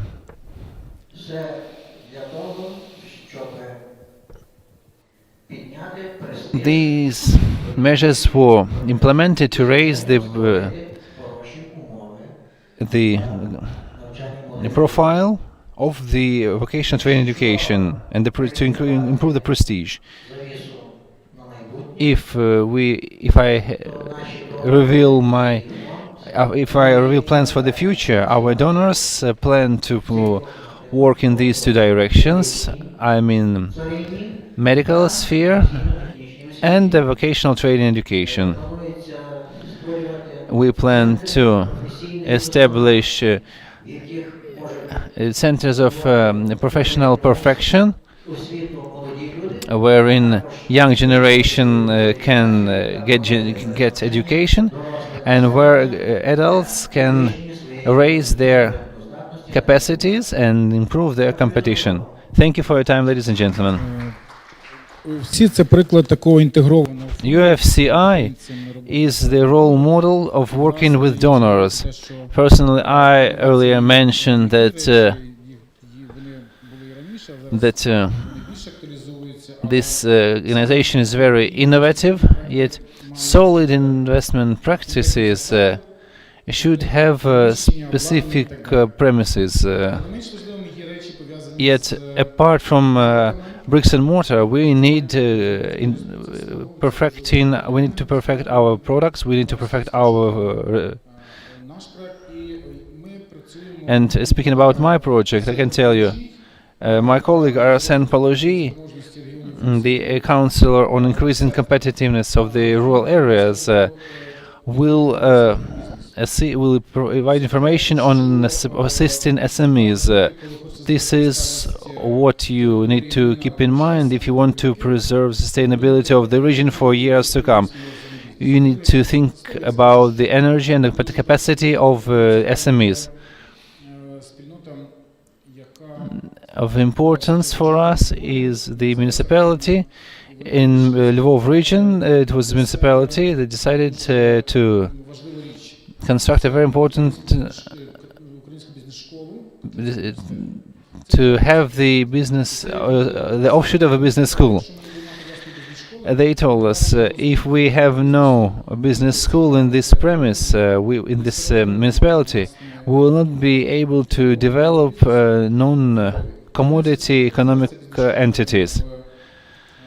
Nowadays, this business school has been transferred to the Catholic University, and for me, it's a significant importance of the fact that understanding SMEs and developing business culture is very important. Therefore, I would like to give the floor to Ms. Arseny Polushi. I'm very much privileged to be here to participate in this event and to present you information on the activities of our agency and to give you information about the fruits of our activities. USAID CARE program, or it's the Ukraine Competitive Economy, supports startups, SMEs. We also increase the competitiveness of businesses, both of internal and international markets. The program duration is 5 years. We began working in October 2018. We will be working till October 2023. The program price approximately $42 million. The main objective of the programs is facilitating the development of friendly business conditions via municipal, via regional initiatives on improving business climate. We also foresee the development of startup and facilitation of startup. We work on improving the export capacities of the companies via numerous tools. We'll speak about it later. We also support Ukrainian SMEs in their export and international conference activities, on numerous events to look for new markets and to develop their capacity. One more aspect of our activities is assisting women entrepreneurship. Let me start from what might be of interest for the municipalities. I believe many of you are aware of the fact that our program ran two research works: competitiveness market, municipal competitiveness market. This index measures business climate situation in specific city based on calculations. We believe this activity may have several stakeholders and beneficiaries. First of all, it is of importance for the local authority to understand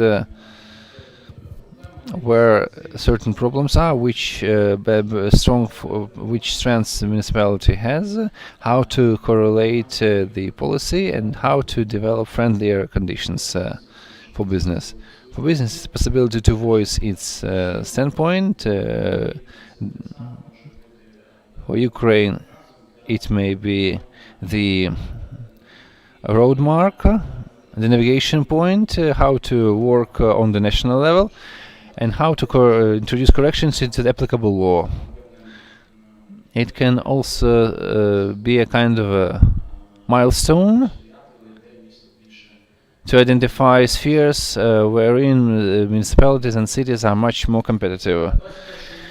In 2021, the index included 45 big cities, 24 regional capitals, and 21 town with a population higher than 73,000. We arranged interviewing mechanism and collected statistic data on which we built the corresponding ratings. The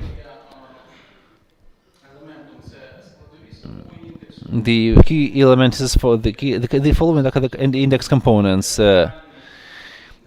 It's detailed tools for assessment. I will not enumerate to consume your time. We will now pass to the results themselves. You see, the arrows are marked those towns belonging to the Zaporozhye region, and we see that Melitopol is in green zone. Its municipal index is high. Berdansk is in yellow zone, and Zaporizhia is at the bottom of the table with very moderate results. So conservative. The practicality of these indexes as follows. We developed the improvement program, the competitiveness improvement program, the program on improving business circulation. It consists of expert support to those cities that applied for this program to identify programs cities facing. We have 10 pilot cities and towns, with Zaporozhye being one of them. We started our activity, and we hope that our joint work will lead to positive results and to improve the rating of the municipalities in this competitiveness index. We provide expert support. We develop strategic documents. We assist and facilitate the implementation of the documents.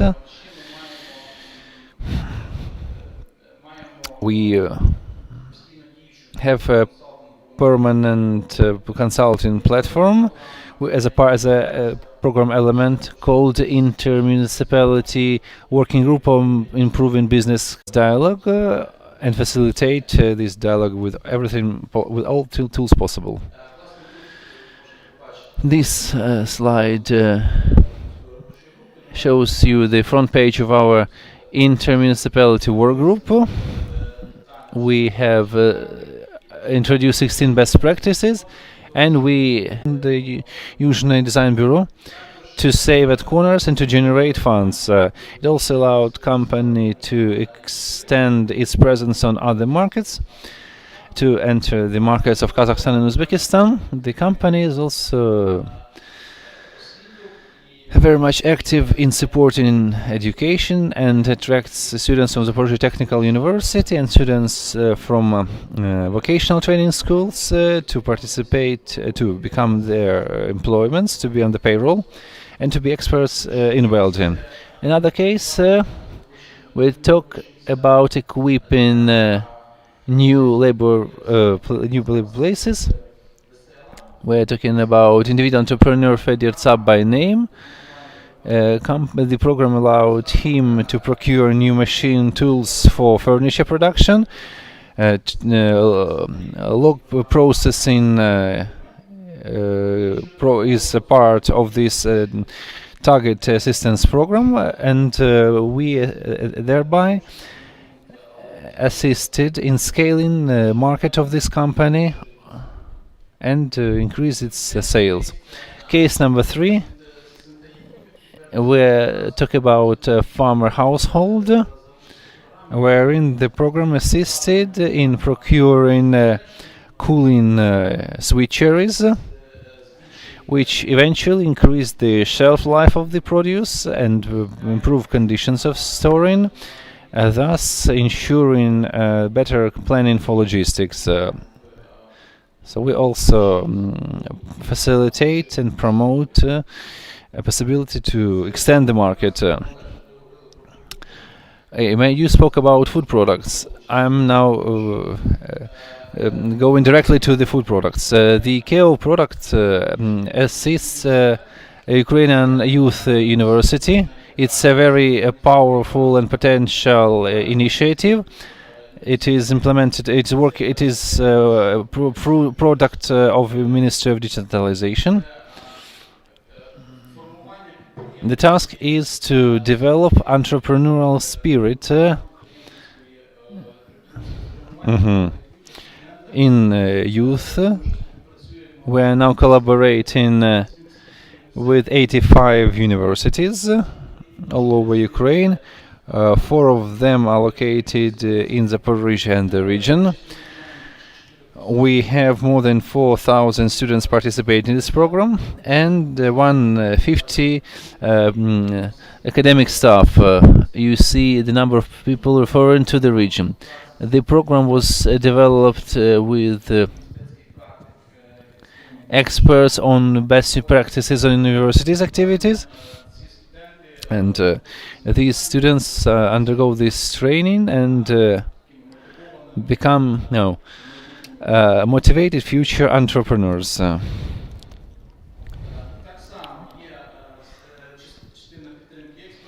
We also support export initiatives. We call it Export Evolution Initiative.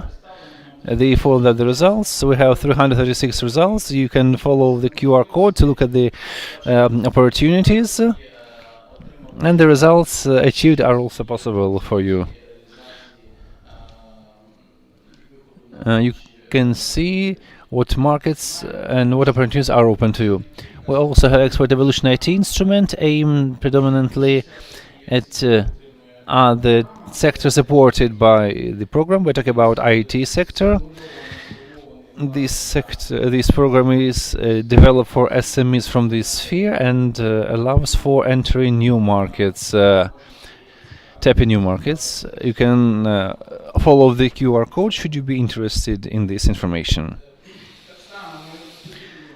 We also provide consultancy services and offer best practices. So now each and every entrepreneur can have consultation from the best representatives of international entrepreneurship activity on each and every aspect in each and every field. It might also be of interest to you if you plan your export activity. We assisted Dashboard of State Customs Service of Ukraine. This smart analytics tools gives you understanding of sectors engaged in export activity. You can see how to develop your own export vector. The women business support programs. A lot of ladies participate in this program. 95% of them had their business performance improved. We also support digital commerce together with Ukrainian Post Office. And one of the initiatives to be initiated soon would include micro grants on digital commerce for micro and SMEs. So monitor this information. If you are interested in this issue, you may apply for this program and receive necessary funds to implement this program. That's all I got. Thank you very much for your time. In fact, it's the example when we speak about instruments and results. It's important because my daughter, I received training courses on business education, even though I have the degree in economy. When I started attending this issue, I realized that I knew very few things. I vouched to be moderator, and Mr. Shedelko failed to participate in this meeting. I asked the organizing committee, since I'm bossing around everyone. I asked several minutes to speak about my program. The program I represent is the program of economic support for eastern regions. This is a large-scale program, financial-wise and task-wise. Briefly about the general approach and the position, and a couple of words about the Zaporizhia region in particular. I would like to avoid our project goals. We assist SMEs in Eastern Ukraine to implement innovations, attract investments, and to open markets, just like our partners. But the program foresees clear-cut vectors, alternative energy solutions, bee farming, innovation technology, vegetable farming and tourism. This is only a small, tiny share of vectors for SMEs. A lot of projects are implemented in the Zaporizhia region. There is one more thing I would like to voice. This is the inclusiveness, but there is one more thing as well. We're talking about the transformations, the qualitative component. Today is in Mariupol is hosting a very important event. Mariupol is witnessing the two-stage solution of Mariupol's development program, Mariupol 2023. I participated in this development program, and I don't want to talk about this project, about this being good. Would like to talk about transformation. Eastern Ukraine was predominantly considered to be industrial part of Ukraine. The world changed, and now we are living in the post-industrial economy.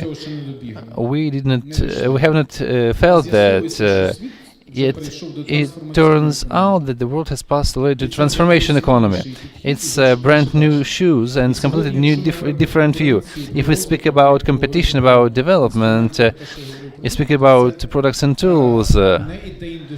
We're not talking about deindustrialization. We're speaking about the search for brand new approaches. It's very important that Mariupol has a sister town, Pittsburgh.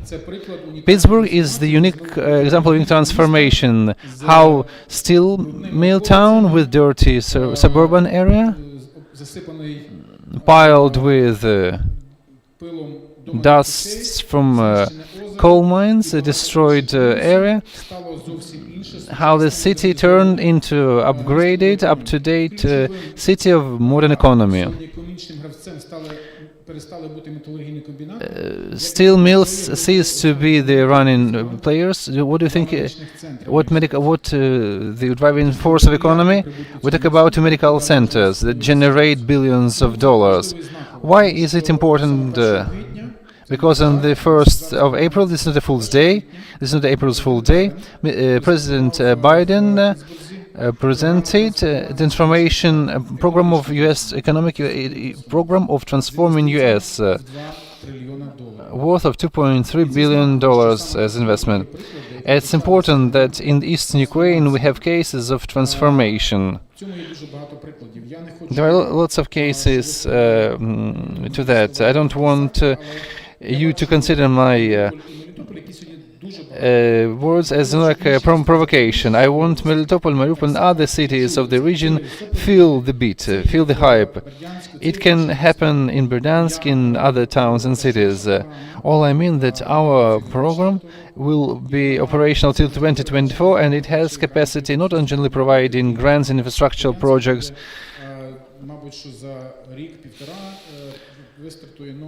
In 1 or 1.5 years, Berdansk will see new conference hall commissioned in a reconstructed building with upgraded equipment to arrange business events of high level, with simultaneous translation, with specific equipment, and with the provision of all the necessary equipment, which would room 250 people. We can speak a lot about this program. I would like to call on you to use services of numerous programs. I want you to ask for technologies and the tools, not only funds, and look for possibilities to study. I believe that's enough, and we divided our panel into two parts. So we have technical assistance programs and the results, and we have municipalities who have what to tell. I would like now to yield the floor. I yesterday visited Melitopol. Now to yield Helen Rudakova, first deputy mayor of Melitopol, on activities of the executive bodies of the council. She will speak about economic bridges of the Azov region. I see 4 cities in Ukraine that do more than the remaining, which Lviv, Vinnytsia, Melitopol and Mariupol. It doesn't mean that the remaining are worse. It means that these quartet do a little bit more, try to change a little bit more, and it's a chance for other municipalities to see potential and trend. Ms. Irina, you take the floor. Thank you, Mr. Olej. Good afternoon, dear members of the forum. I am very much pleased to welcome you at this landmark event. InCoForum is always foresees new acquaintances, new emotions. I do hope that my short presentation will bring brightness and try to answer the question that we are currently considering. So, as a part of adopting strategy of regional development, we defined the Black Sea Azov region. This territory of economic region which requires specific approach. We want to arrest international partners and regional government attention regarding the management of this territory. As we see, this foresees building economic ties between Azov Sea economic centers. We talk about Genicisk, Mariupol, Melitopol. Let us imagine that these cities are pivotal points of economic development.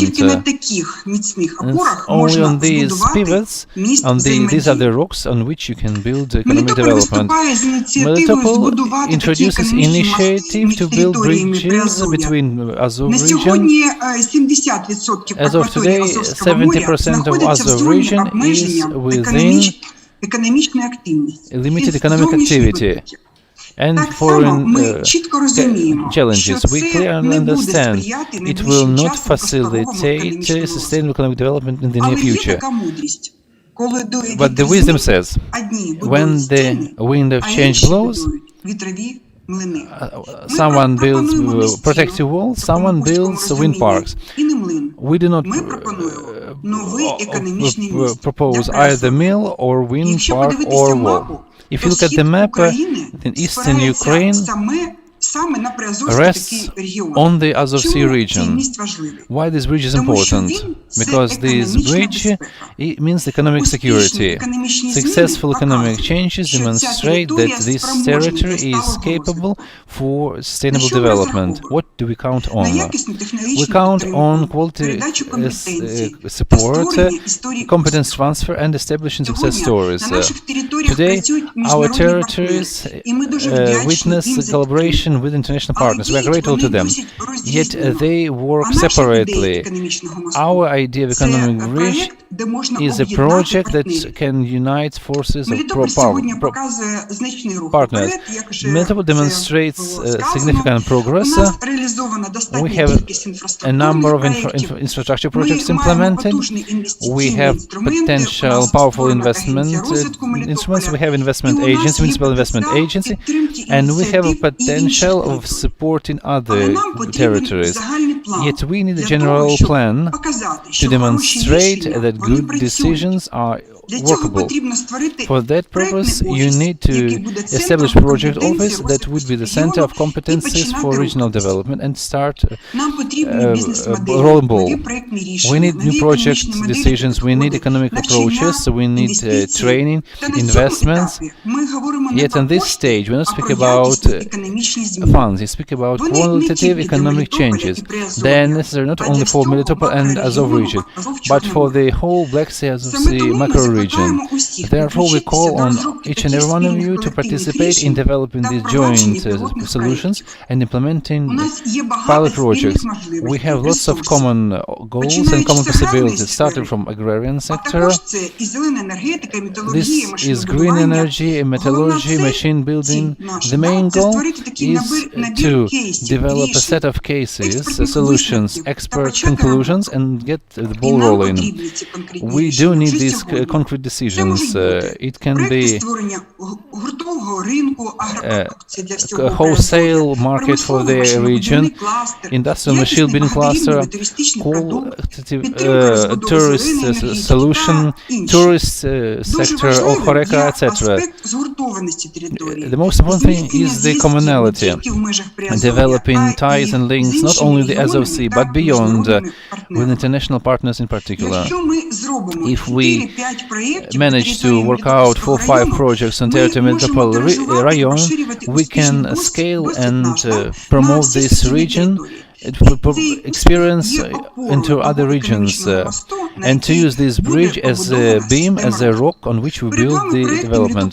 The following are the projects for Melitopol Rayon that are perspective and efficient, but to implement them you need complex solutions that are doomed unless we have a complex approach. We have energy, but it needs experience. Together we'll be able to implement them and pass our successful experience to the territories beyond.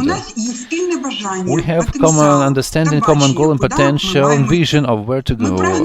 We strive all the municipal-oriented experts to focus on these programs. We have a so-called roadmap we offer for the beginning of our activities. Among the steps are as follows: establishing work group, analyzing possibilities of each and every stakeholder, developing work schedule, arranging first as of region forum. Melitopol has experience of running such projects. We invite international donors, regional government of all the municipalities. This should be a collective and joint work, and I'm confident our success story will not only be the success story of Azov region, but success story of the whole macro region. The slide shows contacts and propositions. I wish sustainable development to each and every one of us. We all deserve, the macro region, the whole Ukraine deserves sustainable development. Thank you very much for your time, and I invite you to combine forces to develop the sustainable development. Thank you, Ms. Irene. We have a question to you. Please do not vanish. Запитання наступного характеру. Чи є у вас на території Мелітополя проекти технічної допомоги? Do you have the technical assistance projects operated in Melitopol, and do you participate in them? It stands to reason Melitopol has a very powerful support of our initiatives. They are assisted by USAID and other organizations. I believe the reporters prior to me mentioned the solutions assisted by the projects. We're also closely collaborating with the European Investment Bank, etc. We collaborate with GIZ, is our partner. So if you need this kind of information, we would gladly share. We have the development agency, which contains bank of works accumulated, work with our international partners. Therefore, we are very active in this sphere, and we are very much grateful to our international partners for this assistance they offer to the municipality I represent. Thank you very much for your report. Thank you for presentation. We have the question which was addressed earlier. Maybe it's a question to the technical assistance programs. Are you interested in establishing the Joint Informational Resource Center? Do you introduce information on success stories? This is a part of what you talked about, the coordination efforts, so that everyone understands the work you do. Yes, we know about the coordination of work, but maybe much work needs to be done. This question is open, and thank you very much for this question. And thank you very much that you put this question on agenda regarding the bridge-related problem. Thank you very much, ma'am. Дякую, Мелітополю. Thank you, Melitopol. Ну, я скажу, що заявка серйозна. I would say this is quite a challenge. Ну, я би сказав, не менш амбітна громада, як I would say we have one more ambitious municipality, which is a frequent guest to Zaporizhia-based event. розпіарену і реально справжню громаду Широківську. We have Shiroka municipality. За вами дійсно I closely monitor your municipality. You have what to offer. не соромтеся. Please feel free. You have 5 minutes of У нас ще є 5 happy minutes. We have other municipalities. Please, 5-8 minutes. Ми скрали час з календаря, ми вкрадемо. We were deprived Будемо чесними. by the previous coffee break. We will deprive minutes from the next coffee break. You have what to demonstrate as a pivotal point. Please, you take the floor. Good afternoon, dear friends. First of all, I would like to express gratitude to the organizing committee for the possibility to be the speaker. Our municipality is a permanent member, participant of InCoForums, not only in Zaporozhye and the region, and beyond Ukraine. In context of my presentation, I would like to my speech. I would like to present the problem posed not only by my municipality, but municipality all over the territory of Ukraine. A quick prehistory. Next year we will celebrate 5 years. 3 years ago, though funny as it may sound,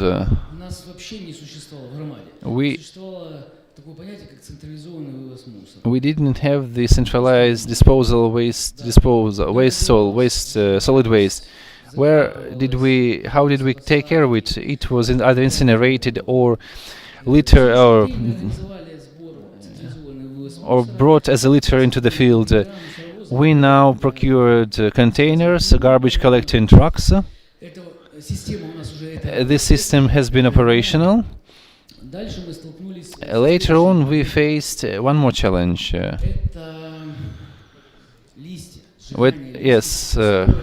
Leaves and biological waste.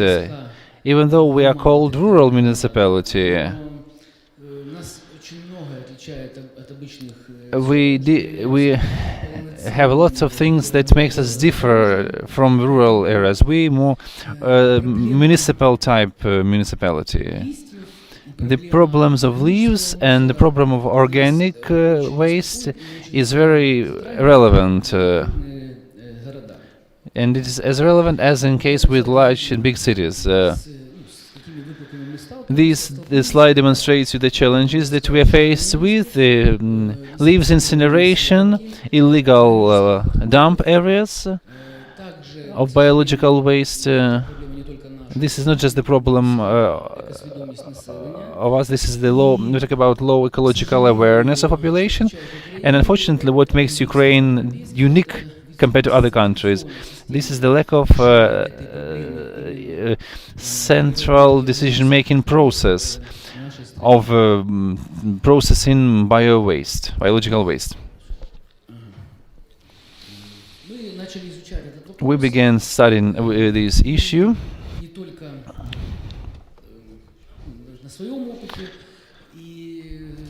the experience of other stakeholders. We have a sister municipality both in Germany and Poland. We saw municipalities mentioned that deal with it. We have also a separate case in Ukraine, Lvov. We were told that Lvov is running ahead of everyone, and we came to the necessity of processing organic into what we call compost pits.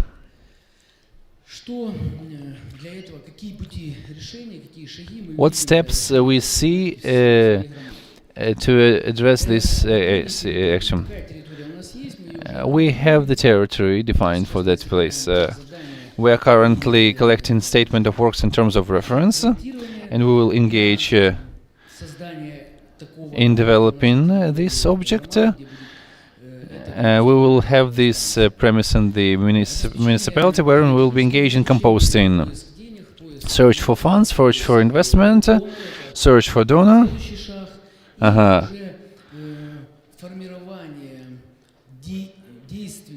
And establishing the fruit-bringing system of bio-waste processing. The nuts and bolts of the system, how we work and how do we get rid of the bio waste. Everything starts from collecting the litter, collecting the bio waste at private households and industrial area, wherein we sort mechanically this litter, because we understand that there may be admixtures and alien bodies. Then we place them in composture units, where under the impact on the high temperature we have the compost production. Then using special equipment we mix the slurry received, and the compost we have at the very end, we seethe it to generate the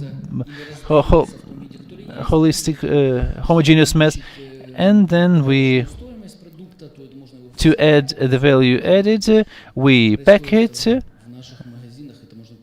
and then you can procure it in the form of goods in the shop.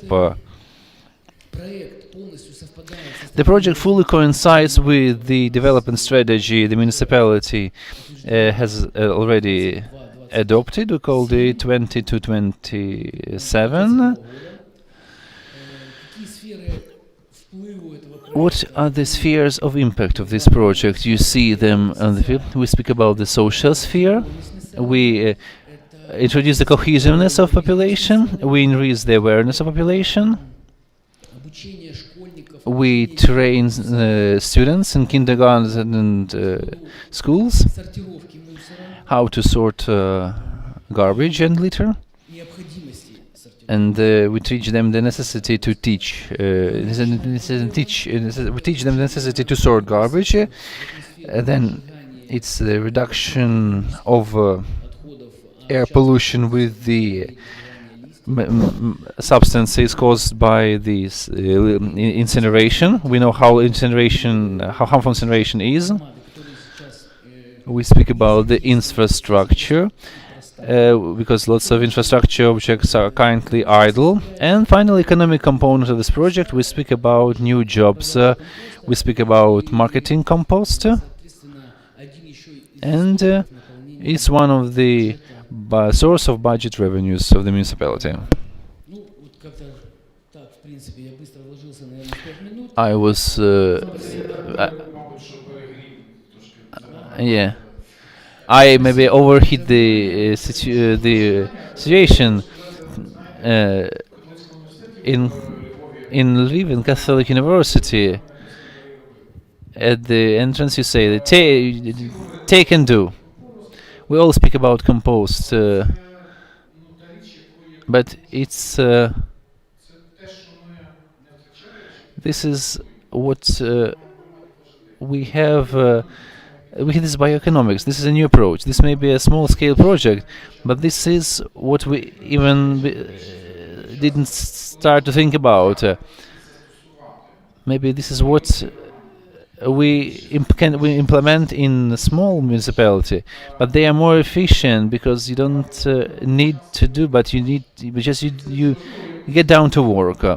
I monitor all of Ukraine. I was engaged in Vilnius decentralization process.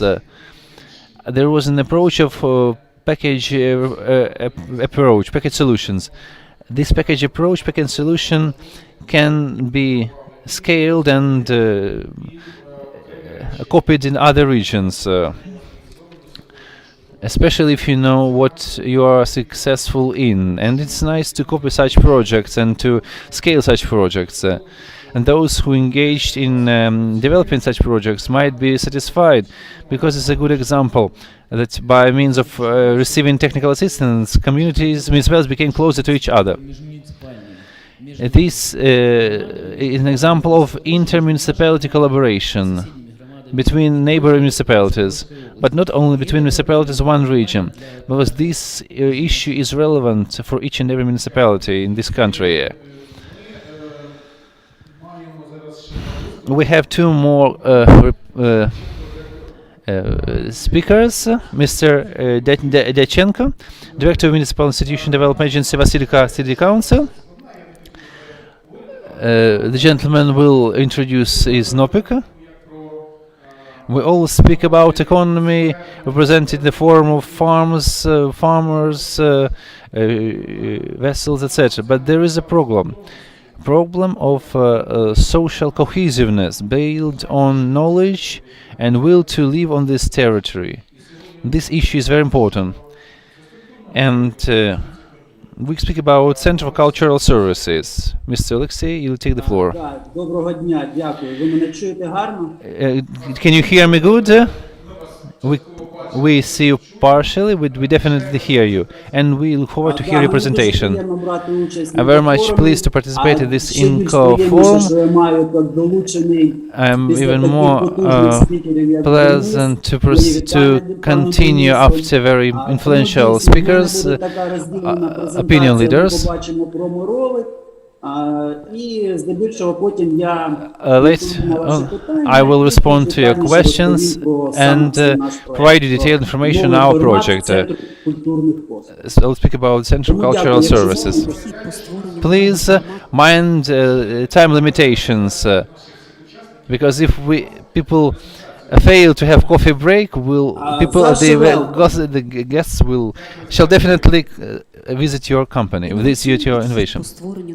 Innovative approach and develop a new cultural service center is planned to be implemented in Vasilivka municipality. The project is implemented at the support of municipality, Swiss Agency of Collaboration Development, Ministry of Culture, Information Policy of Ukraine. The main goal of the project is to upgrade and renovate the cultural infrastructure objects of the municipality. The Cultural Service Center is a multi-purpose center, cultural area which facilitates the access of population to numerous recreative activities. Among the tasks of centers is upgrading the big area, establishing youth center, new expo center, zones for group work, art galleries, etc. Reconstructing city stage, transform a hall which rooms 650 people, wherein you can have dress rehearsal, can have seminars and simply watch movies. The renovated center can increase the spiritual life of the society and the community. The idea is to be creative, to find a place for your own activity and provide cultural services for the whole residents of the municipality. Yeah, thank you very much. It was the advertising campaign. What do we mean by establishing Central Cultural Services? All the municipalities and heads of municipalities know that cultural aspect is underdeveloped, is the underdog. But to make a leap in terms of cultural development, we initiated this idea, establish a new format, the Cultural Service Center. We added culture with additional activities. This is a place of cohesion. This new format allows for multi-purpose center would be used predominantly by the residents of municipality and is designed for those engaged in cultural activity. We plan to use it to establish the dialogue between stakeholders and interested parties.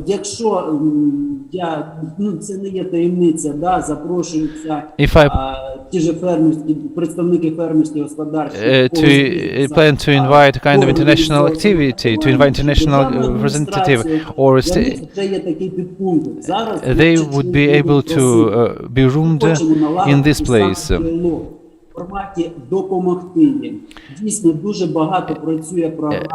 are a number of programs working in this sphere, yet business representatives do not always arrest attention on this program.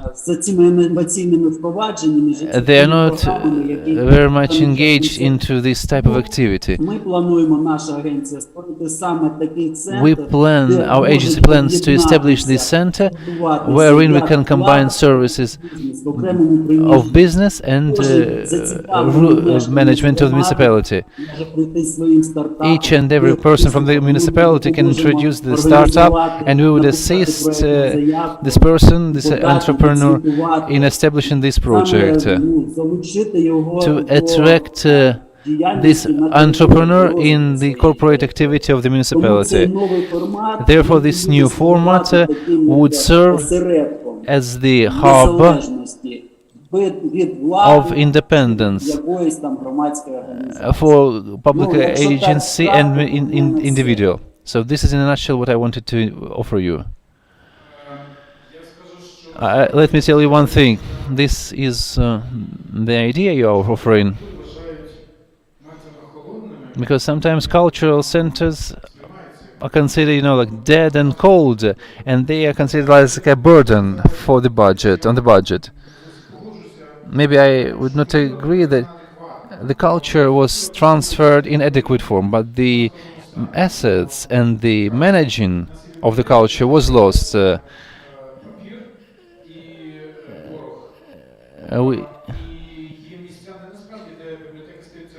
Sometimes libraries or cultural centers can become the place of cohesion of social groups of your municipality. Your example is very bright, and the presentation zone even makes me visit you.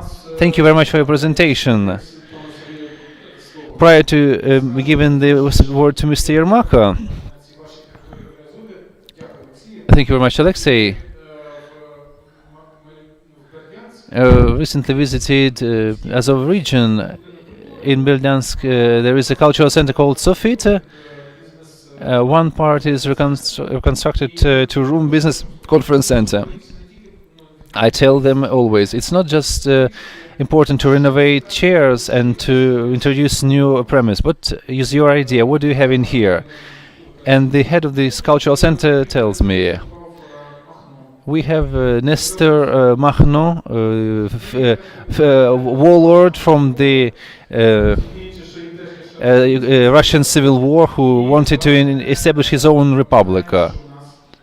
Please note that we have a coffee break. I have two notifications. Give me please several minutes to give this notification. Thank you very much. I will be very laconic. Don't be laconic. Be informative. I will focus on what we managed to establish in the course of our municipality existence. Our municipality was established in 2016, yet we began working only in 2017 as a full-fledged municipality. What do we have at the moment? As you mentioned, yes, this is Mr. Makhno, field commander. One of the priorities is to engage in tourist activity. Therefore, we managed to procure the Makhno family, and we made it a part of our museum. So we have one more tourist route. So we have a warlord, field commander, house excursion. So if you travel to us, you can feel the vibe of this place where this field commander lived. This is how we are known all over the place in Ukraine and beyond. We managed to reach that level using the assistance of international donors. This is the National Credit Program of Ukraine. You lead, you see GIZ, International Municipalities Development, European Investment Bank, and other donors. But I will be laconic and focus on the achievements of our municipality.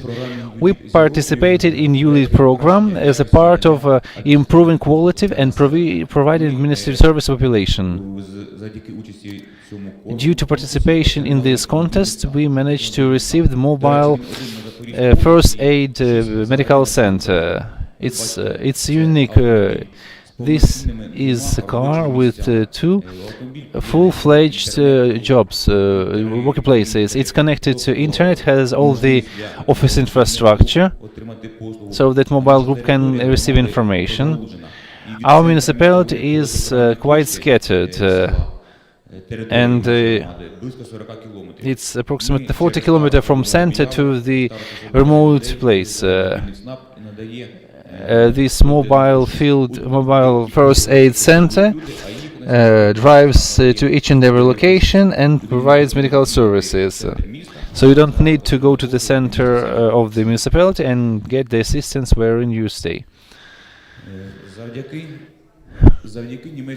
Due to the assistance of the GIZ collaboration, we managed to receive institutional and material assessment to implement projects as follows: assisting Ukraine in managing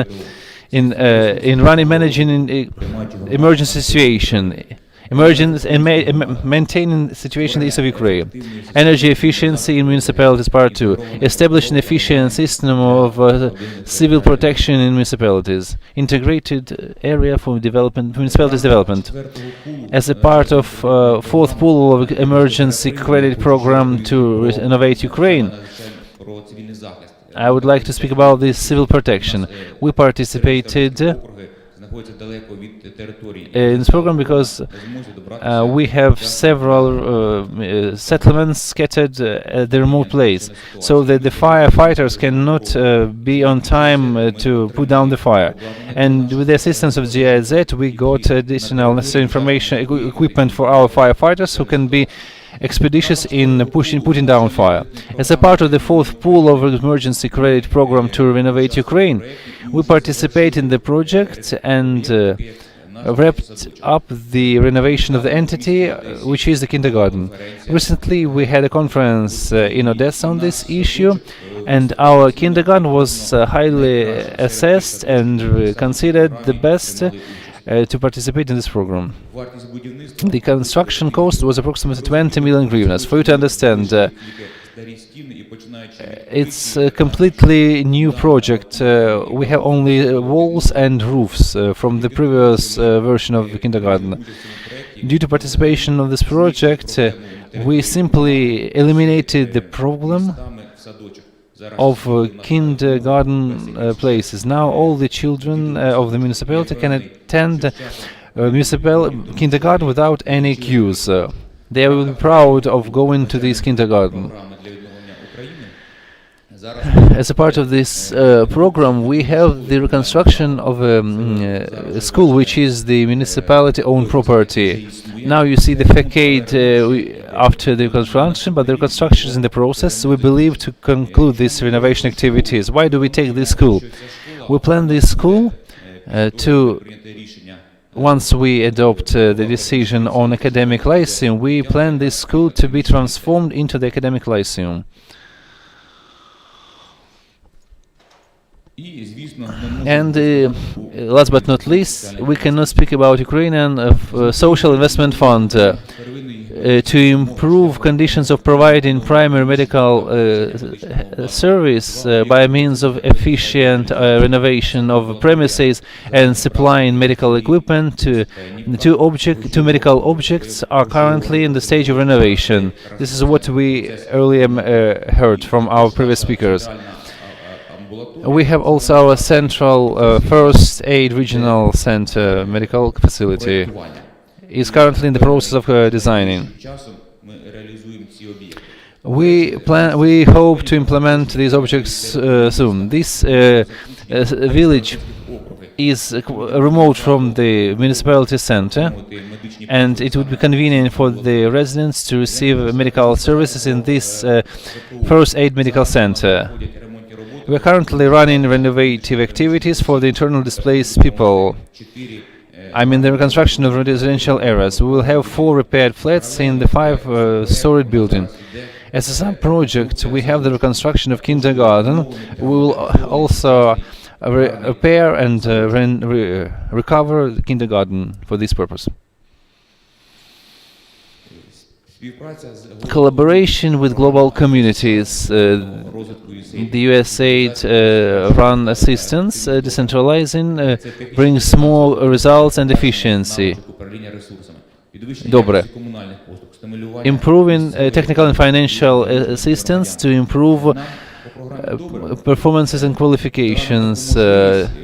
increasing the quality of social, communal and municipalities provided services, stimulating local economy and raising the awareness of population. Unfortunately, we as the officials cannot receive information, yet this Dobre program taught us to communicate with people, how to work, what municipality residents see, and we unfortunately failed to feel.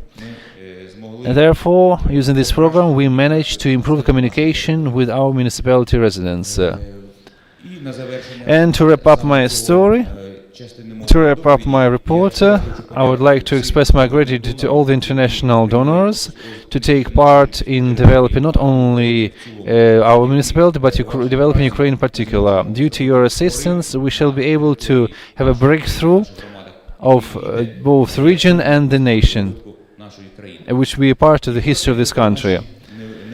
And briefly about our ambitious plans regarding the municipality development. Gulaipole municipality is the place of dignity, efficient investments, and place where you would like to live, raise children.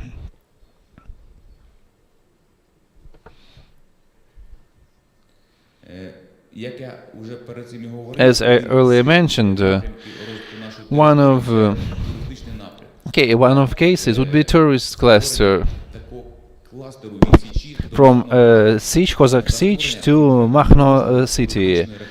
It's the possibility to establish a recreation cluster, to build up the information cultural center, developing new tourist routes, collaborating on this activity and establishing new jobs, establishing locations of Makhno Fest.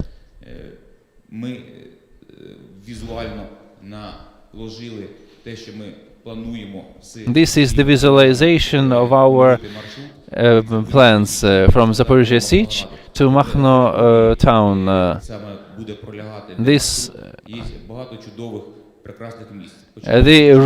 We have lots of objects. We have women's convent. We have craft winery, vineyard, and our Makhno Islands. It would be all the reconstruction of the Makhno Fest we used to have in Gulaipole municipality. What fruits it would give us? First of all, we would speak about the corporate development. Our territory might be attractive for international donors and for the citizens of Ukraine at large. Next case, stimulating local budget to develop food processing, agricultural, cooperative, collective farms, possibility to grow various, produce various agricultural products. We are agrarian municipality, and agriculture is the sole source of income. How do we do it? We introduce collective farms, and how? By means of introducing funds into.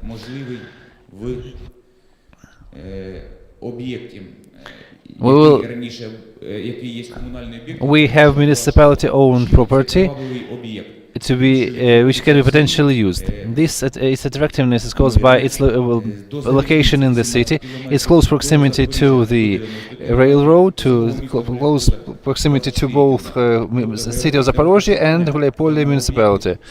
So geographic location is very fruitful.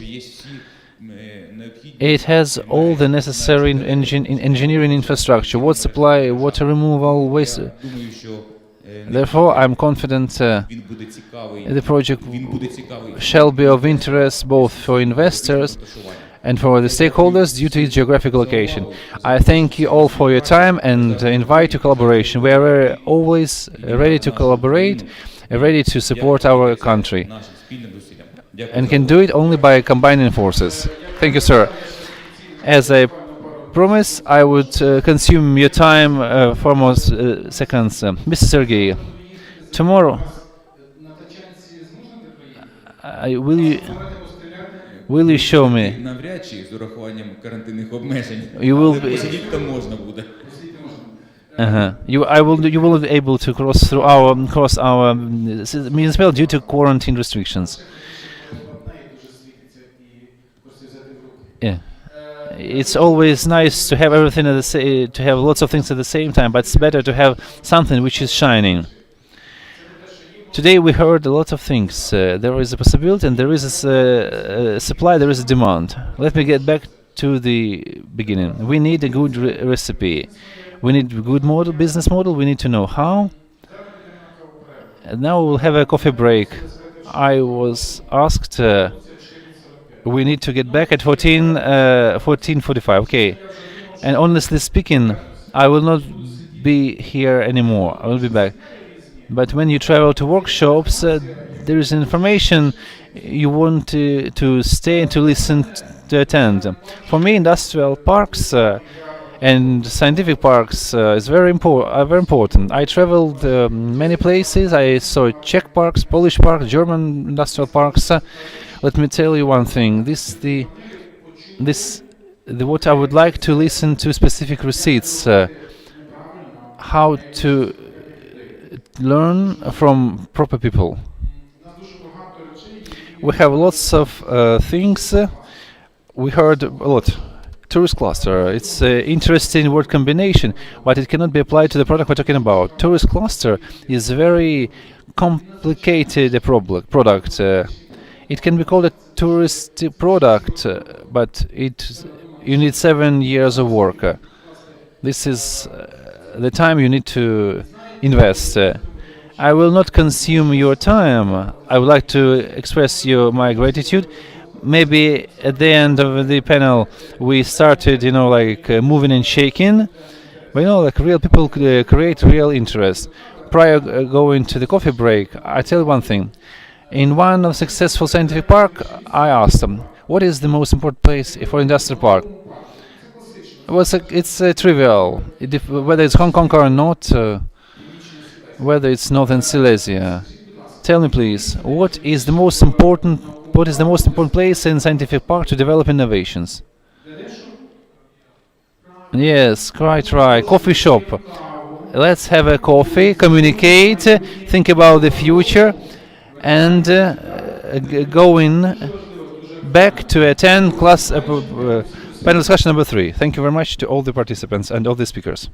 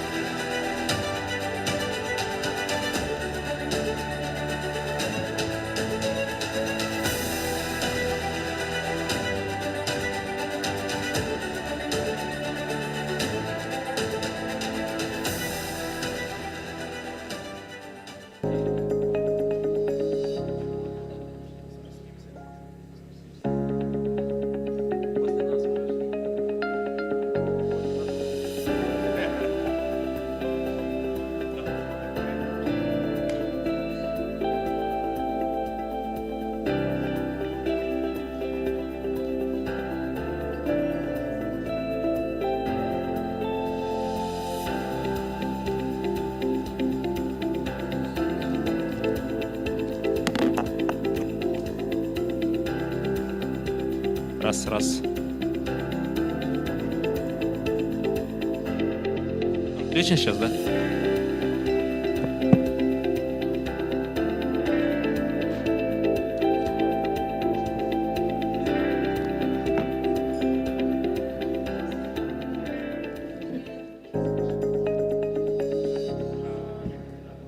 Они все презентации, я не знаю.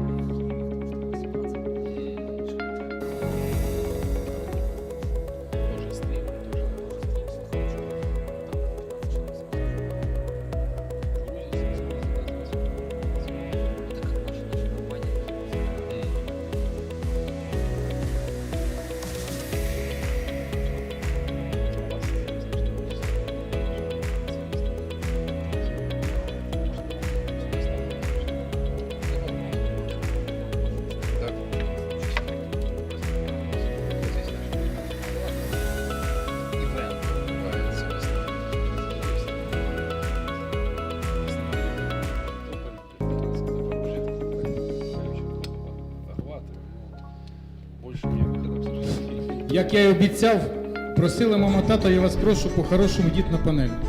Дуже треба, бо дуже цікаво. О, поменяйте, пожалуйста, 0,90... Вот, не. Вот там. Сейчас. 0,96 нужно написать.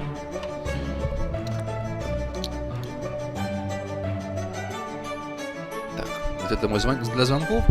А 0,67 у меня для вайбера. 0,67. Сейчас я все за время никак не могу запомнить. А то тут, к сожалению, да, тут у меня уже не рабочий.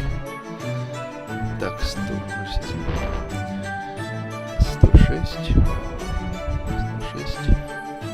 52, 12, 106, 52, 12. Ага. Угу. Сейчас немножко развязались, мы машины купили. Угу. У меня такие рабочие. На заводе перевозят с Украины. Раньше только на свои. Угу. На пляж на свои. Ну да, ну ж, доход в большом количестве наверное, тратится на потом восстановление. Угу. Ну да. Угу.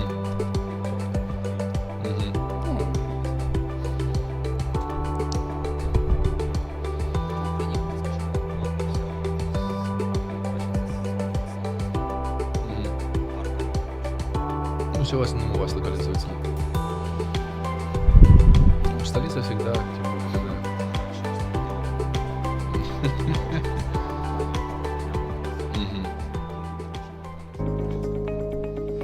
Честно говоря, и хорошо. На сколько? Командировка уже устаешь. У меня возраст не тот. Ну и тем более ваши домашние, так сказать, требуют в основном присутствия все-таки.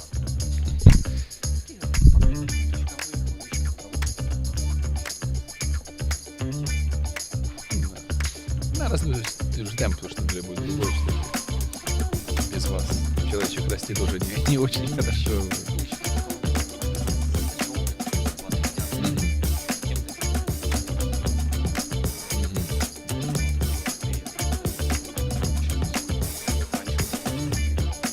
Да, это же вечернего поезда, что другое. Ну да, такая грустная, скучная погода, да. Оно не холодно, но оно сырость такая, да, неприятно.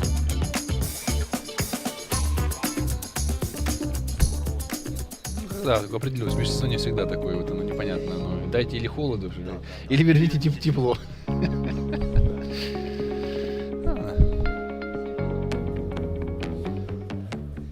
Думаю, последний небольшой рывок вам остался подождать, да, тут уже.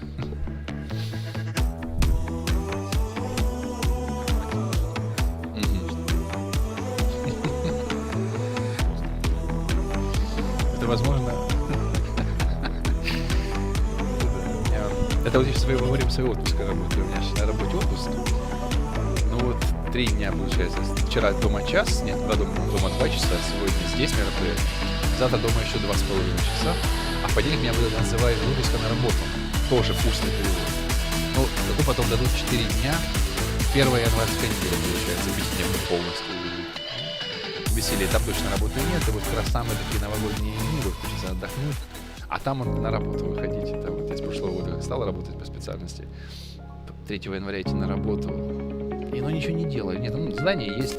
Но как-то так вот непривычно тогда. Всегда были... Ага. Хорошо, пройдешь, да? Okay, ladies and gentlemen, we start at 15 sharp our final panel discussion. Please assemble yourselves.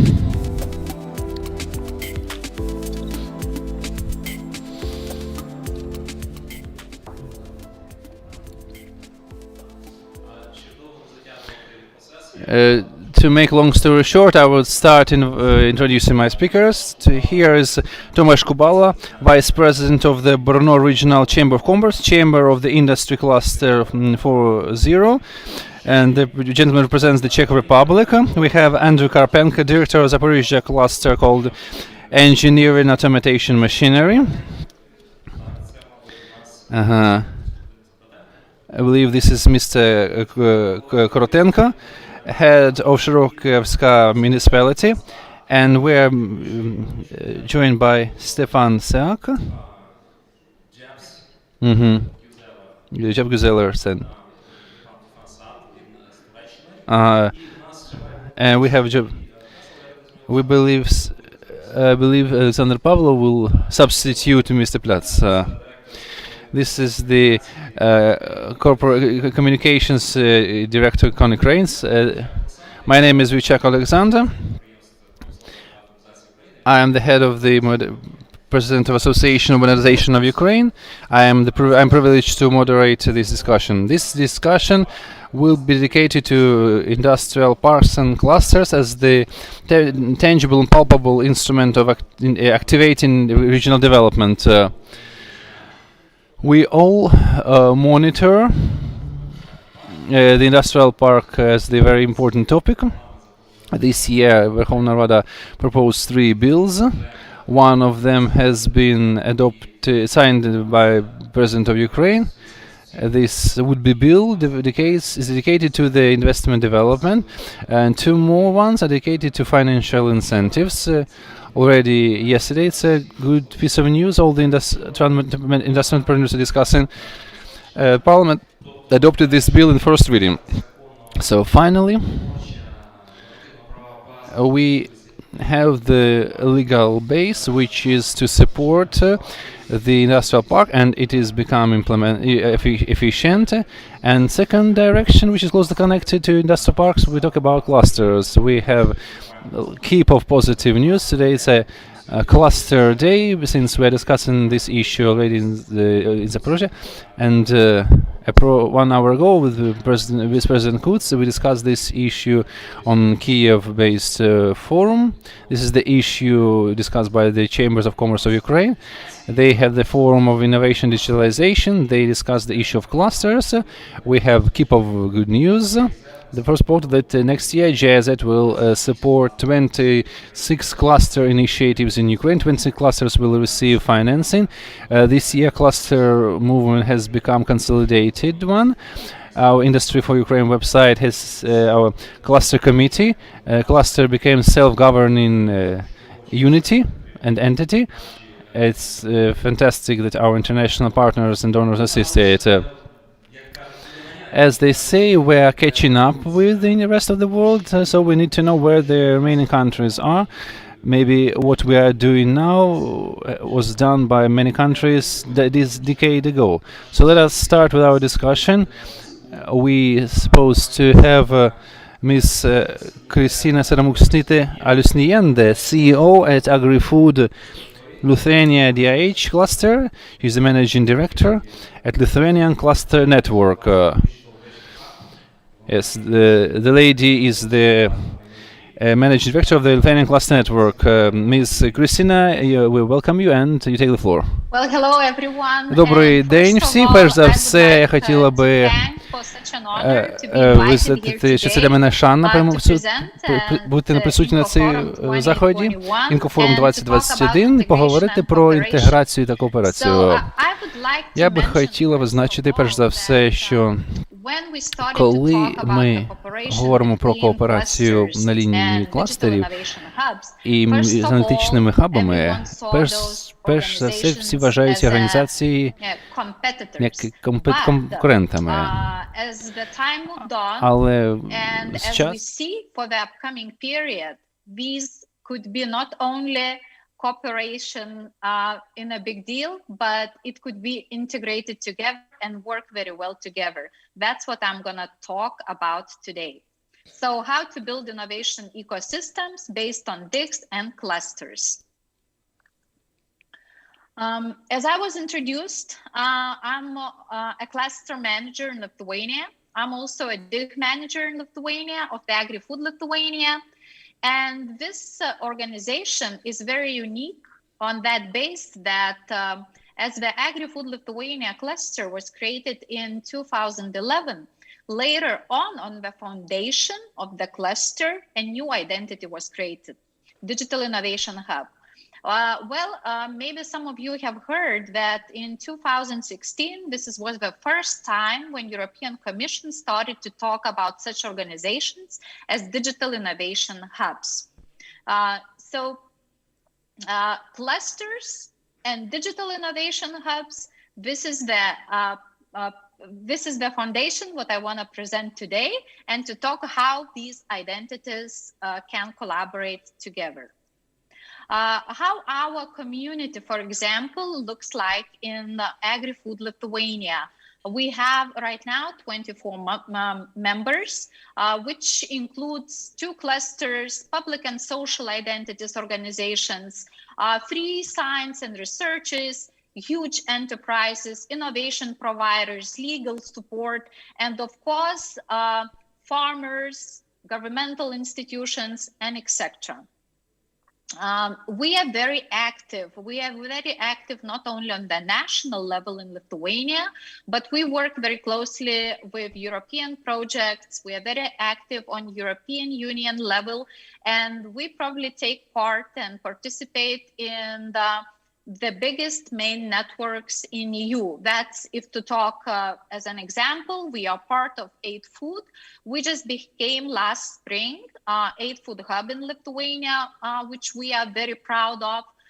Then we are the part of the Smart Agri Hubs, which unite all the digital innovation hubs, competence centers, technology parks, which operate in agri-food sector. As a cluster, we are part of European Cluster Collaboration Platform, and we are very active with the activities there.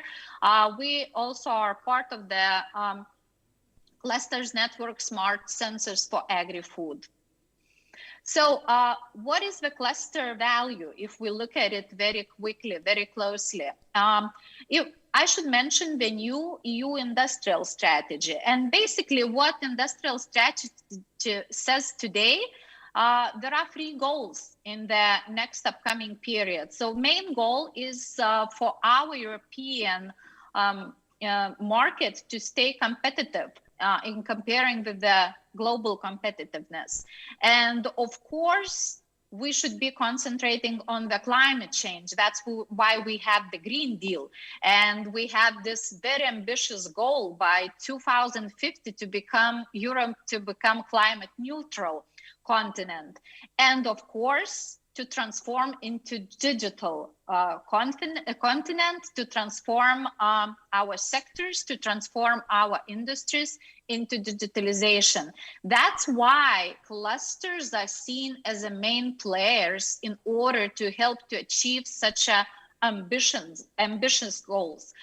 If we look very quickly at the COVID-19 situation that we are facing already for some time, clusters are considered to be the main drivers for resilience, the main ones who not only helped for their SMEs to survive the pandemic, but still are helping to build more greener, more sustainable, and more resilient businesses after the pandemic. If we look very quickly at the digital innovation hub value, what it is and what are the main roles that's supposed to play digital innovation hubs. So if we would look at the Digital Europe program, the newest one, it is an organization which is one-stop shop, which helps mainly in one main object, that's to digitalize the sectors. Doesn't matter about which sectors we are talking, but basically this is the organization, the identity, which is the main tool brought by European Commission to transform industries into digitalized economy. Now let's come back a little bit to the cluster ecosystem, because how does it look?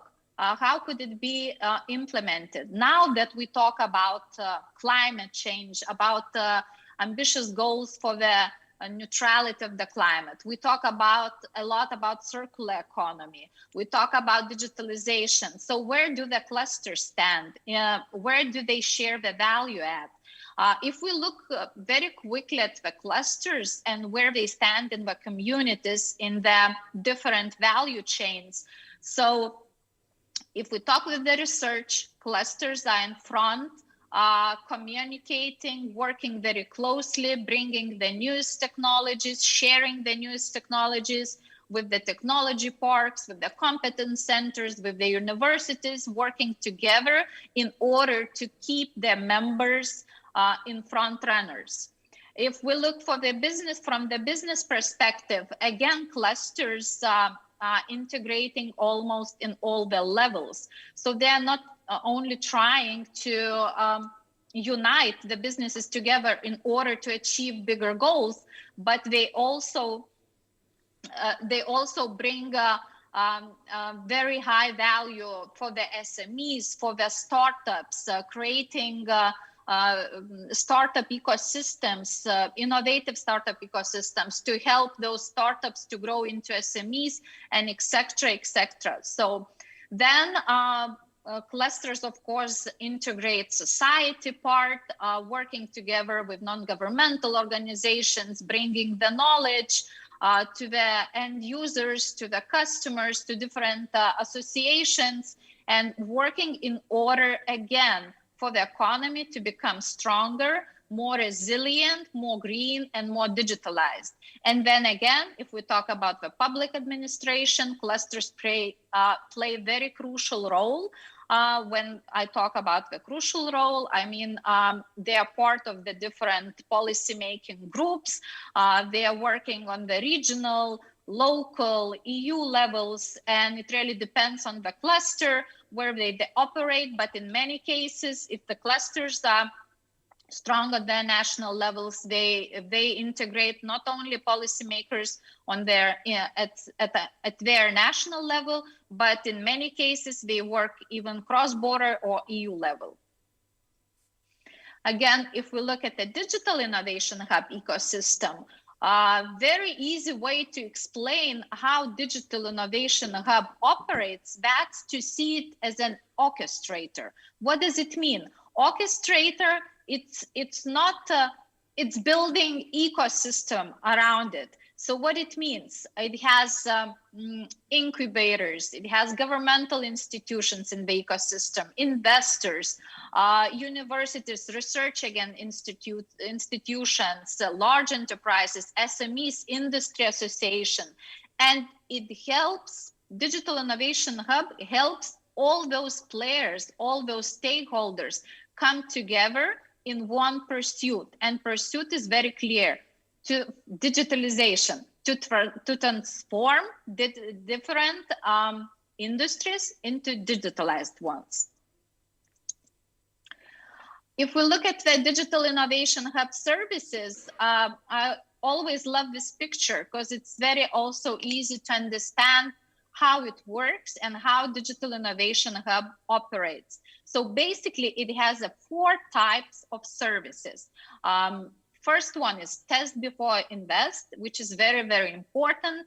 That's the help for the technology companies, for the new products, even for the companies who would like to invest in certain technologies, to see how those technologies work in reality, to experiment with those, to see what actual value it could brought for the businesses, for the companies, what could be the return of the investment before implementing, in many cases, quite expensive new innovations and technologies. So basically digital... Okay. Okay, so very quickly. So then there is a skills and training, support for investments and innovation ecosystem and networking. So basically working with academia in order to provide different teachings and consultancy, support for investments, that is the main for the startups ecosystem, and of course, international and national matchmaking and networking. So if we look how digital innovation hubs and clusters unite and can integrate and collaborate together, that is through the value chain. So clusters, they have huge networks, they have value of the networks, and then they can bring on one side the technology companies which are needed for the digital innovation hubs in order to work with the digitalization. On the other side, they can bring those who are in need of innovative solutions of the implementation of digitalization. And now those identities, those organizations can work very well together to complement each other works. So for the end of my presentation, I can say we need to look at the clusters and bring them the new concept. So digitalization, industrial transformation, and strategic EU value chains, they bring the new concept of the cluster. And that means cluster now has a new role. That's a facilitator of an action for the sustainable digital economy. And it's the main tool for the future to transform EU system. So that is it. Thank you very much. And if you have any questions, I'll be more than glad to answer. Дуже дякуємо, пані Кристина. Колеги, чи є у когось питання? Да, будь ласка, одне питання, так.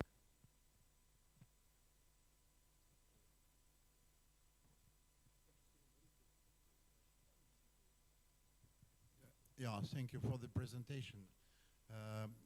I would like to ask just if you listed briefly, what are the contributions of the state in the legislation field to how the government, how does the government help in your activities? Okay, so for now, there are two types. At least I'm talking about Lithuania. I know that different member states, they have different programs. But for the digital innovation hubs, for example, there are special programs that you can apply. And if you are approved as a digital innovation hub, you get special funding in order to help SMEs to digitalize, to implement different technologies starting from software and going to the machine learning and robotics and etc. If we talk about clusters, for the new EU programming period, cluster is going to be, at least in Lithuania, integrated into different programs and going to be achieving different funding schemes. And one more identity is coming up right now in European Commission has opened the call for the certain digital innovation hubs consortium.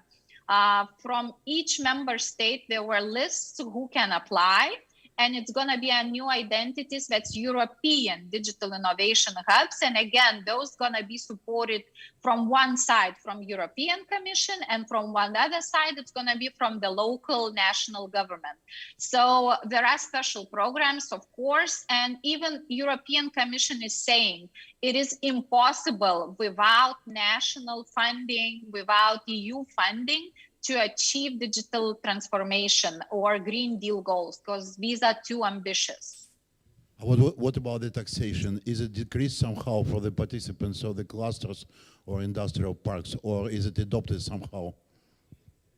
Well, at least in Lithuania, about the taxation, what situation we have, there is no special lower taxes, for example, for cluster members, but we have special lower taxes from the profit for the companies who are implementing research and development in their schemes, in their business. So this is the help from the government if we talk about the taxation. Okay, thank you. Дякую, пані Кристина. Залишаємося на зв'язку. Можливо, питання до вас ще будуть. У нас є чат. Я всім нагадую про чат в Телеграмі. Тому, будь ласка, ставте свої питання. Ми будемо намагатися на них відповідати. Ну і так само в Zoom будемо слідкувати. Я думаю, у нас працює технічна підтримка, так що будемо озвучувати всі питання, які є до наших спікерів. Єдине, що додам це дійсно для нас дуже важлива тема. І дякуємо вам, що ви сьогодні це розповіли, тому що в Україні оце єднання Ukraine, the combination of cluster has just only begun. In Europe, you have 600 digital innovation hubs. In Ukraine, we have only 3 officially. And Zaporizhzhia Polytechnic University has the status of Center 404. We have they are also applying for the digital centralization hub. They managed to integrate activities with the help of the IAM cluster. Again, thank you very much. We move on. we have Industry 4.4 cluster. I yield the floor to Mr. Tomasz Kubala. Thank you for the word. Дуже дякую за привітання і надаю можливість надання слова. Так, я бачу, я буду говорити англійською мовою, тому що багато з вас володіє англійською мовою.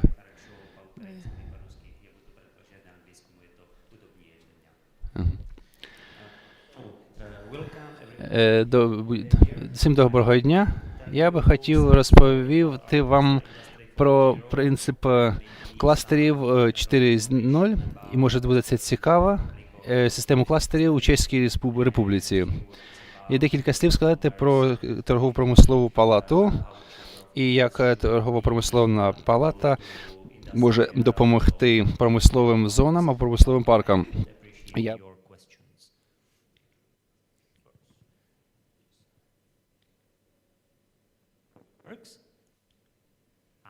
Okay. So our cluster already exists about 5 years. It was established or created in 2016, and we started as a group of about 15-16 companies. Right now we are about 30 companies. Typical cluster is gathered around some big company or around some big idea. Every cluster must have some philosophy, some leader, some idea. Many clusters are focused for export, as for example agricultural, or some other clusters for digitalization, or for just making education or something like this. Because companies comes to the cluster only if they have a reason to come to the cluster. They must put the energy for meeting. So our cluster are quite exceptional. We started with new idea because we learned a new word, a digital transformation or industry 4.0. Nobody knew what is that. So about 15-16 companies at that time gathered, and half of them was suppliers of those technology. Second half was companies who were fans of that new idea, fans about digitalization, because they have seen that they are competitive advantage in future. So I pasted a map of clusters in Czech Republic. We are located in the right corner in Brno, and you could see that we have 6 clusters in Brno region. There is cluster of hydro energy, cluster of industry 4.0, cluster of furniture, network security monitoring cluster, some electric cluster, and innovations in transport. You can see the map. There are really many clusters in Czech Republic. It's taken from the website of National Cluster Association in Czech Republic. It gathered just only functional clusters. Okay, we have more than 3 clusters, but it took about 20 years to come to this map. And at the beginning, it was slightly different, and maybe if we have time, I will tell you a few words about the process of clustering. Our cluster, as I told you, gather both technological companies and companies who are fans of digitalization. You can find also universities, and it's also a natural mixture of big companies as a Siemens, ABB, and local companies. Usually, if you have strong company in the cluster, you have the philosophical leader. So if there is a Motor-Zich or Škoda or any huge company, it's usually easier to start a cluster. Oops. In our cluster, we try to cover 3 ideas. The 3 areas is digitalization of production, some support of export, and technical education. We identify these topics speaking with our cluster members. For clustering, it's usually very important to meet, to break ice, to start to talk, not to see only competitors, but potential cooperators. We have many conferences, many seminars, many education. The biggest one is International Conference in Industry 4.0. It's highly appreciated. We have over 200 participants because we don't have simply bigger hall in Brno City. And participants are usually owners or technical directors or directors of the company. You are also strongly welcome to participate at least on that hybrid version, and conference will be in January. I think that this topic is very interesting for Czech companies to share experience and to listen experience, because many Czech SMEs were found after Velvet Revolution, and the founders are, I would say, old. I am also old generation. They set up the companies when they were 30 approximately, and they are technology leaders, some philosopher, owners, directors, but they didn't have time to learn digitalization. They just only tolerated new things, not will come. And that's the reason that also many companies are sold to management or sold to another company when those philosophers are retired. Some of them are also open to the ideas and want to share experience. We also organize study journeys for our cluster members to Germany, to Austria, other places, just to see some best practices in technology, to exhibitions. We created some Academy 4.0 to have a regular scheme as some booklet, how to implement Industry 4.0 for our clusters, and also we organize workshops. I every time say that it's better once to see than tens to hear about something. So that's why we encourage them for traveling.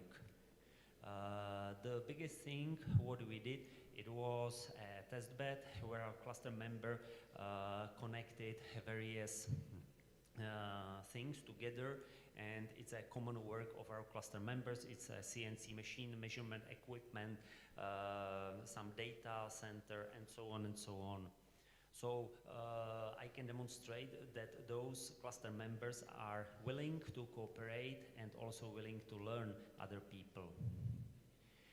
As a key thing which stimulated our cooperation was some investigation, because we didn't know where to start. We wanted to ask our cluster members what they want, because we just only learned that there's a new things from Germany. So we decided to ask them to be ready to help them. So we opened the book, find that there is a German model, some RAMI model, very complex, very complicated. We try to change it in some Czech way that we could see a special Industry 4.0 product in the center, and there are some service and production layer around, but it was still complicated. So finally we just went only through production and gathering data and infrastructure, and developed some evaluation model for us. We need some system what to ask our companies.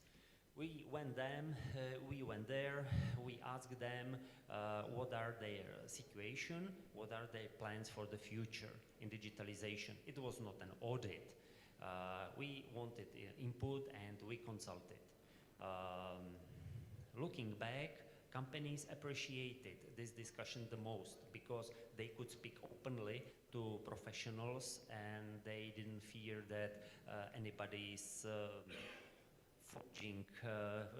pushing them to buy the product. So what we find out, based on German model, we put some highlights, and we told that everything what is in the model is Industry 4.0, 100%. So the round means 100%. When we went to check SMEs, we find out that their level of digitalization is just only 1/3. It looks terrible. And it means that if you are doing business well, you don't need to be absolutely digitalized. The important is to go in that way, to improve your productiveness and think about economy. And you could see the red portion, and it's their plan for investment, when they want to go. If I compare this Czech data with German data, they are more or less similar. German are slightly better. The only difference is that Germans more invest into digitalization in pre-production phases, and we more to production because we are more producing country, producing companies. If I have a look to automotive industry or some multinational companies, they are about 50% cover, and they plan it another 10%. Even Siemens, with their factory of future, doesn't have 100%. If we go into details, we identify the various areas where Czech SMEs are strong. I think we are short of time, so we will not go into details. And where they are weak. They are weak in, for example, new modern technology, because simply Czech labor cost was cheaper or is cheaper than in Germany, and investment into, let's say, 3D printing machine was expensive. Based on that, we identified areas where to consult, where to organize seminars, where to help the companies. And I think that regardless, we had a crisis. The number of our cluster members or friends is increasing. Our approach was good because Czech ministry adopted the system of company evaluation into the system of supports, and they supported 50% any investment into digitalization for SMEs during last 2 or 3 years in Czech Republic. Okay. So I put this map once again to tell you something about clustering activity. We had an effort of cluster mapping or potential of cluster mapping organized by Czech government 15-20 years ago. Czech Invest, it was a governmental organization, paid about 700,000 grivnas for mapping where is the potential for cluster. At that crisis, it means right now it is 2 million grivnas. And many studies were carried out. For example, in South Moravia, we identified a potential for wine cluster. Fine, we identified, but sorry, it couldn't be supported because it's agricultural policy of EU, for example. There were another cluster identified, and Czech government also paid 50% of their future expenditures. But when the support finished, the cluster died. I have seen many clusters there. Even in Brno, there was a scientific cluster, and it doesn't exist for 10 years. There were many clusters where cluster managers went to prison or were nearly close to go to prison because they misused the money. Very similar approach, many similar experience happened, for example, in Austria or Germany. When the support of central government disappeared, many clusters disappeared. Only clusters with good idea and where cluster members felt that it's important and beneficial for them exist. We have successful cluster of aerospace going through whole Moravia, very good cluster of automotive, and so on, and also some weak clusters. 2 minutes. Because evaluation was very effective for gathering activity, we developed also the system of evaluation of competitiveness of companies. There are many of them in the world if you go to internet, but we use this model as a SME for future in our Chamber of Commerce, because we had 15 years of competition of our cluster, of our Chamber of Commerce members, so we go in the same way. And last but not least slide shows that our Chamber of Commerce, which was just only a black box, just gathering company, turned into the chamber which stands on several columns, on some working groups, philosophy, trends. It's Industry 4.0. There is the cluster, cybersecurity. We have strong universities and companies there. Again, there is a cybersecurity cluster, one of the oldest cluster in Czech Republic. It will be turned into EDIH, European Digital Innovation Hub in security, in few months when the call is finished. There is a space technology cluster. It's just only group of small Brno companies, part of formal aerospace cluster. And two activities which are not formalized. It's life science and go green, I call it, that some sustainable economy. So it means if you let people to think together, you can create another cluster and you don't need finance for that. So I think we'll have professional speaker for industrial parks. But if you have any question, I can talk about industrial parks and maybe only comment. It's very easy to set up the industrial park. The problem is for whom and how to fill it. Thank you. So questions?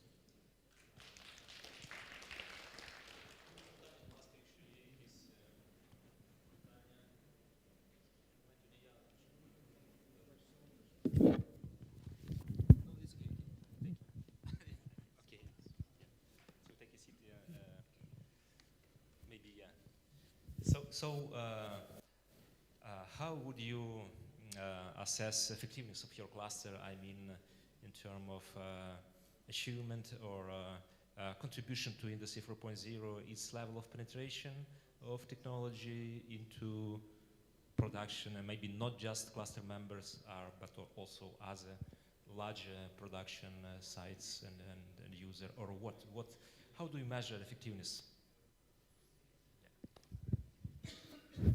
Okay, honestly speaking, we didn't set up any metrics for our success or effectiveness. Success is that we have more and more members, and even during the COVID crisis, they paid our cluster fee, and we opened the conference, and during first day, we had 100 participants, and they didn't know the program yet.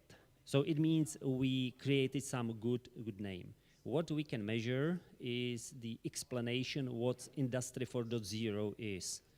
And if I have a look to our cluster members, except one and a half, because one was not successful and one didn't apply, so it means about 15% of manufacturing companies applied Czech government for incentives for digitalization, and all of them except that one were successful. That one did some serious mistakes, so it couldn't be successful. So it means we brought the understanding of the topic, some from sky to the earth.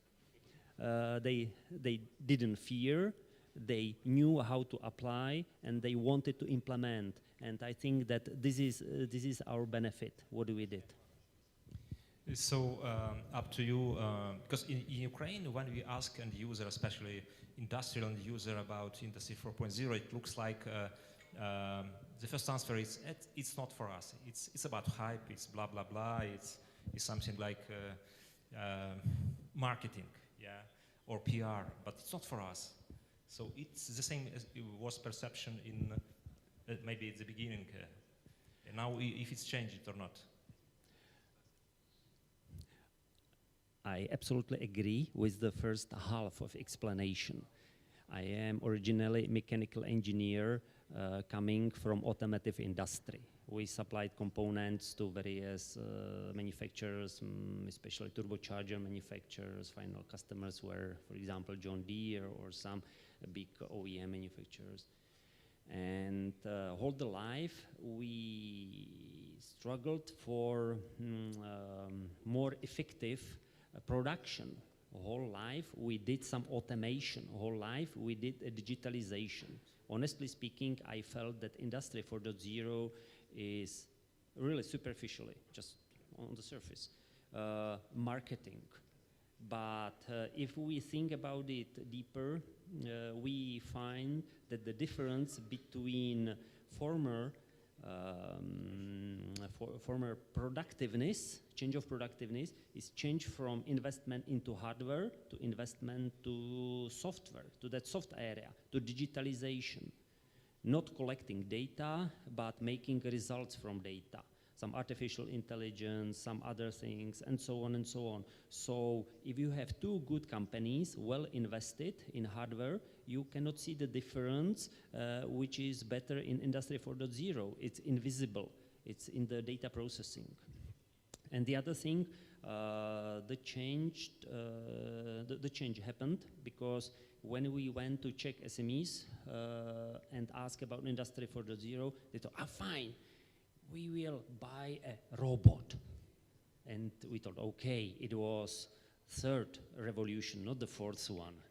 But it was the first step for that older generation.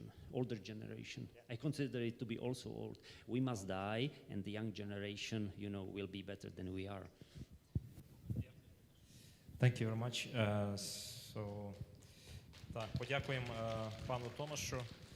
Я дивлюсь, що є в нас є нові якісь питання в нас. Чи може запорізьке підприємство, может ли запорожское предприятие стать членом чешского промышленного кластера? Есть у нас такой вопрос. У нас никакой лимит, возможно быть членом нашего кластера. У нас уже членом итальская Cluster. Итальская компания оригинальная, это китайская AirTech. We have the Italian company, the Chinese original supplier, so you can become the member. Thank you. Thank you, Mr. Tomasz. Let us applaud. Oh, there is a more question. A question. Як зареєструвати кластер, і схоже це ж на асоціацію, і якщо це різниця, від чому є різниця між кластерами і асоціаціями? Тому що асоціація поєднує людей, яких є певні ідеї. Дуже гарне питання. Ми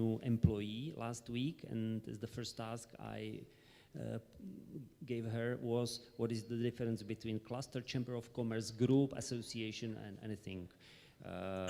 So de jure, it has company registration number. It's like a juristic person, but the difference should be the synergy between cluster members.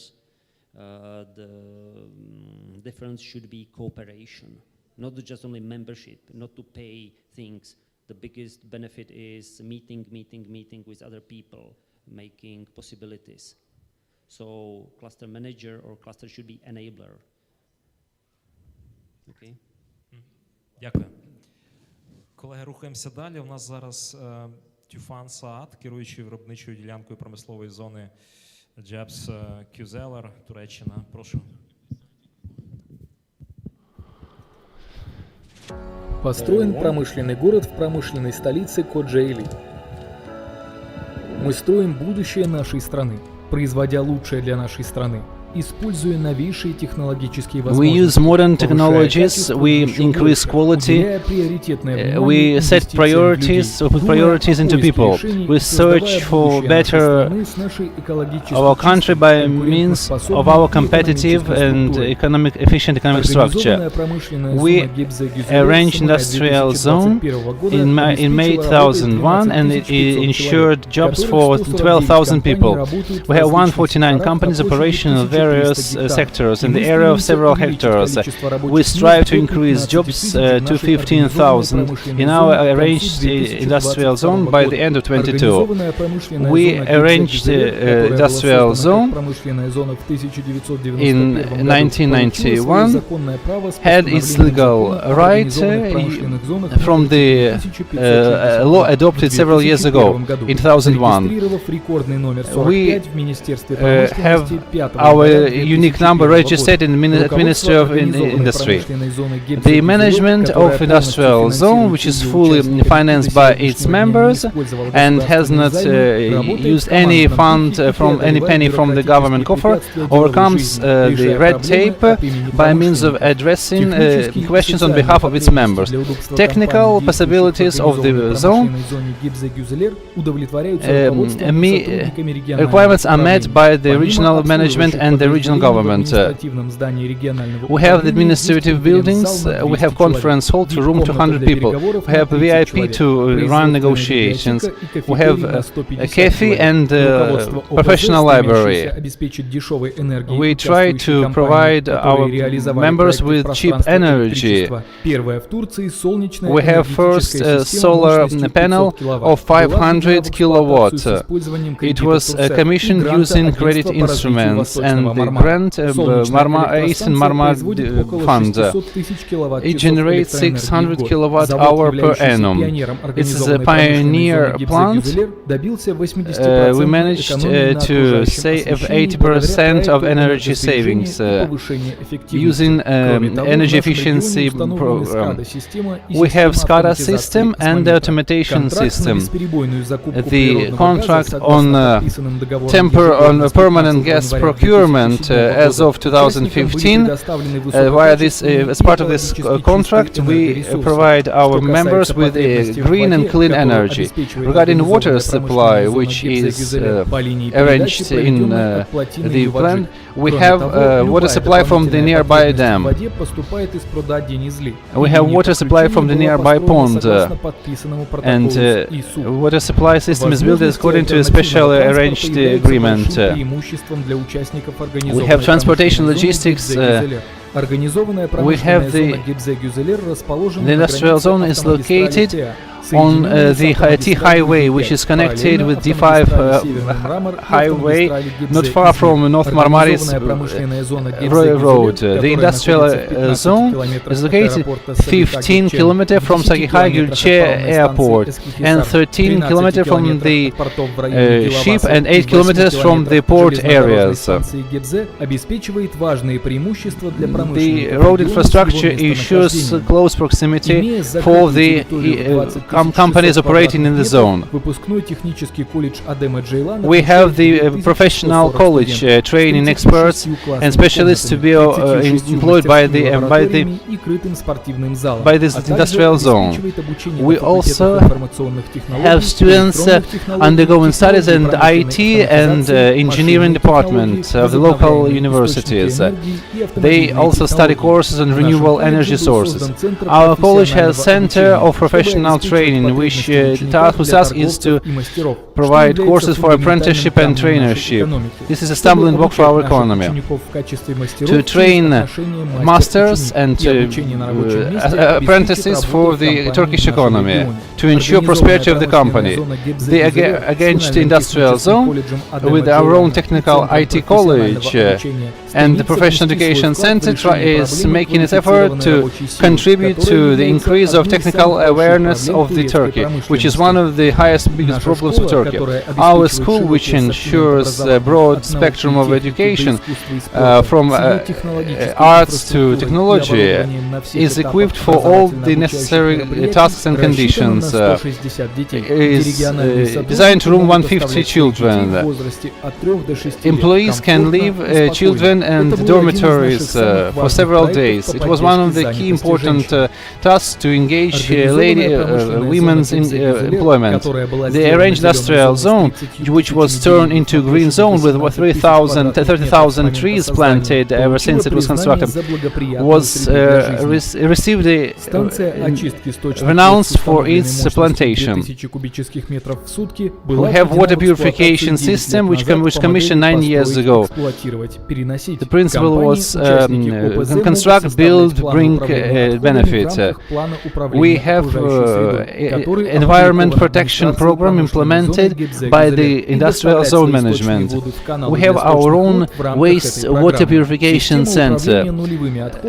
The zero waste management program was established in all the companies operational in the territory of the industrial zone and in the common consumption zone. And we received the initial certificate in 2020. The aim of the certificate is to receive the full certificate of zero waste in late 2021. As a part of zero waste program, we arranged a common event on waste treatment with the local manufacturers participating. The idea to reform the zero waste program. The administration will keep on providing services on a sustainable way with ISO 9000 standards and other ISO-related standards implemented as a part of the integrated management system.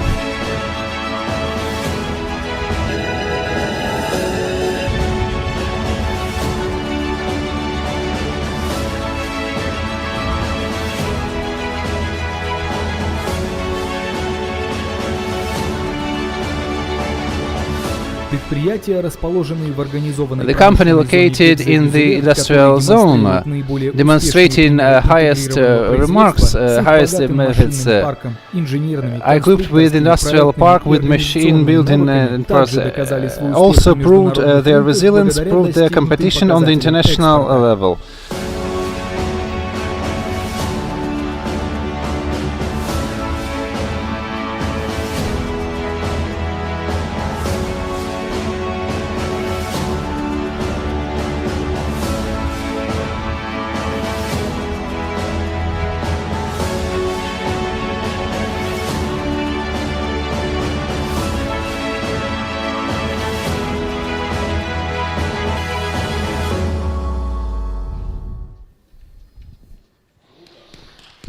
That's fantastic. That's most fantastic. Thank you for watching. I'm pleased to be here. Я дуже велика шана приймати участь у цьому форумі. Вибачте за мою англійському. Якщо у вас є питання, я буду радий відповісти на них. Будь ласка. Дуже цікаво для всіх нас, дуже має, ми розуміємо, що Україна відстає від It was said that the park was established in 2001. So I think you are not first time in Ukraine. So according to you, it's right. We are behind of Turkey. This is my first time. Okay. But 2 years ago, some your government people come to see us organize zone. But COVID-19 happened, and we cannot continue to that. We will happy to assist you in installing your organized zones if you want our help. So up to you. How long it takes time from the establishing to deployment? I mean, to the state where we have in the park many company, tens, hundreds company. How long is period? We have, I think it depends on how you want it. It's maybe 2 years or 10 years. We did this in 10 years actually. But what is important in this process? What is the factor of success to speed up this deployment? Can I take some support there? Yeah, please. Yeah. Mesut, come here, please. Yeah. Hükümetin desteği lazım öncelikle. Вы говорите на русском, да? Да, немножко. Да, вам удобнее на русском или на английском? Господин Tufan, генеральный директор это Industrial Park, который Adem Bey сейчас жалко нету. Да. Board director. Они делали все через как державную помощь, как Minprom-Politics турецкий. Да. Kaç tane firma vardı orada? 70 тане? 153 предприятий основной и 70 есть маленькие SME. И это 16% это предприятия иностранец, не турецкие. И который ваш вопрос раньше, они делали 1092 değil mi? 97. Они первое это арея они получили 1992. The operation started in 1992. Yet this video dates back to 2001, because in 2001 we had a new law by Turkish Ministry of Industrial Politics. We introduced new rules for regulations for gas and energy consumption.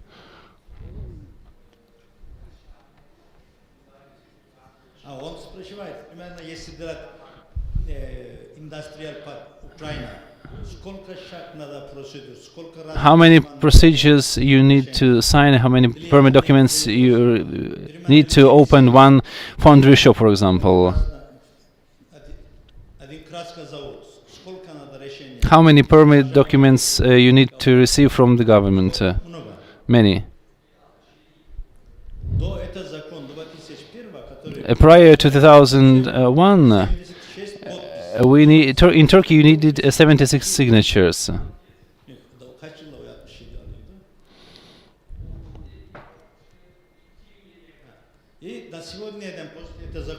And once this law was adopted, only 2 signatures are required. If a Czech company wants to open a business, you will need only 2 signatures. One signature by Mr. Tufa. It's like he's like mayor of the territory. He's like the CEO of this industrial park. You don't need to report to the firefighter, to the president. It's like a package solution. It's like autonomous industrial zone. How many industrial parks you have like that in Turkey? 380 parks. 358 industrial parks, where we have 2 million people employed.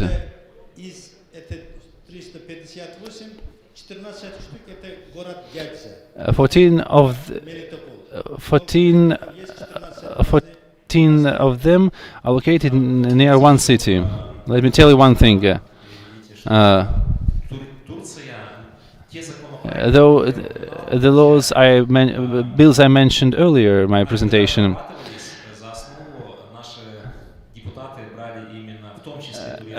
when they were developed,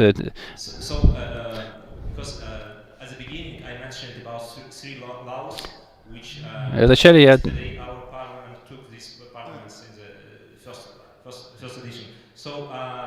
to develop these laws, our deputy of parliament, they took like example, like benchmark your experience. So we hope very much that Ukraine. Şeyleri kopyaladık biz diyor onu biliyorum diyor. Ya o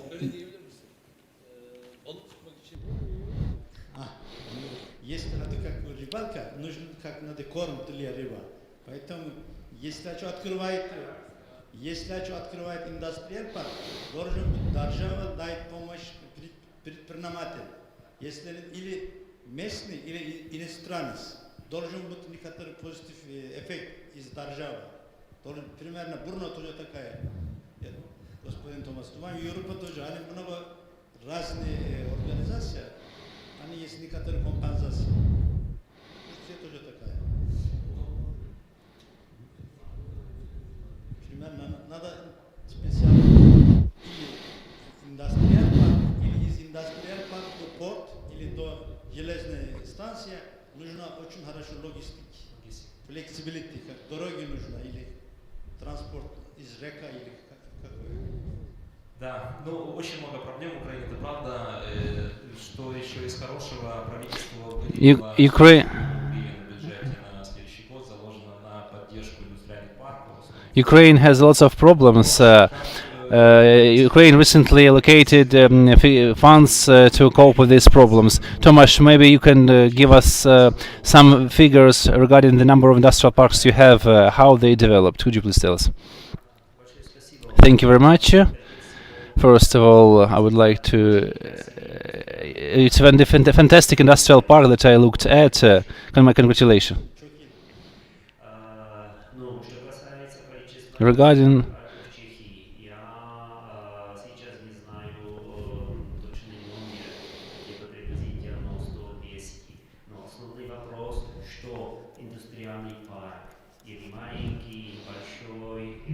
The number of industrial parks in Czechia is something it's 100, 200.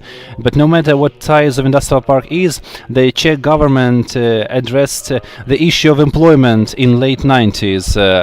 For example, in Brno, we had 11% of unemployment. Because we had the metallurgical plants stopped, and the employment sometimes reached 25%. The government began providing systemic assistance to the industrial parks. It constructed infrastructure, etc. Yet, in the course of these 10 years, all the industrial parks were filled, and the unemployment turned out to be the smallest in European Union.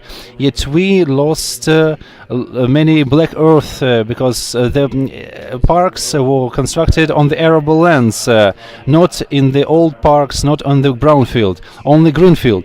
Greenfield is cheaper, and international companies try to look for the greenfield because it's economically beneficial.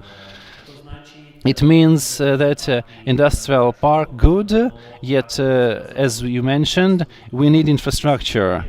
Should you have no railroad, should you have no airport, should you have no road, only small investor comes. Only those come who want cheap labor force.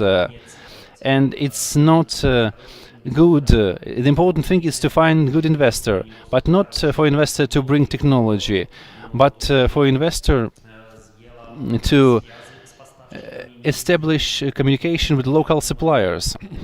And I believe this is the task for the Chamber of Commerce and Trade or for the local government to make those communication connections. If you have that kind of a transformation, there is one place, industrial park, for example, 3-5 jobs or 3-5 suppliers, and this multiplication, this scaling is very important to scale suppliers. Thank you very much for industrial zone. It's fantastic. Thank you very much. We lose our time zone. Thank you very much. Colleagues, we proceed. We speak about clusters, industrial parks. We intermix these topics. Now we invite the head of the Zaporizhzhia cluster. Good afternoon, ladies and gentlemen. This is important to hold this kind of events. I'm very much pleased to be invited, because this is where we form the understanding of how to collaborate and how to move on. I would like to use my first slide to visualize the role of SMEs in the Ukrainian economy. And as you see from the trends represented, the micro and SMEs pose a significant part in the VAT manufactured goods. They are direct, they are larger employers, and it stands to reason that the production of goods and services is more on the small and medium-sized companies than on larger ones. And the next slide, we see slightly different structure. When export and import is larger, is executed more by the larger companies, and the preference of SMEs associations is to gain the advantages both in export and import, and to be more renowned in the region, in the company, compared to big businesses that sometimes is not innovative as SMEs.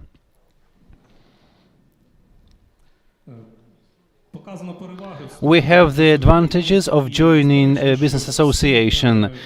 It stands to reason the companies who respond to this question say that business associations multiply the commercial effect. They allow companies to get additional financing. They promote more VAT generated. At the same time, there are a number of barriers to join business associations that connected to the fact that SMEs do not believe in the fact that by means of establishing some kind of association, SMEs will be able to impact on the innovative ecosystem. And IM cluster in Zaporizhia is the very institution and business association established in 2020 with the help of APAO project funded by Zaporizhia Chamber of Commerce, together with Zaporizhia Technical University. The internationalization of this synergy became possible due to the assistance of national donor, GIZ.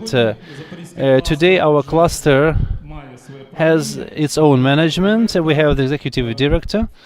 The cluster includes 20 companies. Represented the logos of the companies here. This slide demonstrates the visualization of who are the members of the cluster and the impact of the Zaporizhia-based cluster that we have.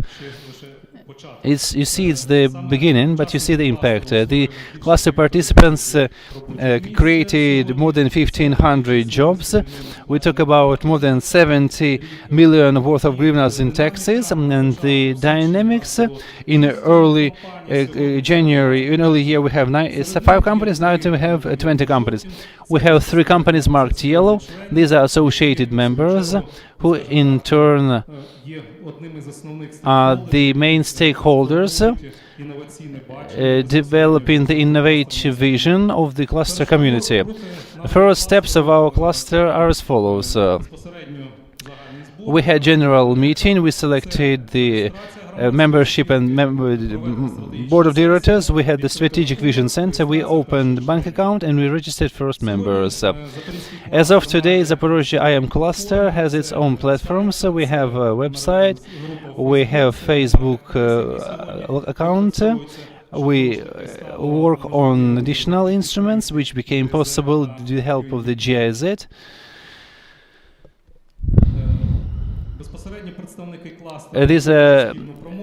We have the promotion by the clusters. We publish brochures and handouts wherein we collect information on the way this association impacts on the innovative development of the region. The Zaporizhia-based cluster initiated its activity via networking and by means of getting acquainted with Zaporizhia companies.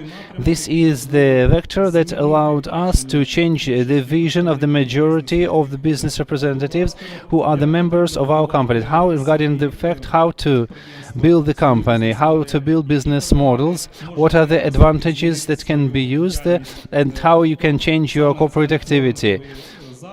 These networking activities we held in the course of the year promoted a number of changes on the corporate level.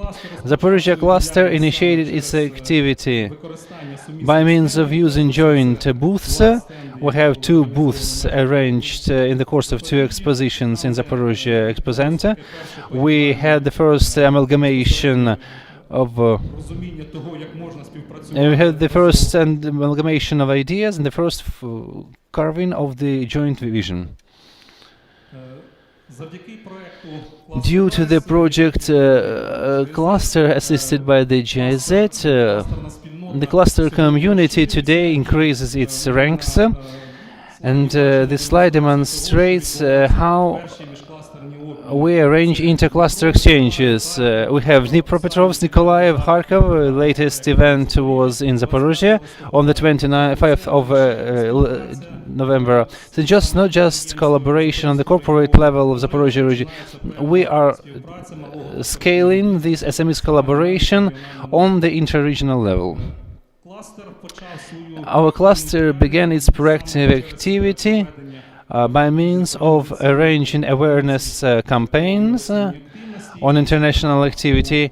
In particular, in March, we held our first technological innovation date, wherein we made the first attempt to assess the level of transparency, what is the demand for this, and what is the level of corporate order. We understand this is only the beginning, but these are already results. For now, this collaboration did not generate large-scale projects, although part of our cluster members began collaborating with large producers and arranging all Ukrainian cluster weeks, which were implemented as a part of our weeks, the Association of Industrial Automation. As a part of the cluster activity, training is very important. Training that we need to combine forces that would ensure the creation of new ideas. As a part of this program, the cluster participants received additional projects that were implemented today with the help of GIZ on internationalization of the project cluster. We have our first success stories. We believe they're implemented. We have memorandums of understanding with industrial class with Mr. Tomasz Kuba. We recently met, and the MOU signed with the Lithuanian Car Exporting Association. This is the cluster representatives that are member of our partners. So, along with these memorandums, additionally, we receive a possibility to get the competence and the expertise that our partner clusters possess.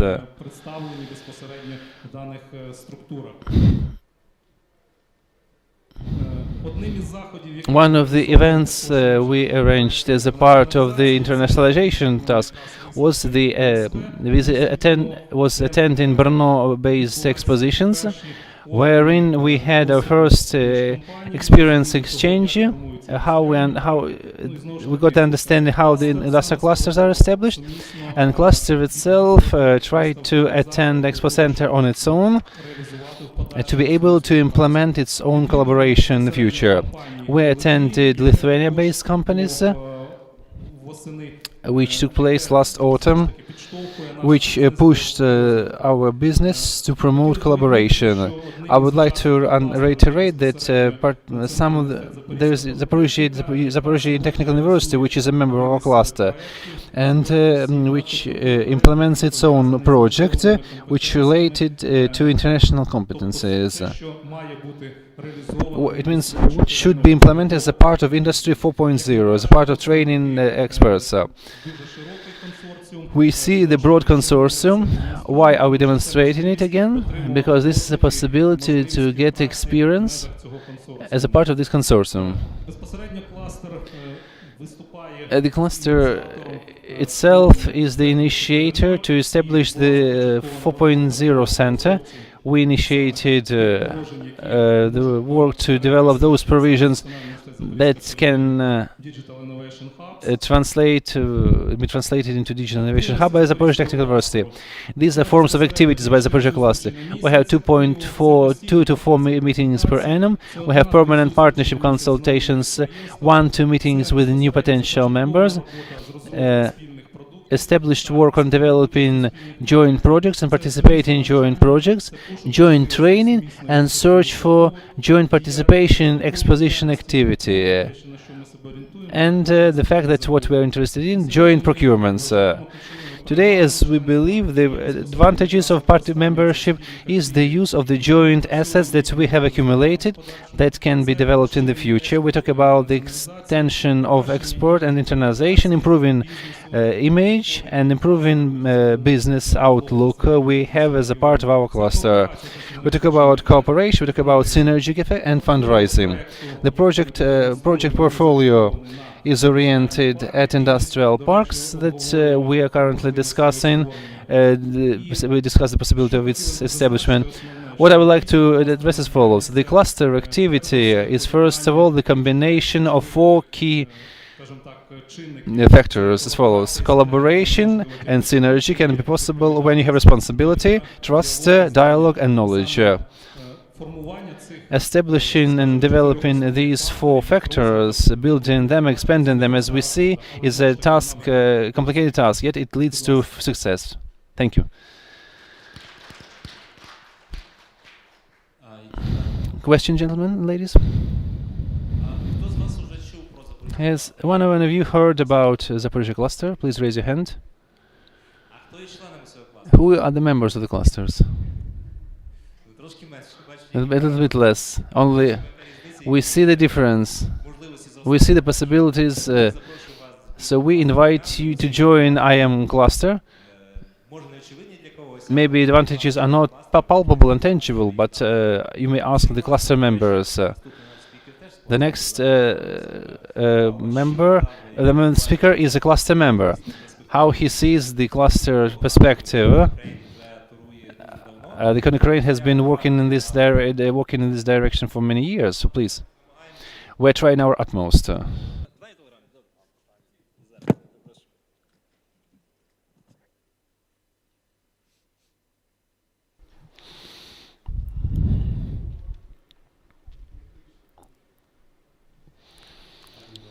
Okay, 1, 2.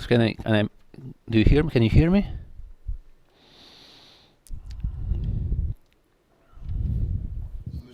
Okay, can you hear me? Good afternoon. First of all, I would like to express my gratitude to the Turkish partners. I was very much impressed by your industrial park. I always say good words for Turkey, because Turkey, as Ukraine, has fantastic competitive advantages regarding logistics, transit routes, and both countries are gates into Asia, Europe, and vice versa. Turkey is using these advantages to the highest level possible. What Ukraine could have already used, it's due to the inert natures, due to the number of Ukrainian phenomena. Maybe it's not the place to discuss. We all know about them, corruption, etc. Maybe some heavyweight approaches and old-time approaches. It's not the task of what I'm like to talk about. The idea is the industrial park to talk about. And the company I represent. I've been working in the company for 11 years, Konkurence Ukraine. This is the largest Finnish investor in Ukrainian economy. This companies have been working in Ukraine since 2005. They procured the company crane manufacturing company 2005. Konkurence is 3 world's largest crane and lifting equipment manufacturer. We talk about industrial cranes, lifting equipment, but it's not the task I'm to talk about. It's not the question I would like to raise. In 2011, we launched the project called the Industrial Park Zaporizhzhia.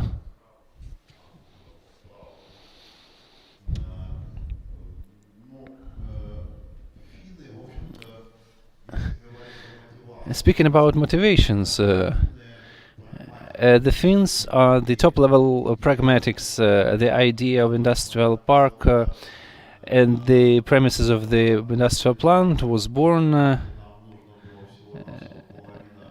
because we required only 50% of the premises of the workshops. Therefore, to optimize the area, we designed the idea of the industrial park. So this was the bottom-up approach. So it was not a top-down approach or the political decision. It was convenient for us.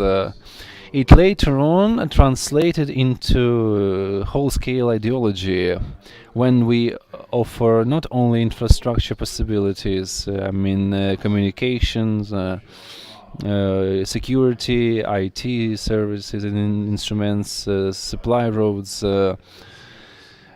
services and the products to be exchanged on the internal level, within the industrial park. Instead, we offer a certain ideology. My Turkish colleague and one of the Turkish partners highlighted that you can use fish to catch. Yes, you use a small fish to catch big fish. You show. It means that investor cannot only exist in Ukraine, but be successful on international market. Let me tell you, the 98% of product of our company are exported to Brazil, US, almost all the European Union countries. Yes, under brand in under made in Ukraine brand. Yes, with the signature Ukraine's company. Initially, this industrial park was the instrument of optimization, which eventually was translated into what we have at the moment. Eventually, it was translated into clear-cut ideology. Here, we provide you information on the services we can offer as the plant. To those who work as a part of our premises, you see, we offer the plasma machine. We speak about the metal construction. We talk about the transportation services. I will not focus on this. Your attention. Everything we do have it at our disposal.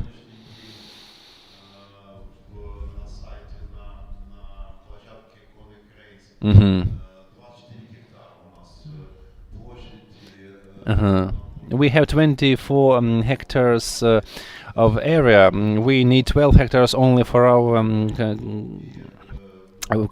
industrial purposes. We rent the remaining territories and offer infrastructure services. Plus, we offer ideology. We are successful in terms of being profitable. Based on the financial results last year, we have sales growing. We sometimes have to turn down offers because we are overfilled, flooded with offers. At the moment, we have several Ukrainian companies operational here.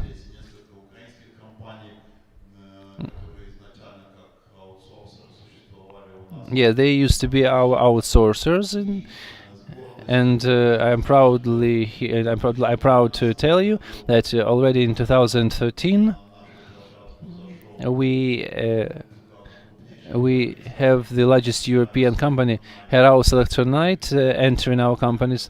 This is a Belgian-German company manufacturing in particular equipment for metallurgical industry, metallurgy-oriented sensors. We free the whole shop for them. We can carry out, as we call it, European level overhaul.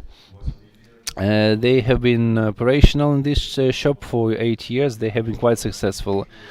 Later on, we have several Finnish companies joining forces with us. If you look at the number of agents operational, you have 16 people. You have Sarkinen company, Finnish operator. It employs 57 people. If we speak about jobs creation, this is a good parameter, performance indicator. Sarkinen manufacture metal constructions. Velsako is also engaged in the same activity. They exist, they work, and they're quite successful in terms of business on our platform. Regarding the government support, it's rather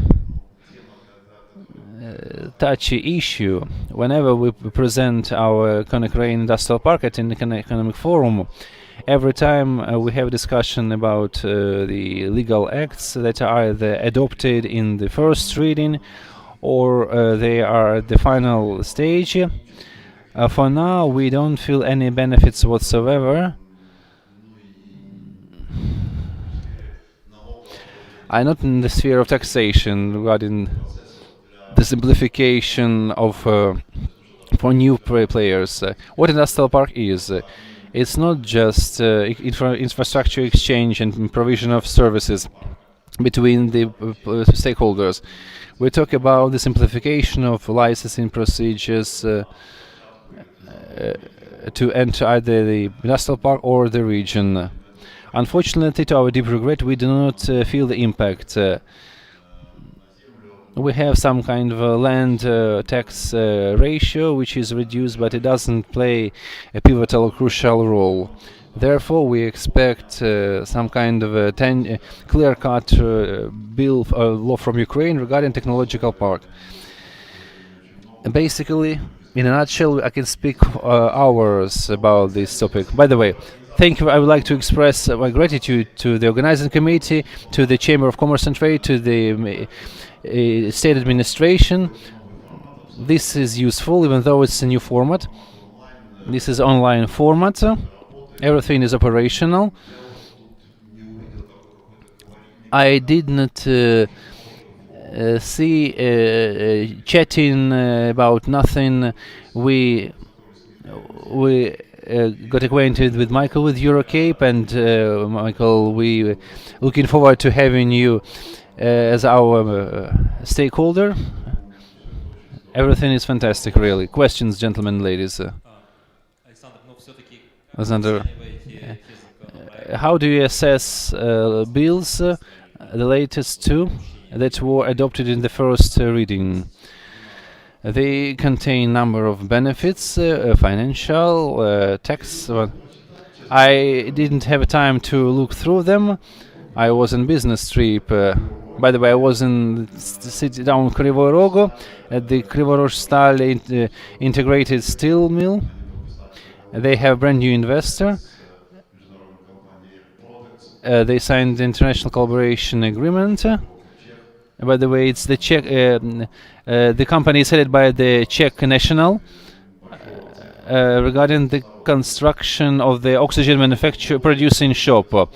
I mean, new investors come to our Eastern Ukrainian production industrial platform. Regarding laws, I shall definitely read through them. Yet I would like to have a tangible result, palpable result, some kind of a relief, some kind of nuts and bolts that would make my life easier. Colleagues, questions? No questions? Maybe someone can comment. Welcome to our industrial platform. The Turkish partners made us eat the dust, made us underdogs. You can go to Turkey and locate everything there. Yeah. Thank you very much. Will you mention those bills? Will you mention those bills? Is there anyone in the room who knows about the bills adopted yesterday by the Verkhovna Rada regarding industrial parks? There were public and expert hearings, and the community of industrial entrepreneurs have been talking about it for 1 year already. So we need to sort out what our lawmakers have been addressing. The Industry for Ukraine colleagues highlighted this issue.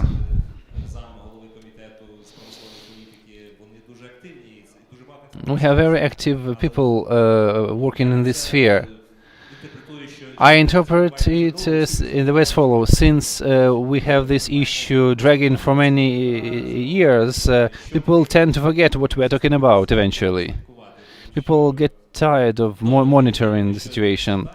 We will consult them. And now ask Olga Korets, Project Manager, Coordinator of Industrial Parks, East Sussex Invest Group LLC. Maybe the lady will tell us about this.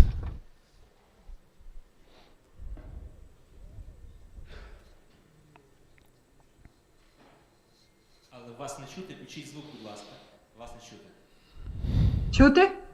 Can you hear me? Yes, please. Доброго дня. Дуже дякую. Good afternoon, ladies and gentlemen. Thank you very much for having the possibility to participate in this forum.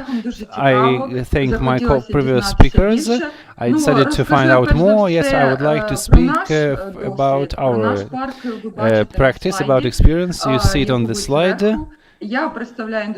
I represent industrial park called Melitopol. It's a private industrial park.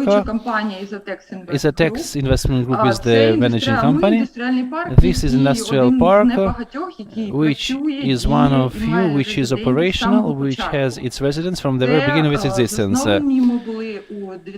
We were established in 2018, and we have already been working for 4 years. We have been efficient and beneficial. Today you will listen to the success story, and I invite you directly to our location for you to see firsthand how we work in the field. As the previous speaker mentioned, in Turkey everything is good, everything is shining. I believe we also have everything shining. First of all, due to the efforts by the initiators and those who establish and build up industrial parks. We are always asked what industrial park is, why you need it. I mean, average people ask us. Those people who work in the industrial park or establish are aware of the necessity. Therefore, sometimes it's very difficult to explain the need to establish industrial park. And our idea, for example, was to develop park was once we procured a premise, we procured industrial production premise. It used to be a plant in the past. It was the refrigerator manufacturing plant. We understood that establishing industrial park would be not just only the source of profit, but it would be the center of economic gravity for the region, which would eventually be beneficial both for us as the owner of the residency and both to the members of the municipality. So the idea of industrial park was not only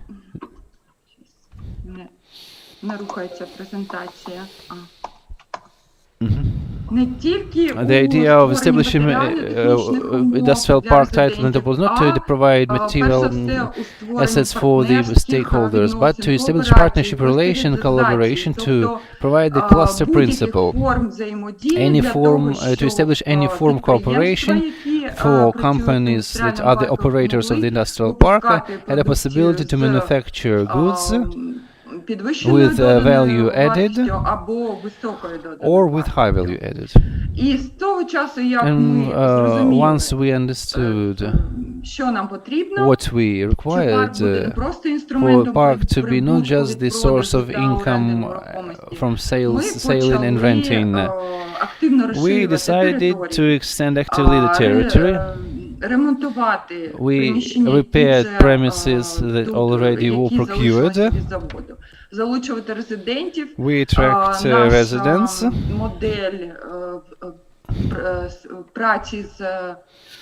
Our form of collaboration with residents is individual customized approach. We listen and adhere to their individual requirements. We try to secure and ensure their interests. The next task of ours was to develop new projects for industrial park to develop and not to be idle. The park itself is located on 16 brownfield. In 3-year period, we managed to add 19 hectares of greenfield, wherein new projects would be implemented. І в чому хочеться сказати, що основна ідея the наша main була idea це забезпечити behind it was багатофункціональність парку. to ensure the multi-functionality, multi-role of industrial park, to locate various branches representatives. At the moment, the park is represented by companies working in the sphere of engineering, logistics. Our first investor and large-scale resident is a new post courier company. We have timber processing, agro processing, trade and services, construction, and we also try to develop social entrepreneurship. We consider possibility of establishing a social cultural area within the premise. Втім, що хочемо сказати, перш за все, наш успіх полягає в тому, що ми з самого початку надіялися на свої сили. We counted only on our own resources, and we saw our possibilities and limits. Our advantage is the presence of engineering networks. We have electricity supply. Ви бачите на презентації. You see it on the presentation. You see brownfield area and you see greenfield area. We provide 5 megawatts of energy supply. We have water removal, water supply.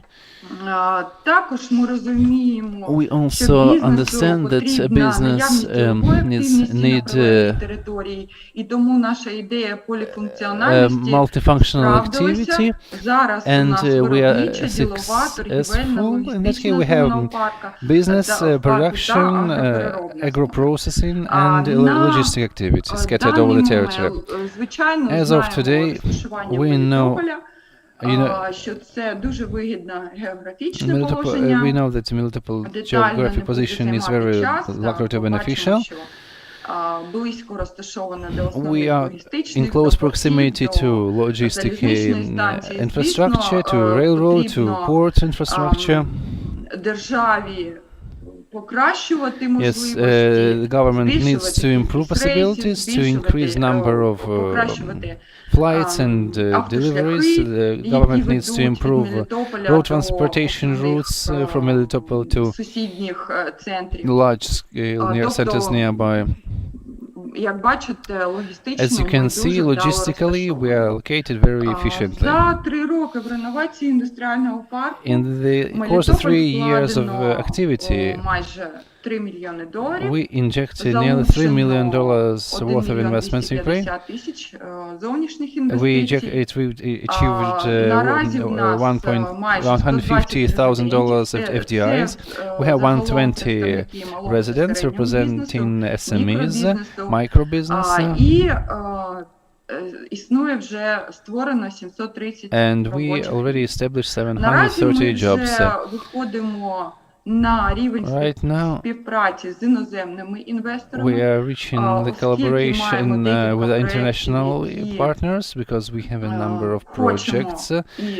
Не можемо самостійно реалізувати, хотілося б знайти to implement, but we struggle to implement on our own. We therefore would like to find some investors and partners. We have a driver to develop Melitopol, and this driver is the readiness to provide not only services, but to initiate projects run by the residents to arrange the collaboration. So the main tasks are and instruments the managing company is working on are as follows: investment development, developing packaging new services for residents, and developing potentially efficient, resource-efficient, extensive projects for the park residents. This is what we are focusing our efforts on,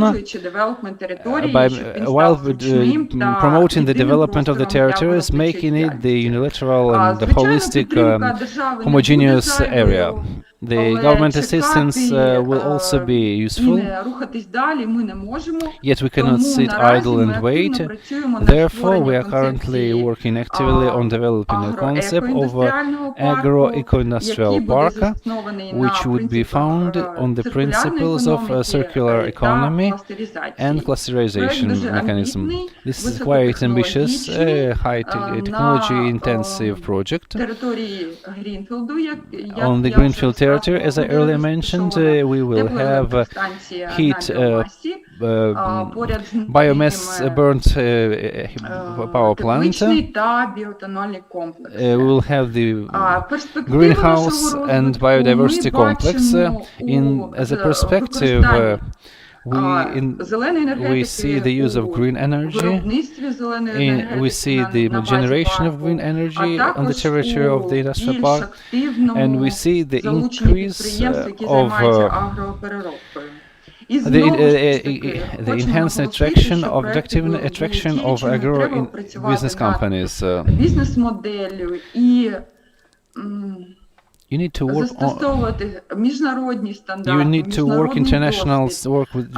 attract international standards. You need to combine international standards and business plan with the real situation you're located on, and you need to work in the context of the reality. The managing company of the industrial park can provide. And to translate our emotion and our high spirit of our company, of our industrial park, it would be nice to quote Sheryl Stambert, the Facebook operative director, who said, if you are offered a place on the spacecraft, don't look at the number of the spacecraft place, just simply take this place. We recommend you to develop your idea, commensurate to your resources. Don't wait for something specific. Don't count only on your efforts and look for the possibilities at the same time. Thank you very much, Ms. Olga. Your experience will inspire many people. Either way, tell us, please. I'm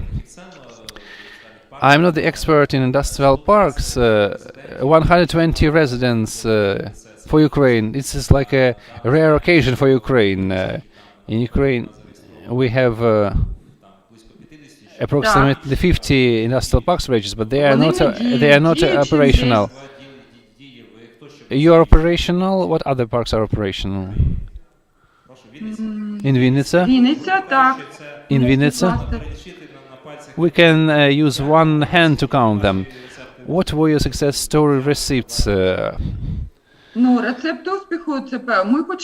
We started from scratch.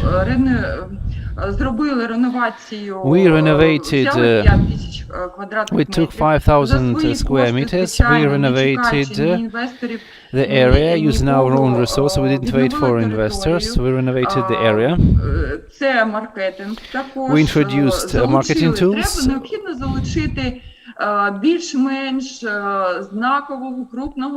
You need to attract more or less important or significant resident. You need a resident to have image, to have a popular name, and this company would initiate economic activity around it. We had the new post courier company, and we have several metal processing companies famous on the regional market. They, using our assistance, establish certain business activity. Other residents saw benefits, so it's worth establishing the production premises there. So we have companies consisting of operators, not only from the industrial sector, but we have office operators, we have small-scale shops where we produce craft goods, each and every type of business, micro SMEs, we have territories that can be allocated for. So, is there a specific role of a local authority? I know you have a local municipal clusters specialized in some sort of activity. Did it have its own role? Yes, we have the local authority support. The support is very palpable and tangible. All the local projects, I mean the social projects, others initiated by the city, these projects invite potential investors and potential donors to our industrial park. They disseminate information about our industrial park. We look for the possibilities to, for example, we have an ambitious project, IT center. We have an ambition to establish IT center on the territory of our industrial park. The involvement of local authorities is present.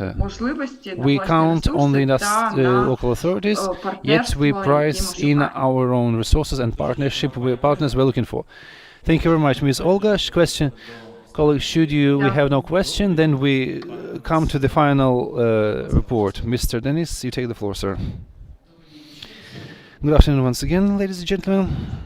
My presentation would differ from the reports by previous speakers, because all of them demonstrated their fruits. We have currently operational parks. I would like to talk about the industrial park. Our municipality has been working on for 2 years. The answer to your question regarding the legislation and answering to a question by Alexander Pavlov that no one is helping no one, I wouldn't like to contradict. Today I represent a local authority, so I'm the official. Therefore, as of today, there is a certain movement regarding the promotion and supporting the port of the industrial parks is palpable. First of all, the laws are at least considered. We have those laws. We hear about those laws on a daily basis, and I'm confident that developing this company, this country, this municipality, no matter what issue we talk about, depends a lot and heavily on these industrial parks. It's okay. Our municipality and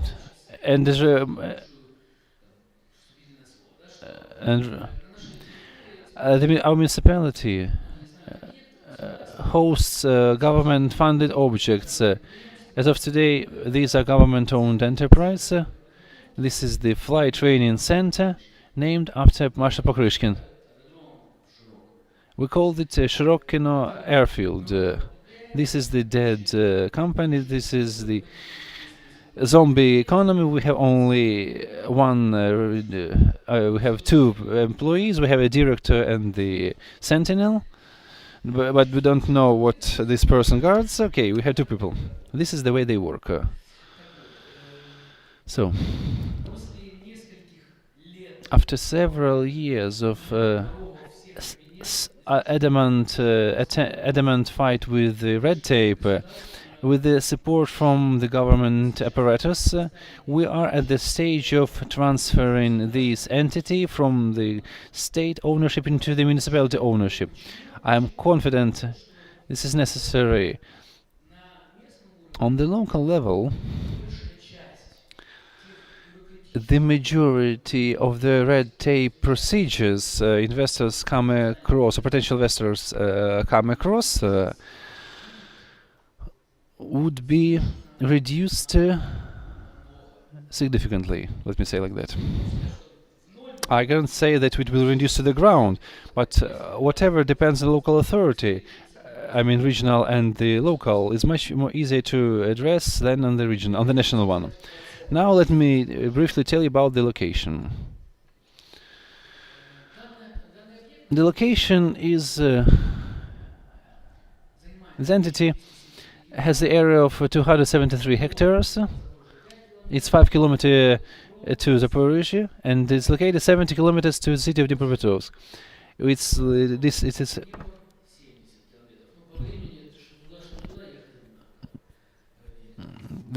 close. It's same proximity to both Dnipropetrovsk and Zaporizhzhia. We have 20 kilometers and 30 kilometers to next railroads, railway stations. The entity is located directly on the national importance highway. It has fascinating supply roads. The highway has undergone renovation. You all know about it. We see potential development vectors. We have 4 of them. The first one. We plan to turn the majority of the area into industrial park. We have the flight academy. We have the area for the events and activities of the national scale. Briefly, I will decipher each and every intention. Together with Motor Sea Joint Stock Company, we plan to establish a field academy after Sikorsky on a certain part of this location. The work in this field, the preparatory work, is already underway, directly by Motor Sea Joint Stock Company specialists and experts. This object will have the aviation-related importance because we managed to preserve one more runway, which after slight funds injection would serve the very function it was designed for. Correspondingly, regarding the aviation and flight topic, it would give a boost to develop agrarian aviation. It would allow to use this entity to use as a transit location on the way you fly to other municipalities and cities. The small-scale aviation is becoming more and more popular. We have more and more amateurs to travel by their own planes. The price for that equipment equals the price of a car. We have the idea of establishing the aviation club. This entity could be the place for developing aviation sport, and together with a number of events we held in the city and in the region. I mean the recreation of the island of Ortisa, the renovation of the tourist cluster in Melitopol we earlier heard today. It would allow us to improve the tourist and investment attractiveness of this region we live in. The next vector of activity would be establishing building platforms for events and forums. This platform has already been used since it is beyond the city territory. It was already used to arrange national and all Ukrainian festivities.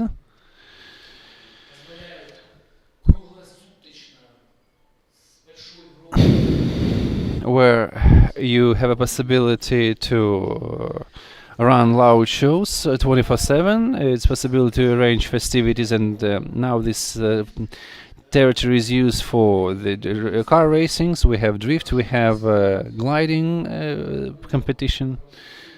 So this kind of event activities. And what we are currently discussing, this is the industrial park, the lion's share of the territory we see allocated for this industrial purpose. The largest, let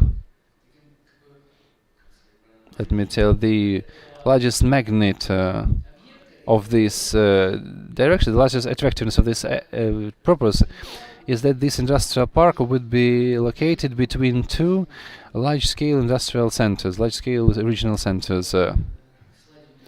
This slide further on specifies on this information. It will allow us to use human resource potential, technical potential. Labor force can be transformed, delivered both from Zaporozhye and Dnipropetrovsk. We can consider this option as well. What my colleagues earlier told you about,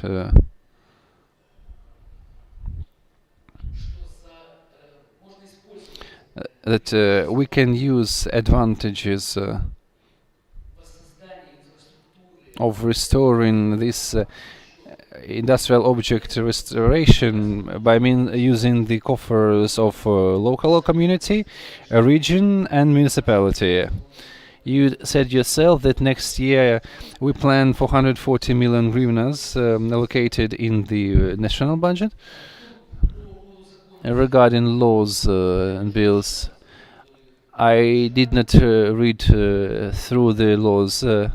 I cannot comment them. What the municipality can do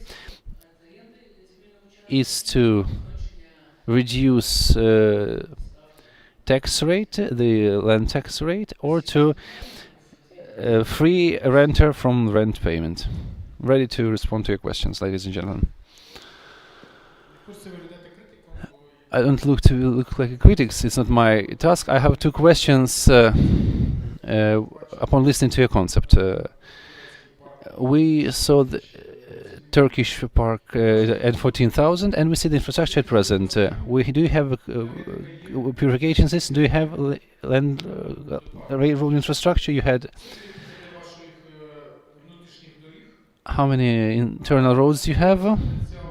Have you got? Okay, you can deliver center. You can deliver a labor force. This is the question of those who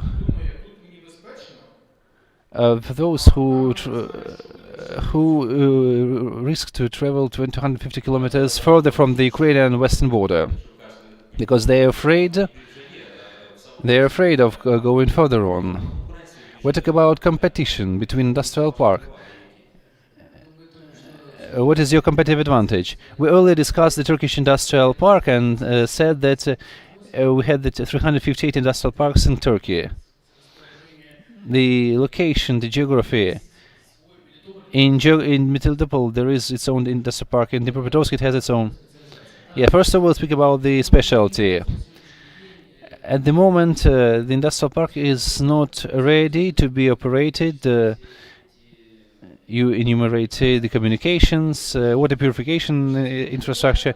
Yeah, they used to be. Everything used to be there because it used to be a large-scale object wherein we had 1,200 cadets, excluding personnel. Everything can be restored. This is what I earlier mentioned. Everything can be done using government coffers. The business model, what we earlier discussed. Do you have a business model? In the very beginning of my report, I said that we are at the beginning of our travel. We cannot speak about fruits until we simply plant the seed. My idea of today's meeting is to find a potential investor and the company, a managing company. because municipality definitely won't be able to do it. A municipality is not a commercial entity. Tomasz, Mr. Tomasz? I would like to comment on. I'm not sure if you have a strategy on the all-Ukrainian level, on the political level. We in Czechia had understand that we had different industrial zones.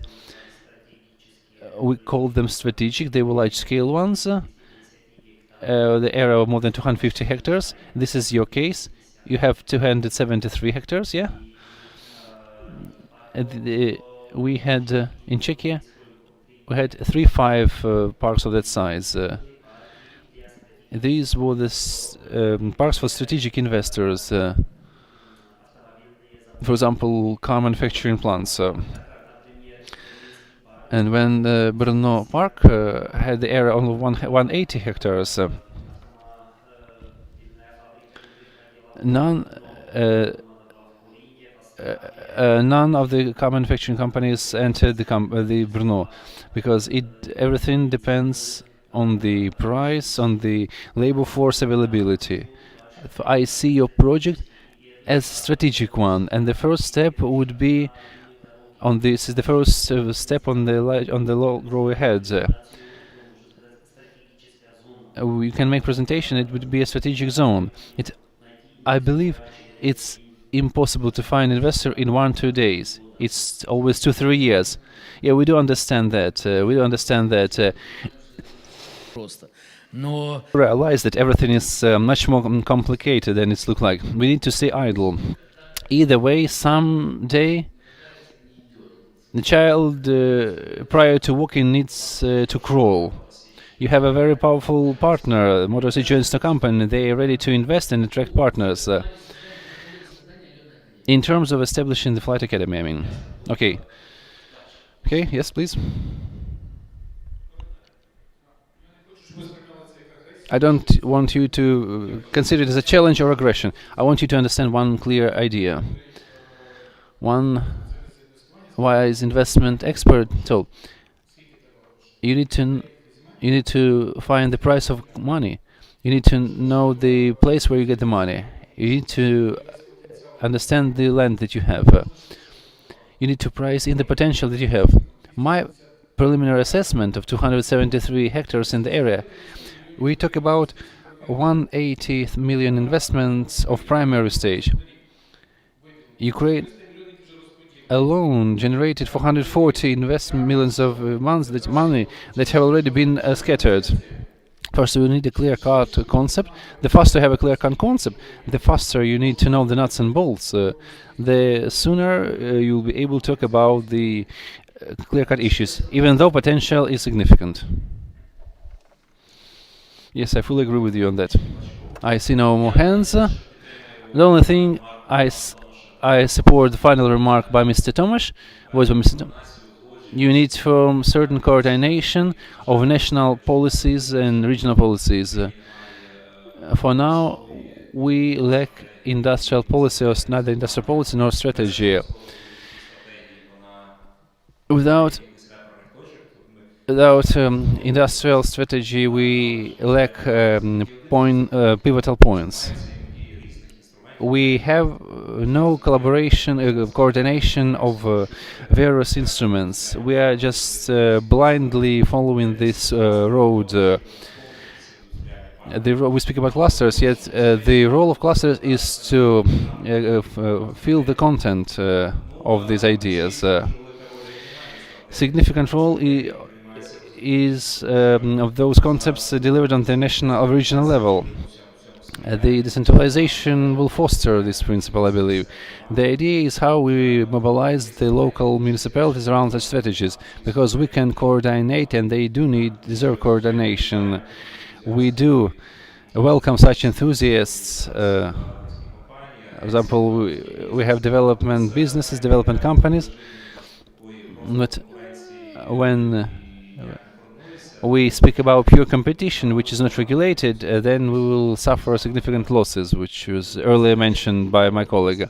It would be properly to price such concepts into the municipal and municipality development plans. We have this development strategy by till 2027, but what is the role of industrial park, how it will correlate with the cluster development? So the question raised is very important. This is the question for international partners donors, because when entering here, they want to see trends. We heard how it was established in Poland, in Turkey, in other regions, and when investors say that they are afraid then the risk of losing confidence is high.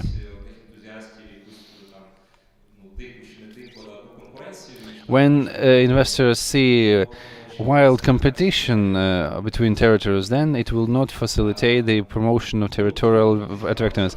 Therefore, we are here to address and discuss these issues and correlate. Colleagues, I express my gratitude to our speakers for this discussion. Let us applaud to the speakers and the rapporteurs. We now yield the floor to the organizers. I would like to express our gratitude to the organizing committee for this fruitful and fantastic conference. I attended many conferences arranged by the Zaporozhye Chamber of Commerce. I believe this conference is one of the kind. Thank you very much.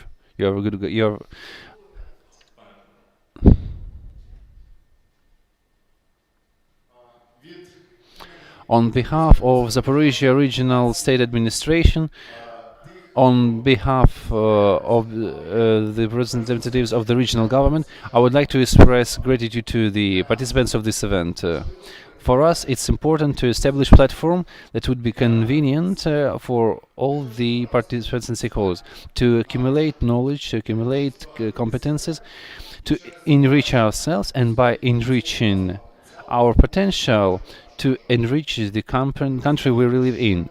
We understand that building the national policy is the question in the competence of central government.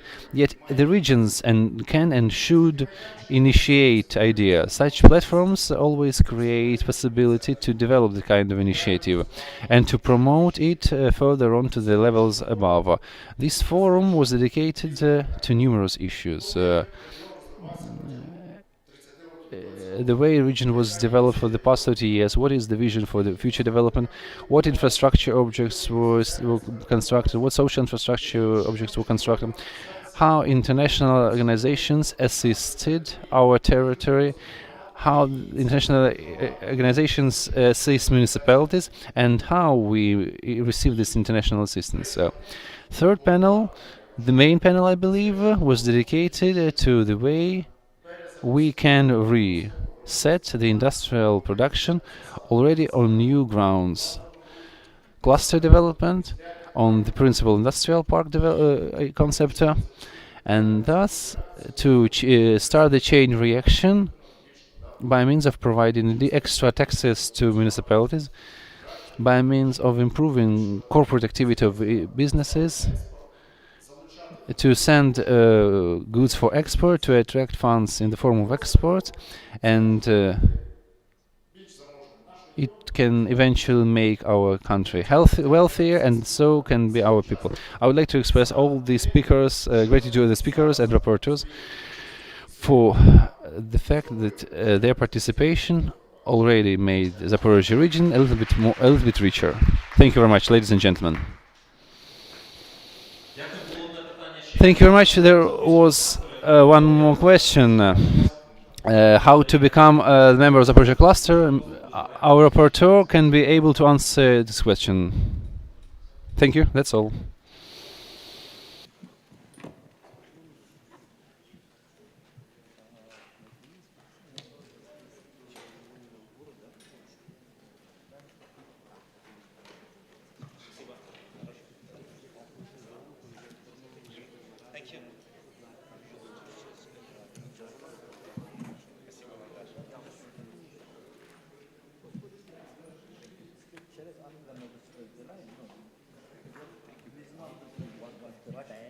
Explanation of industrial zone. If you have time, please come to Brno. Museum industrial zone. I want to come to see us.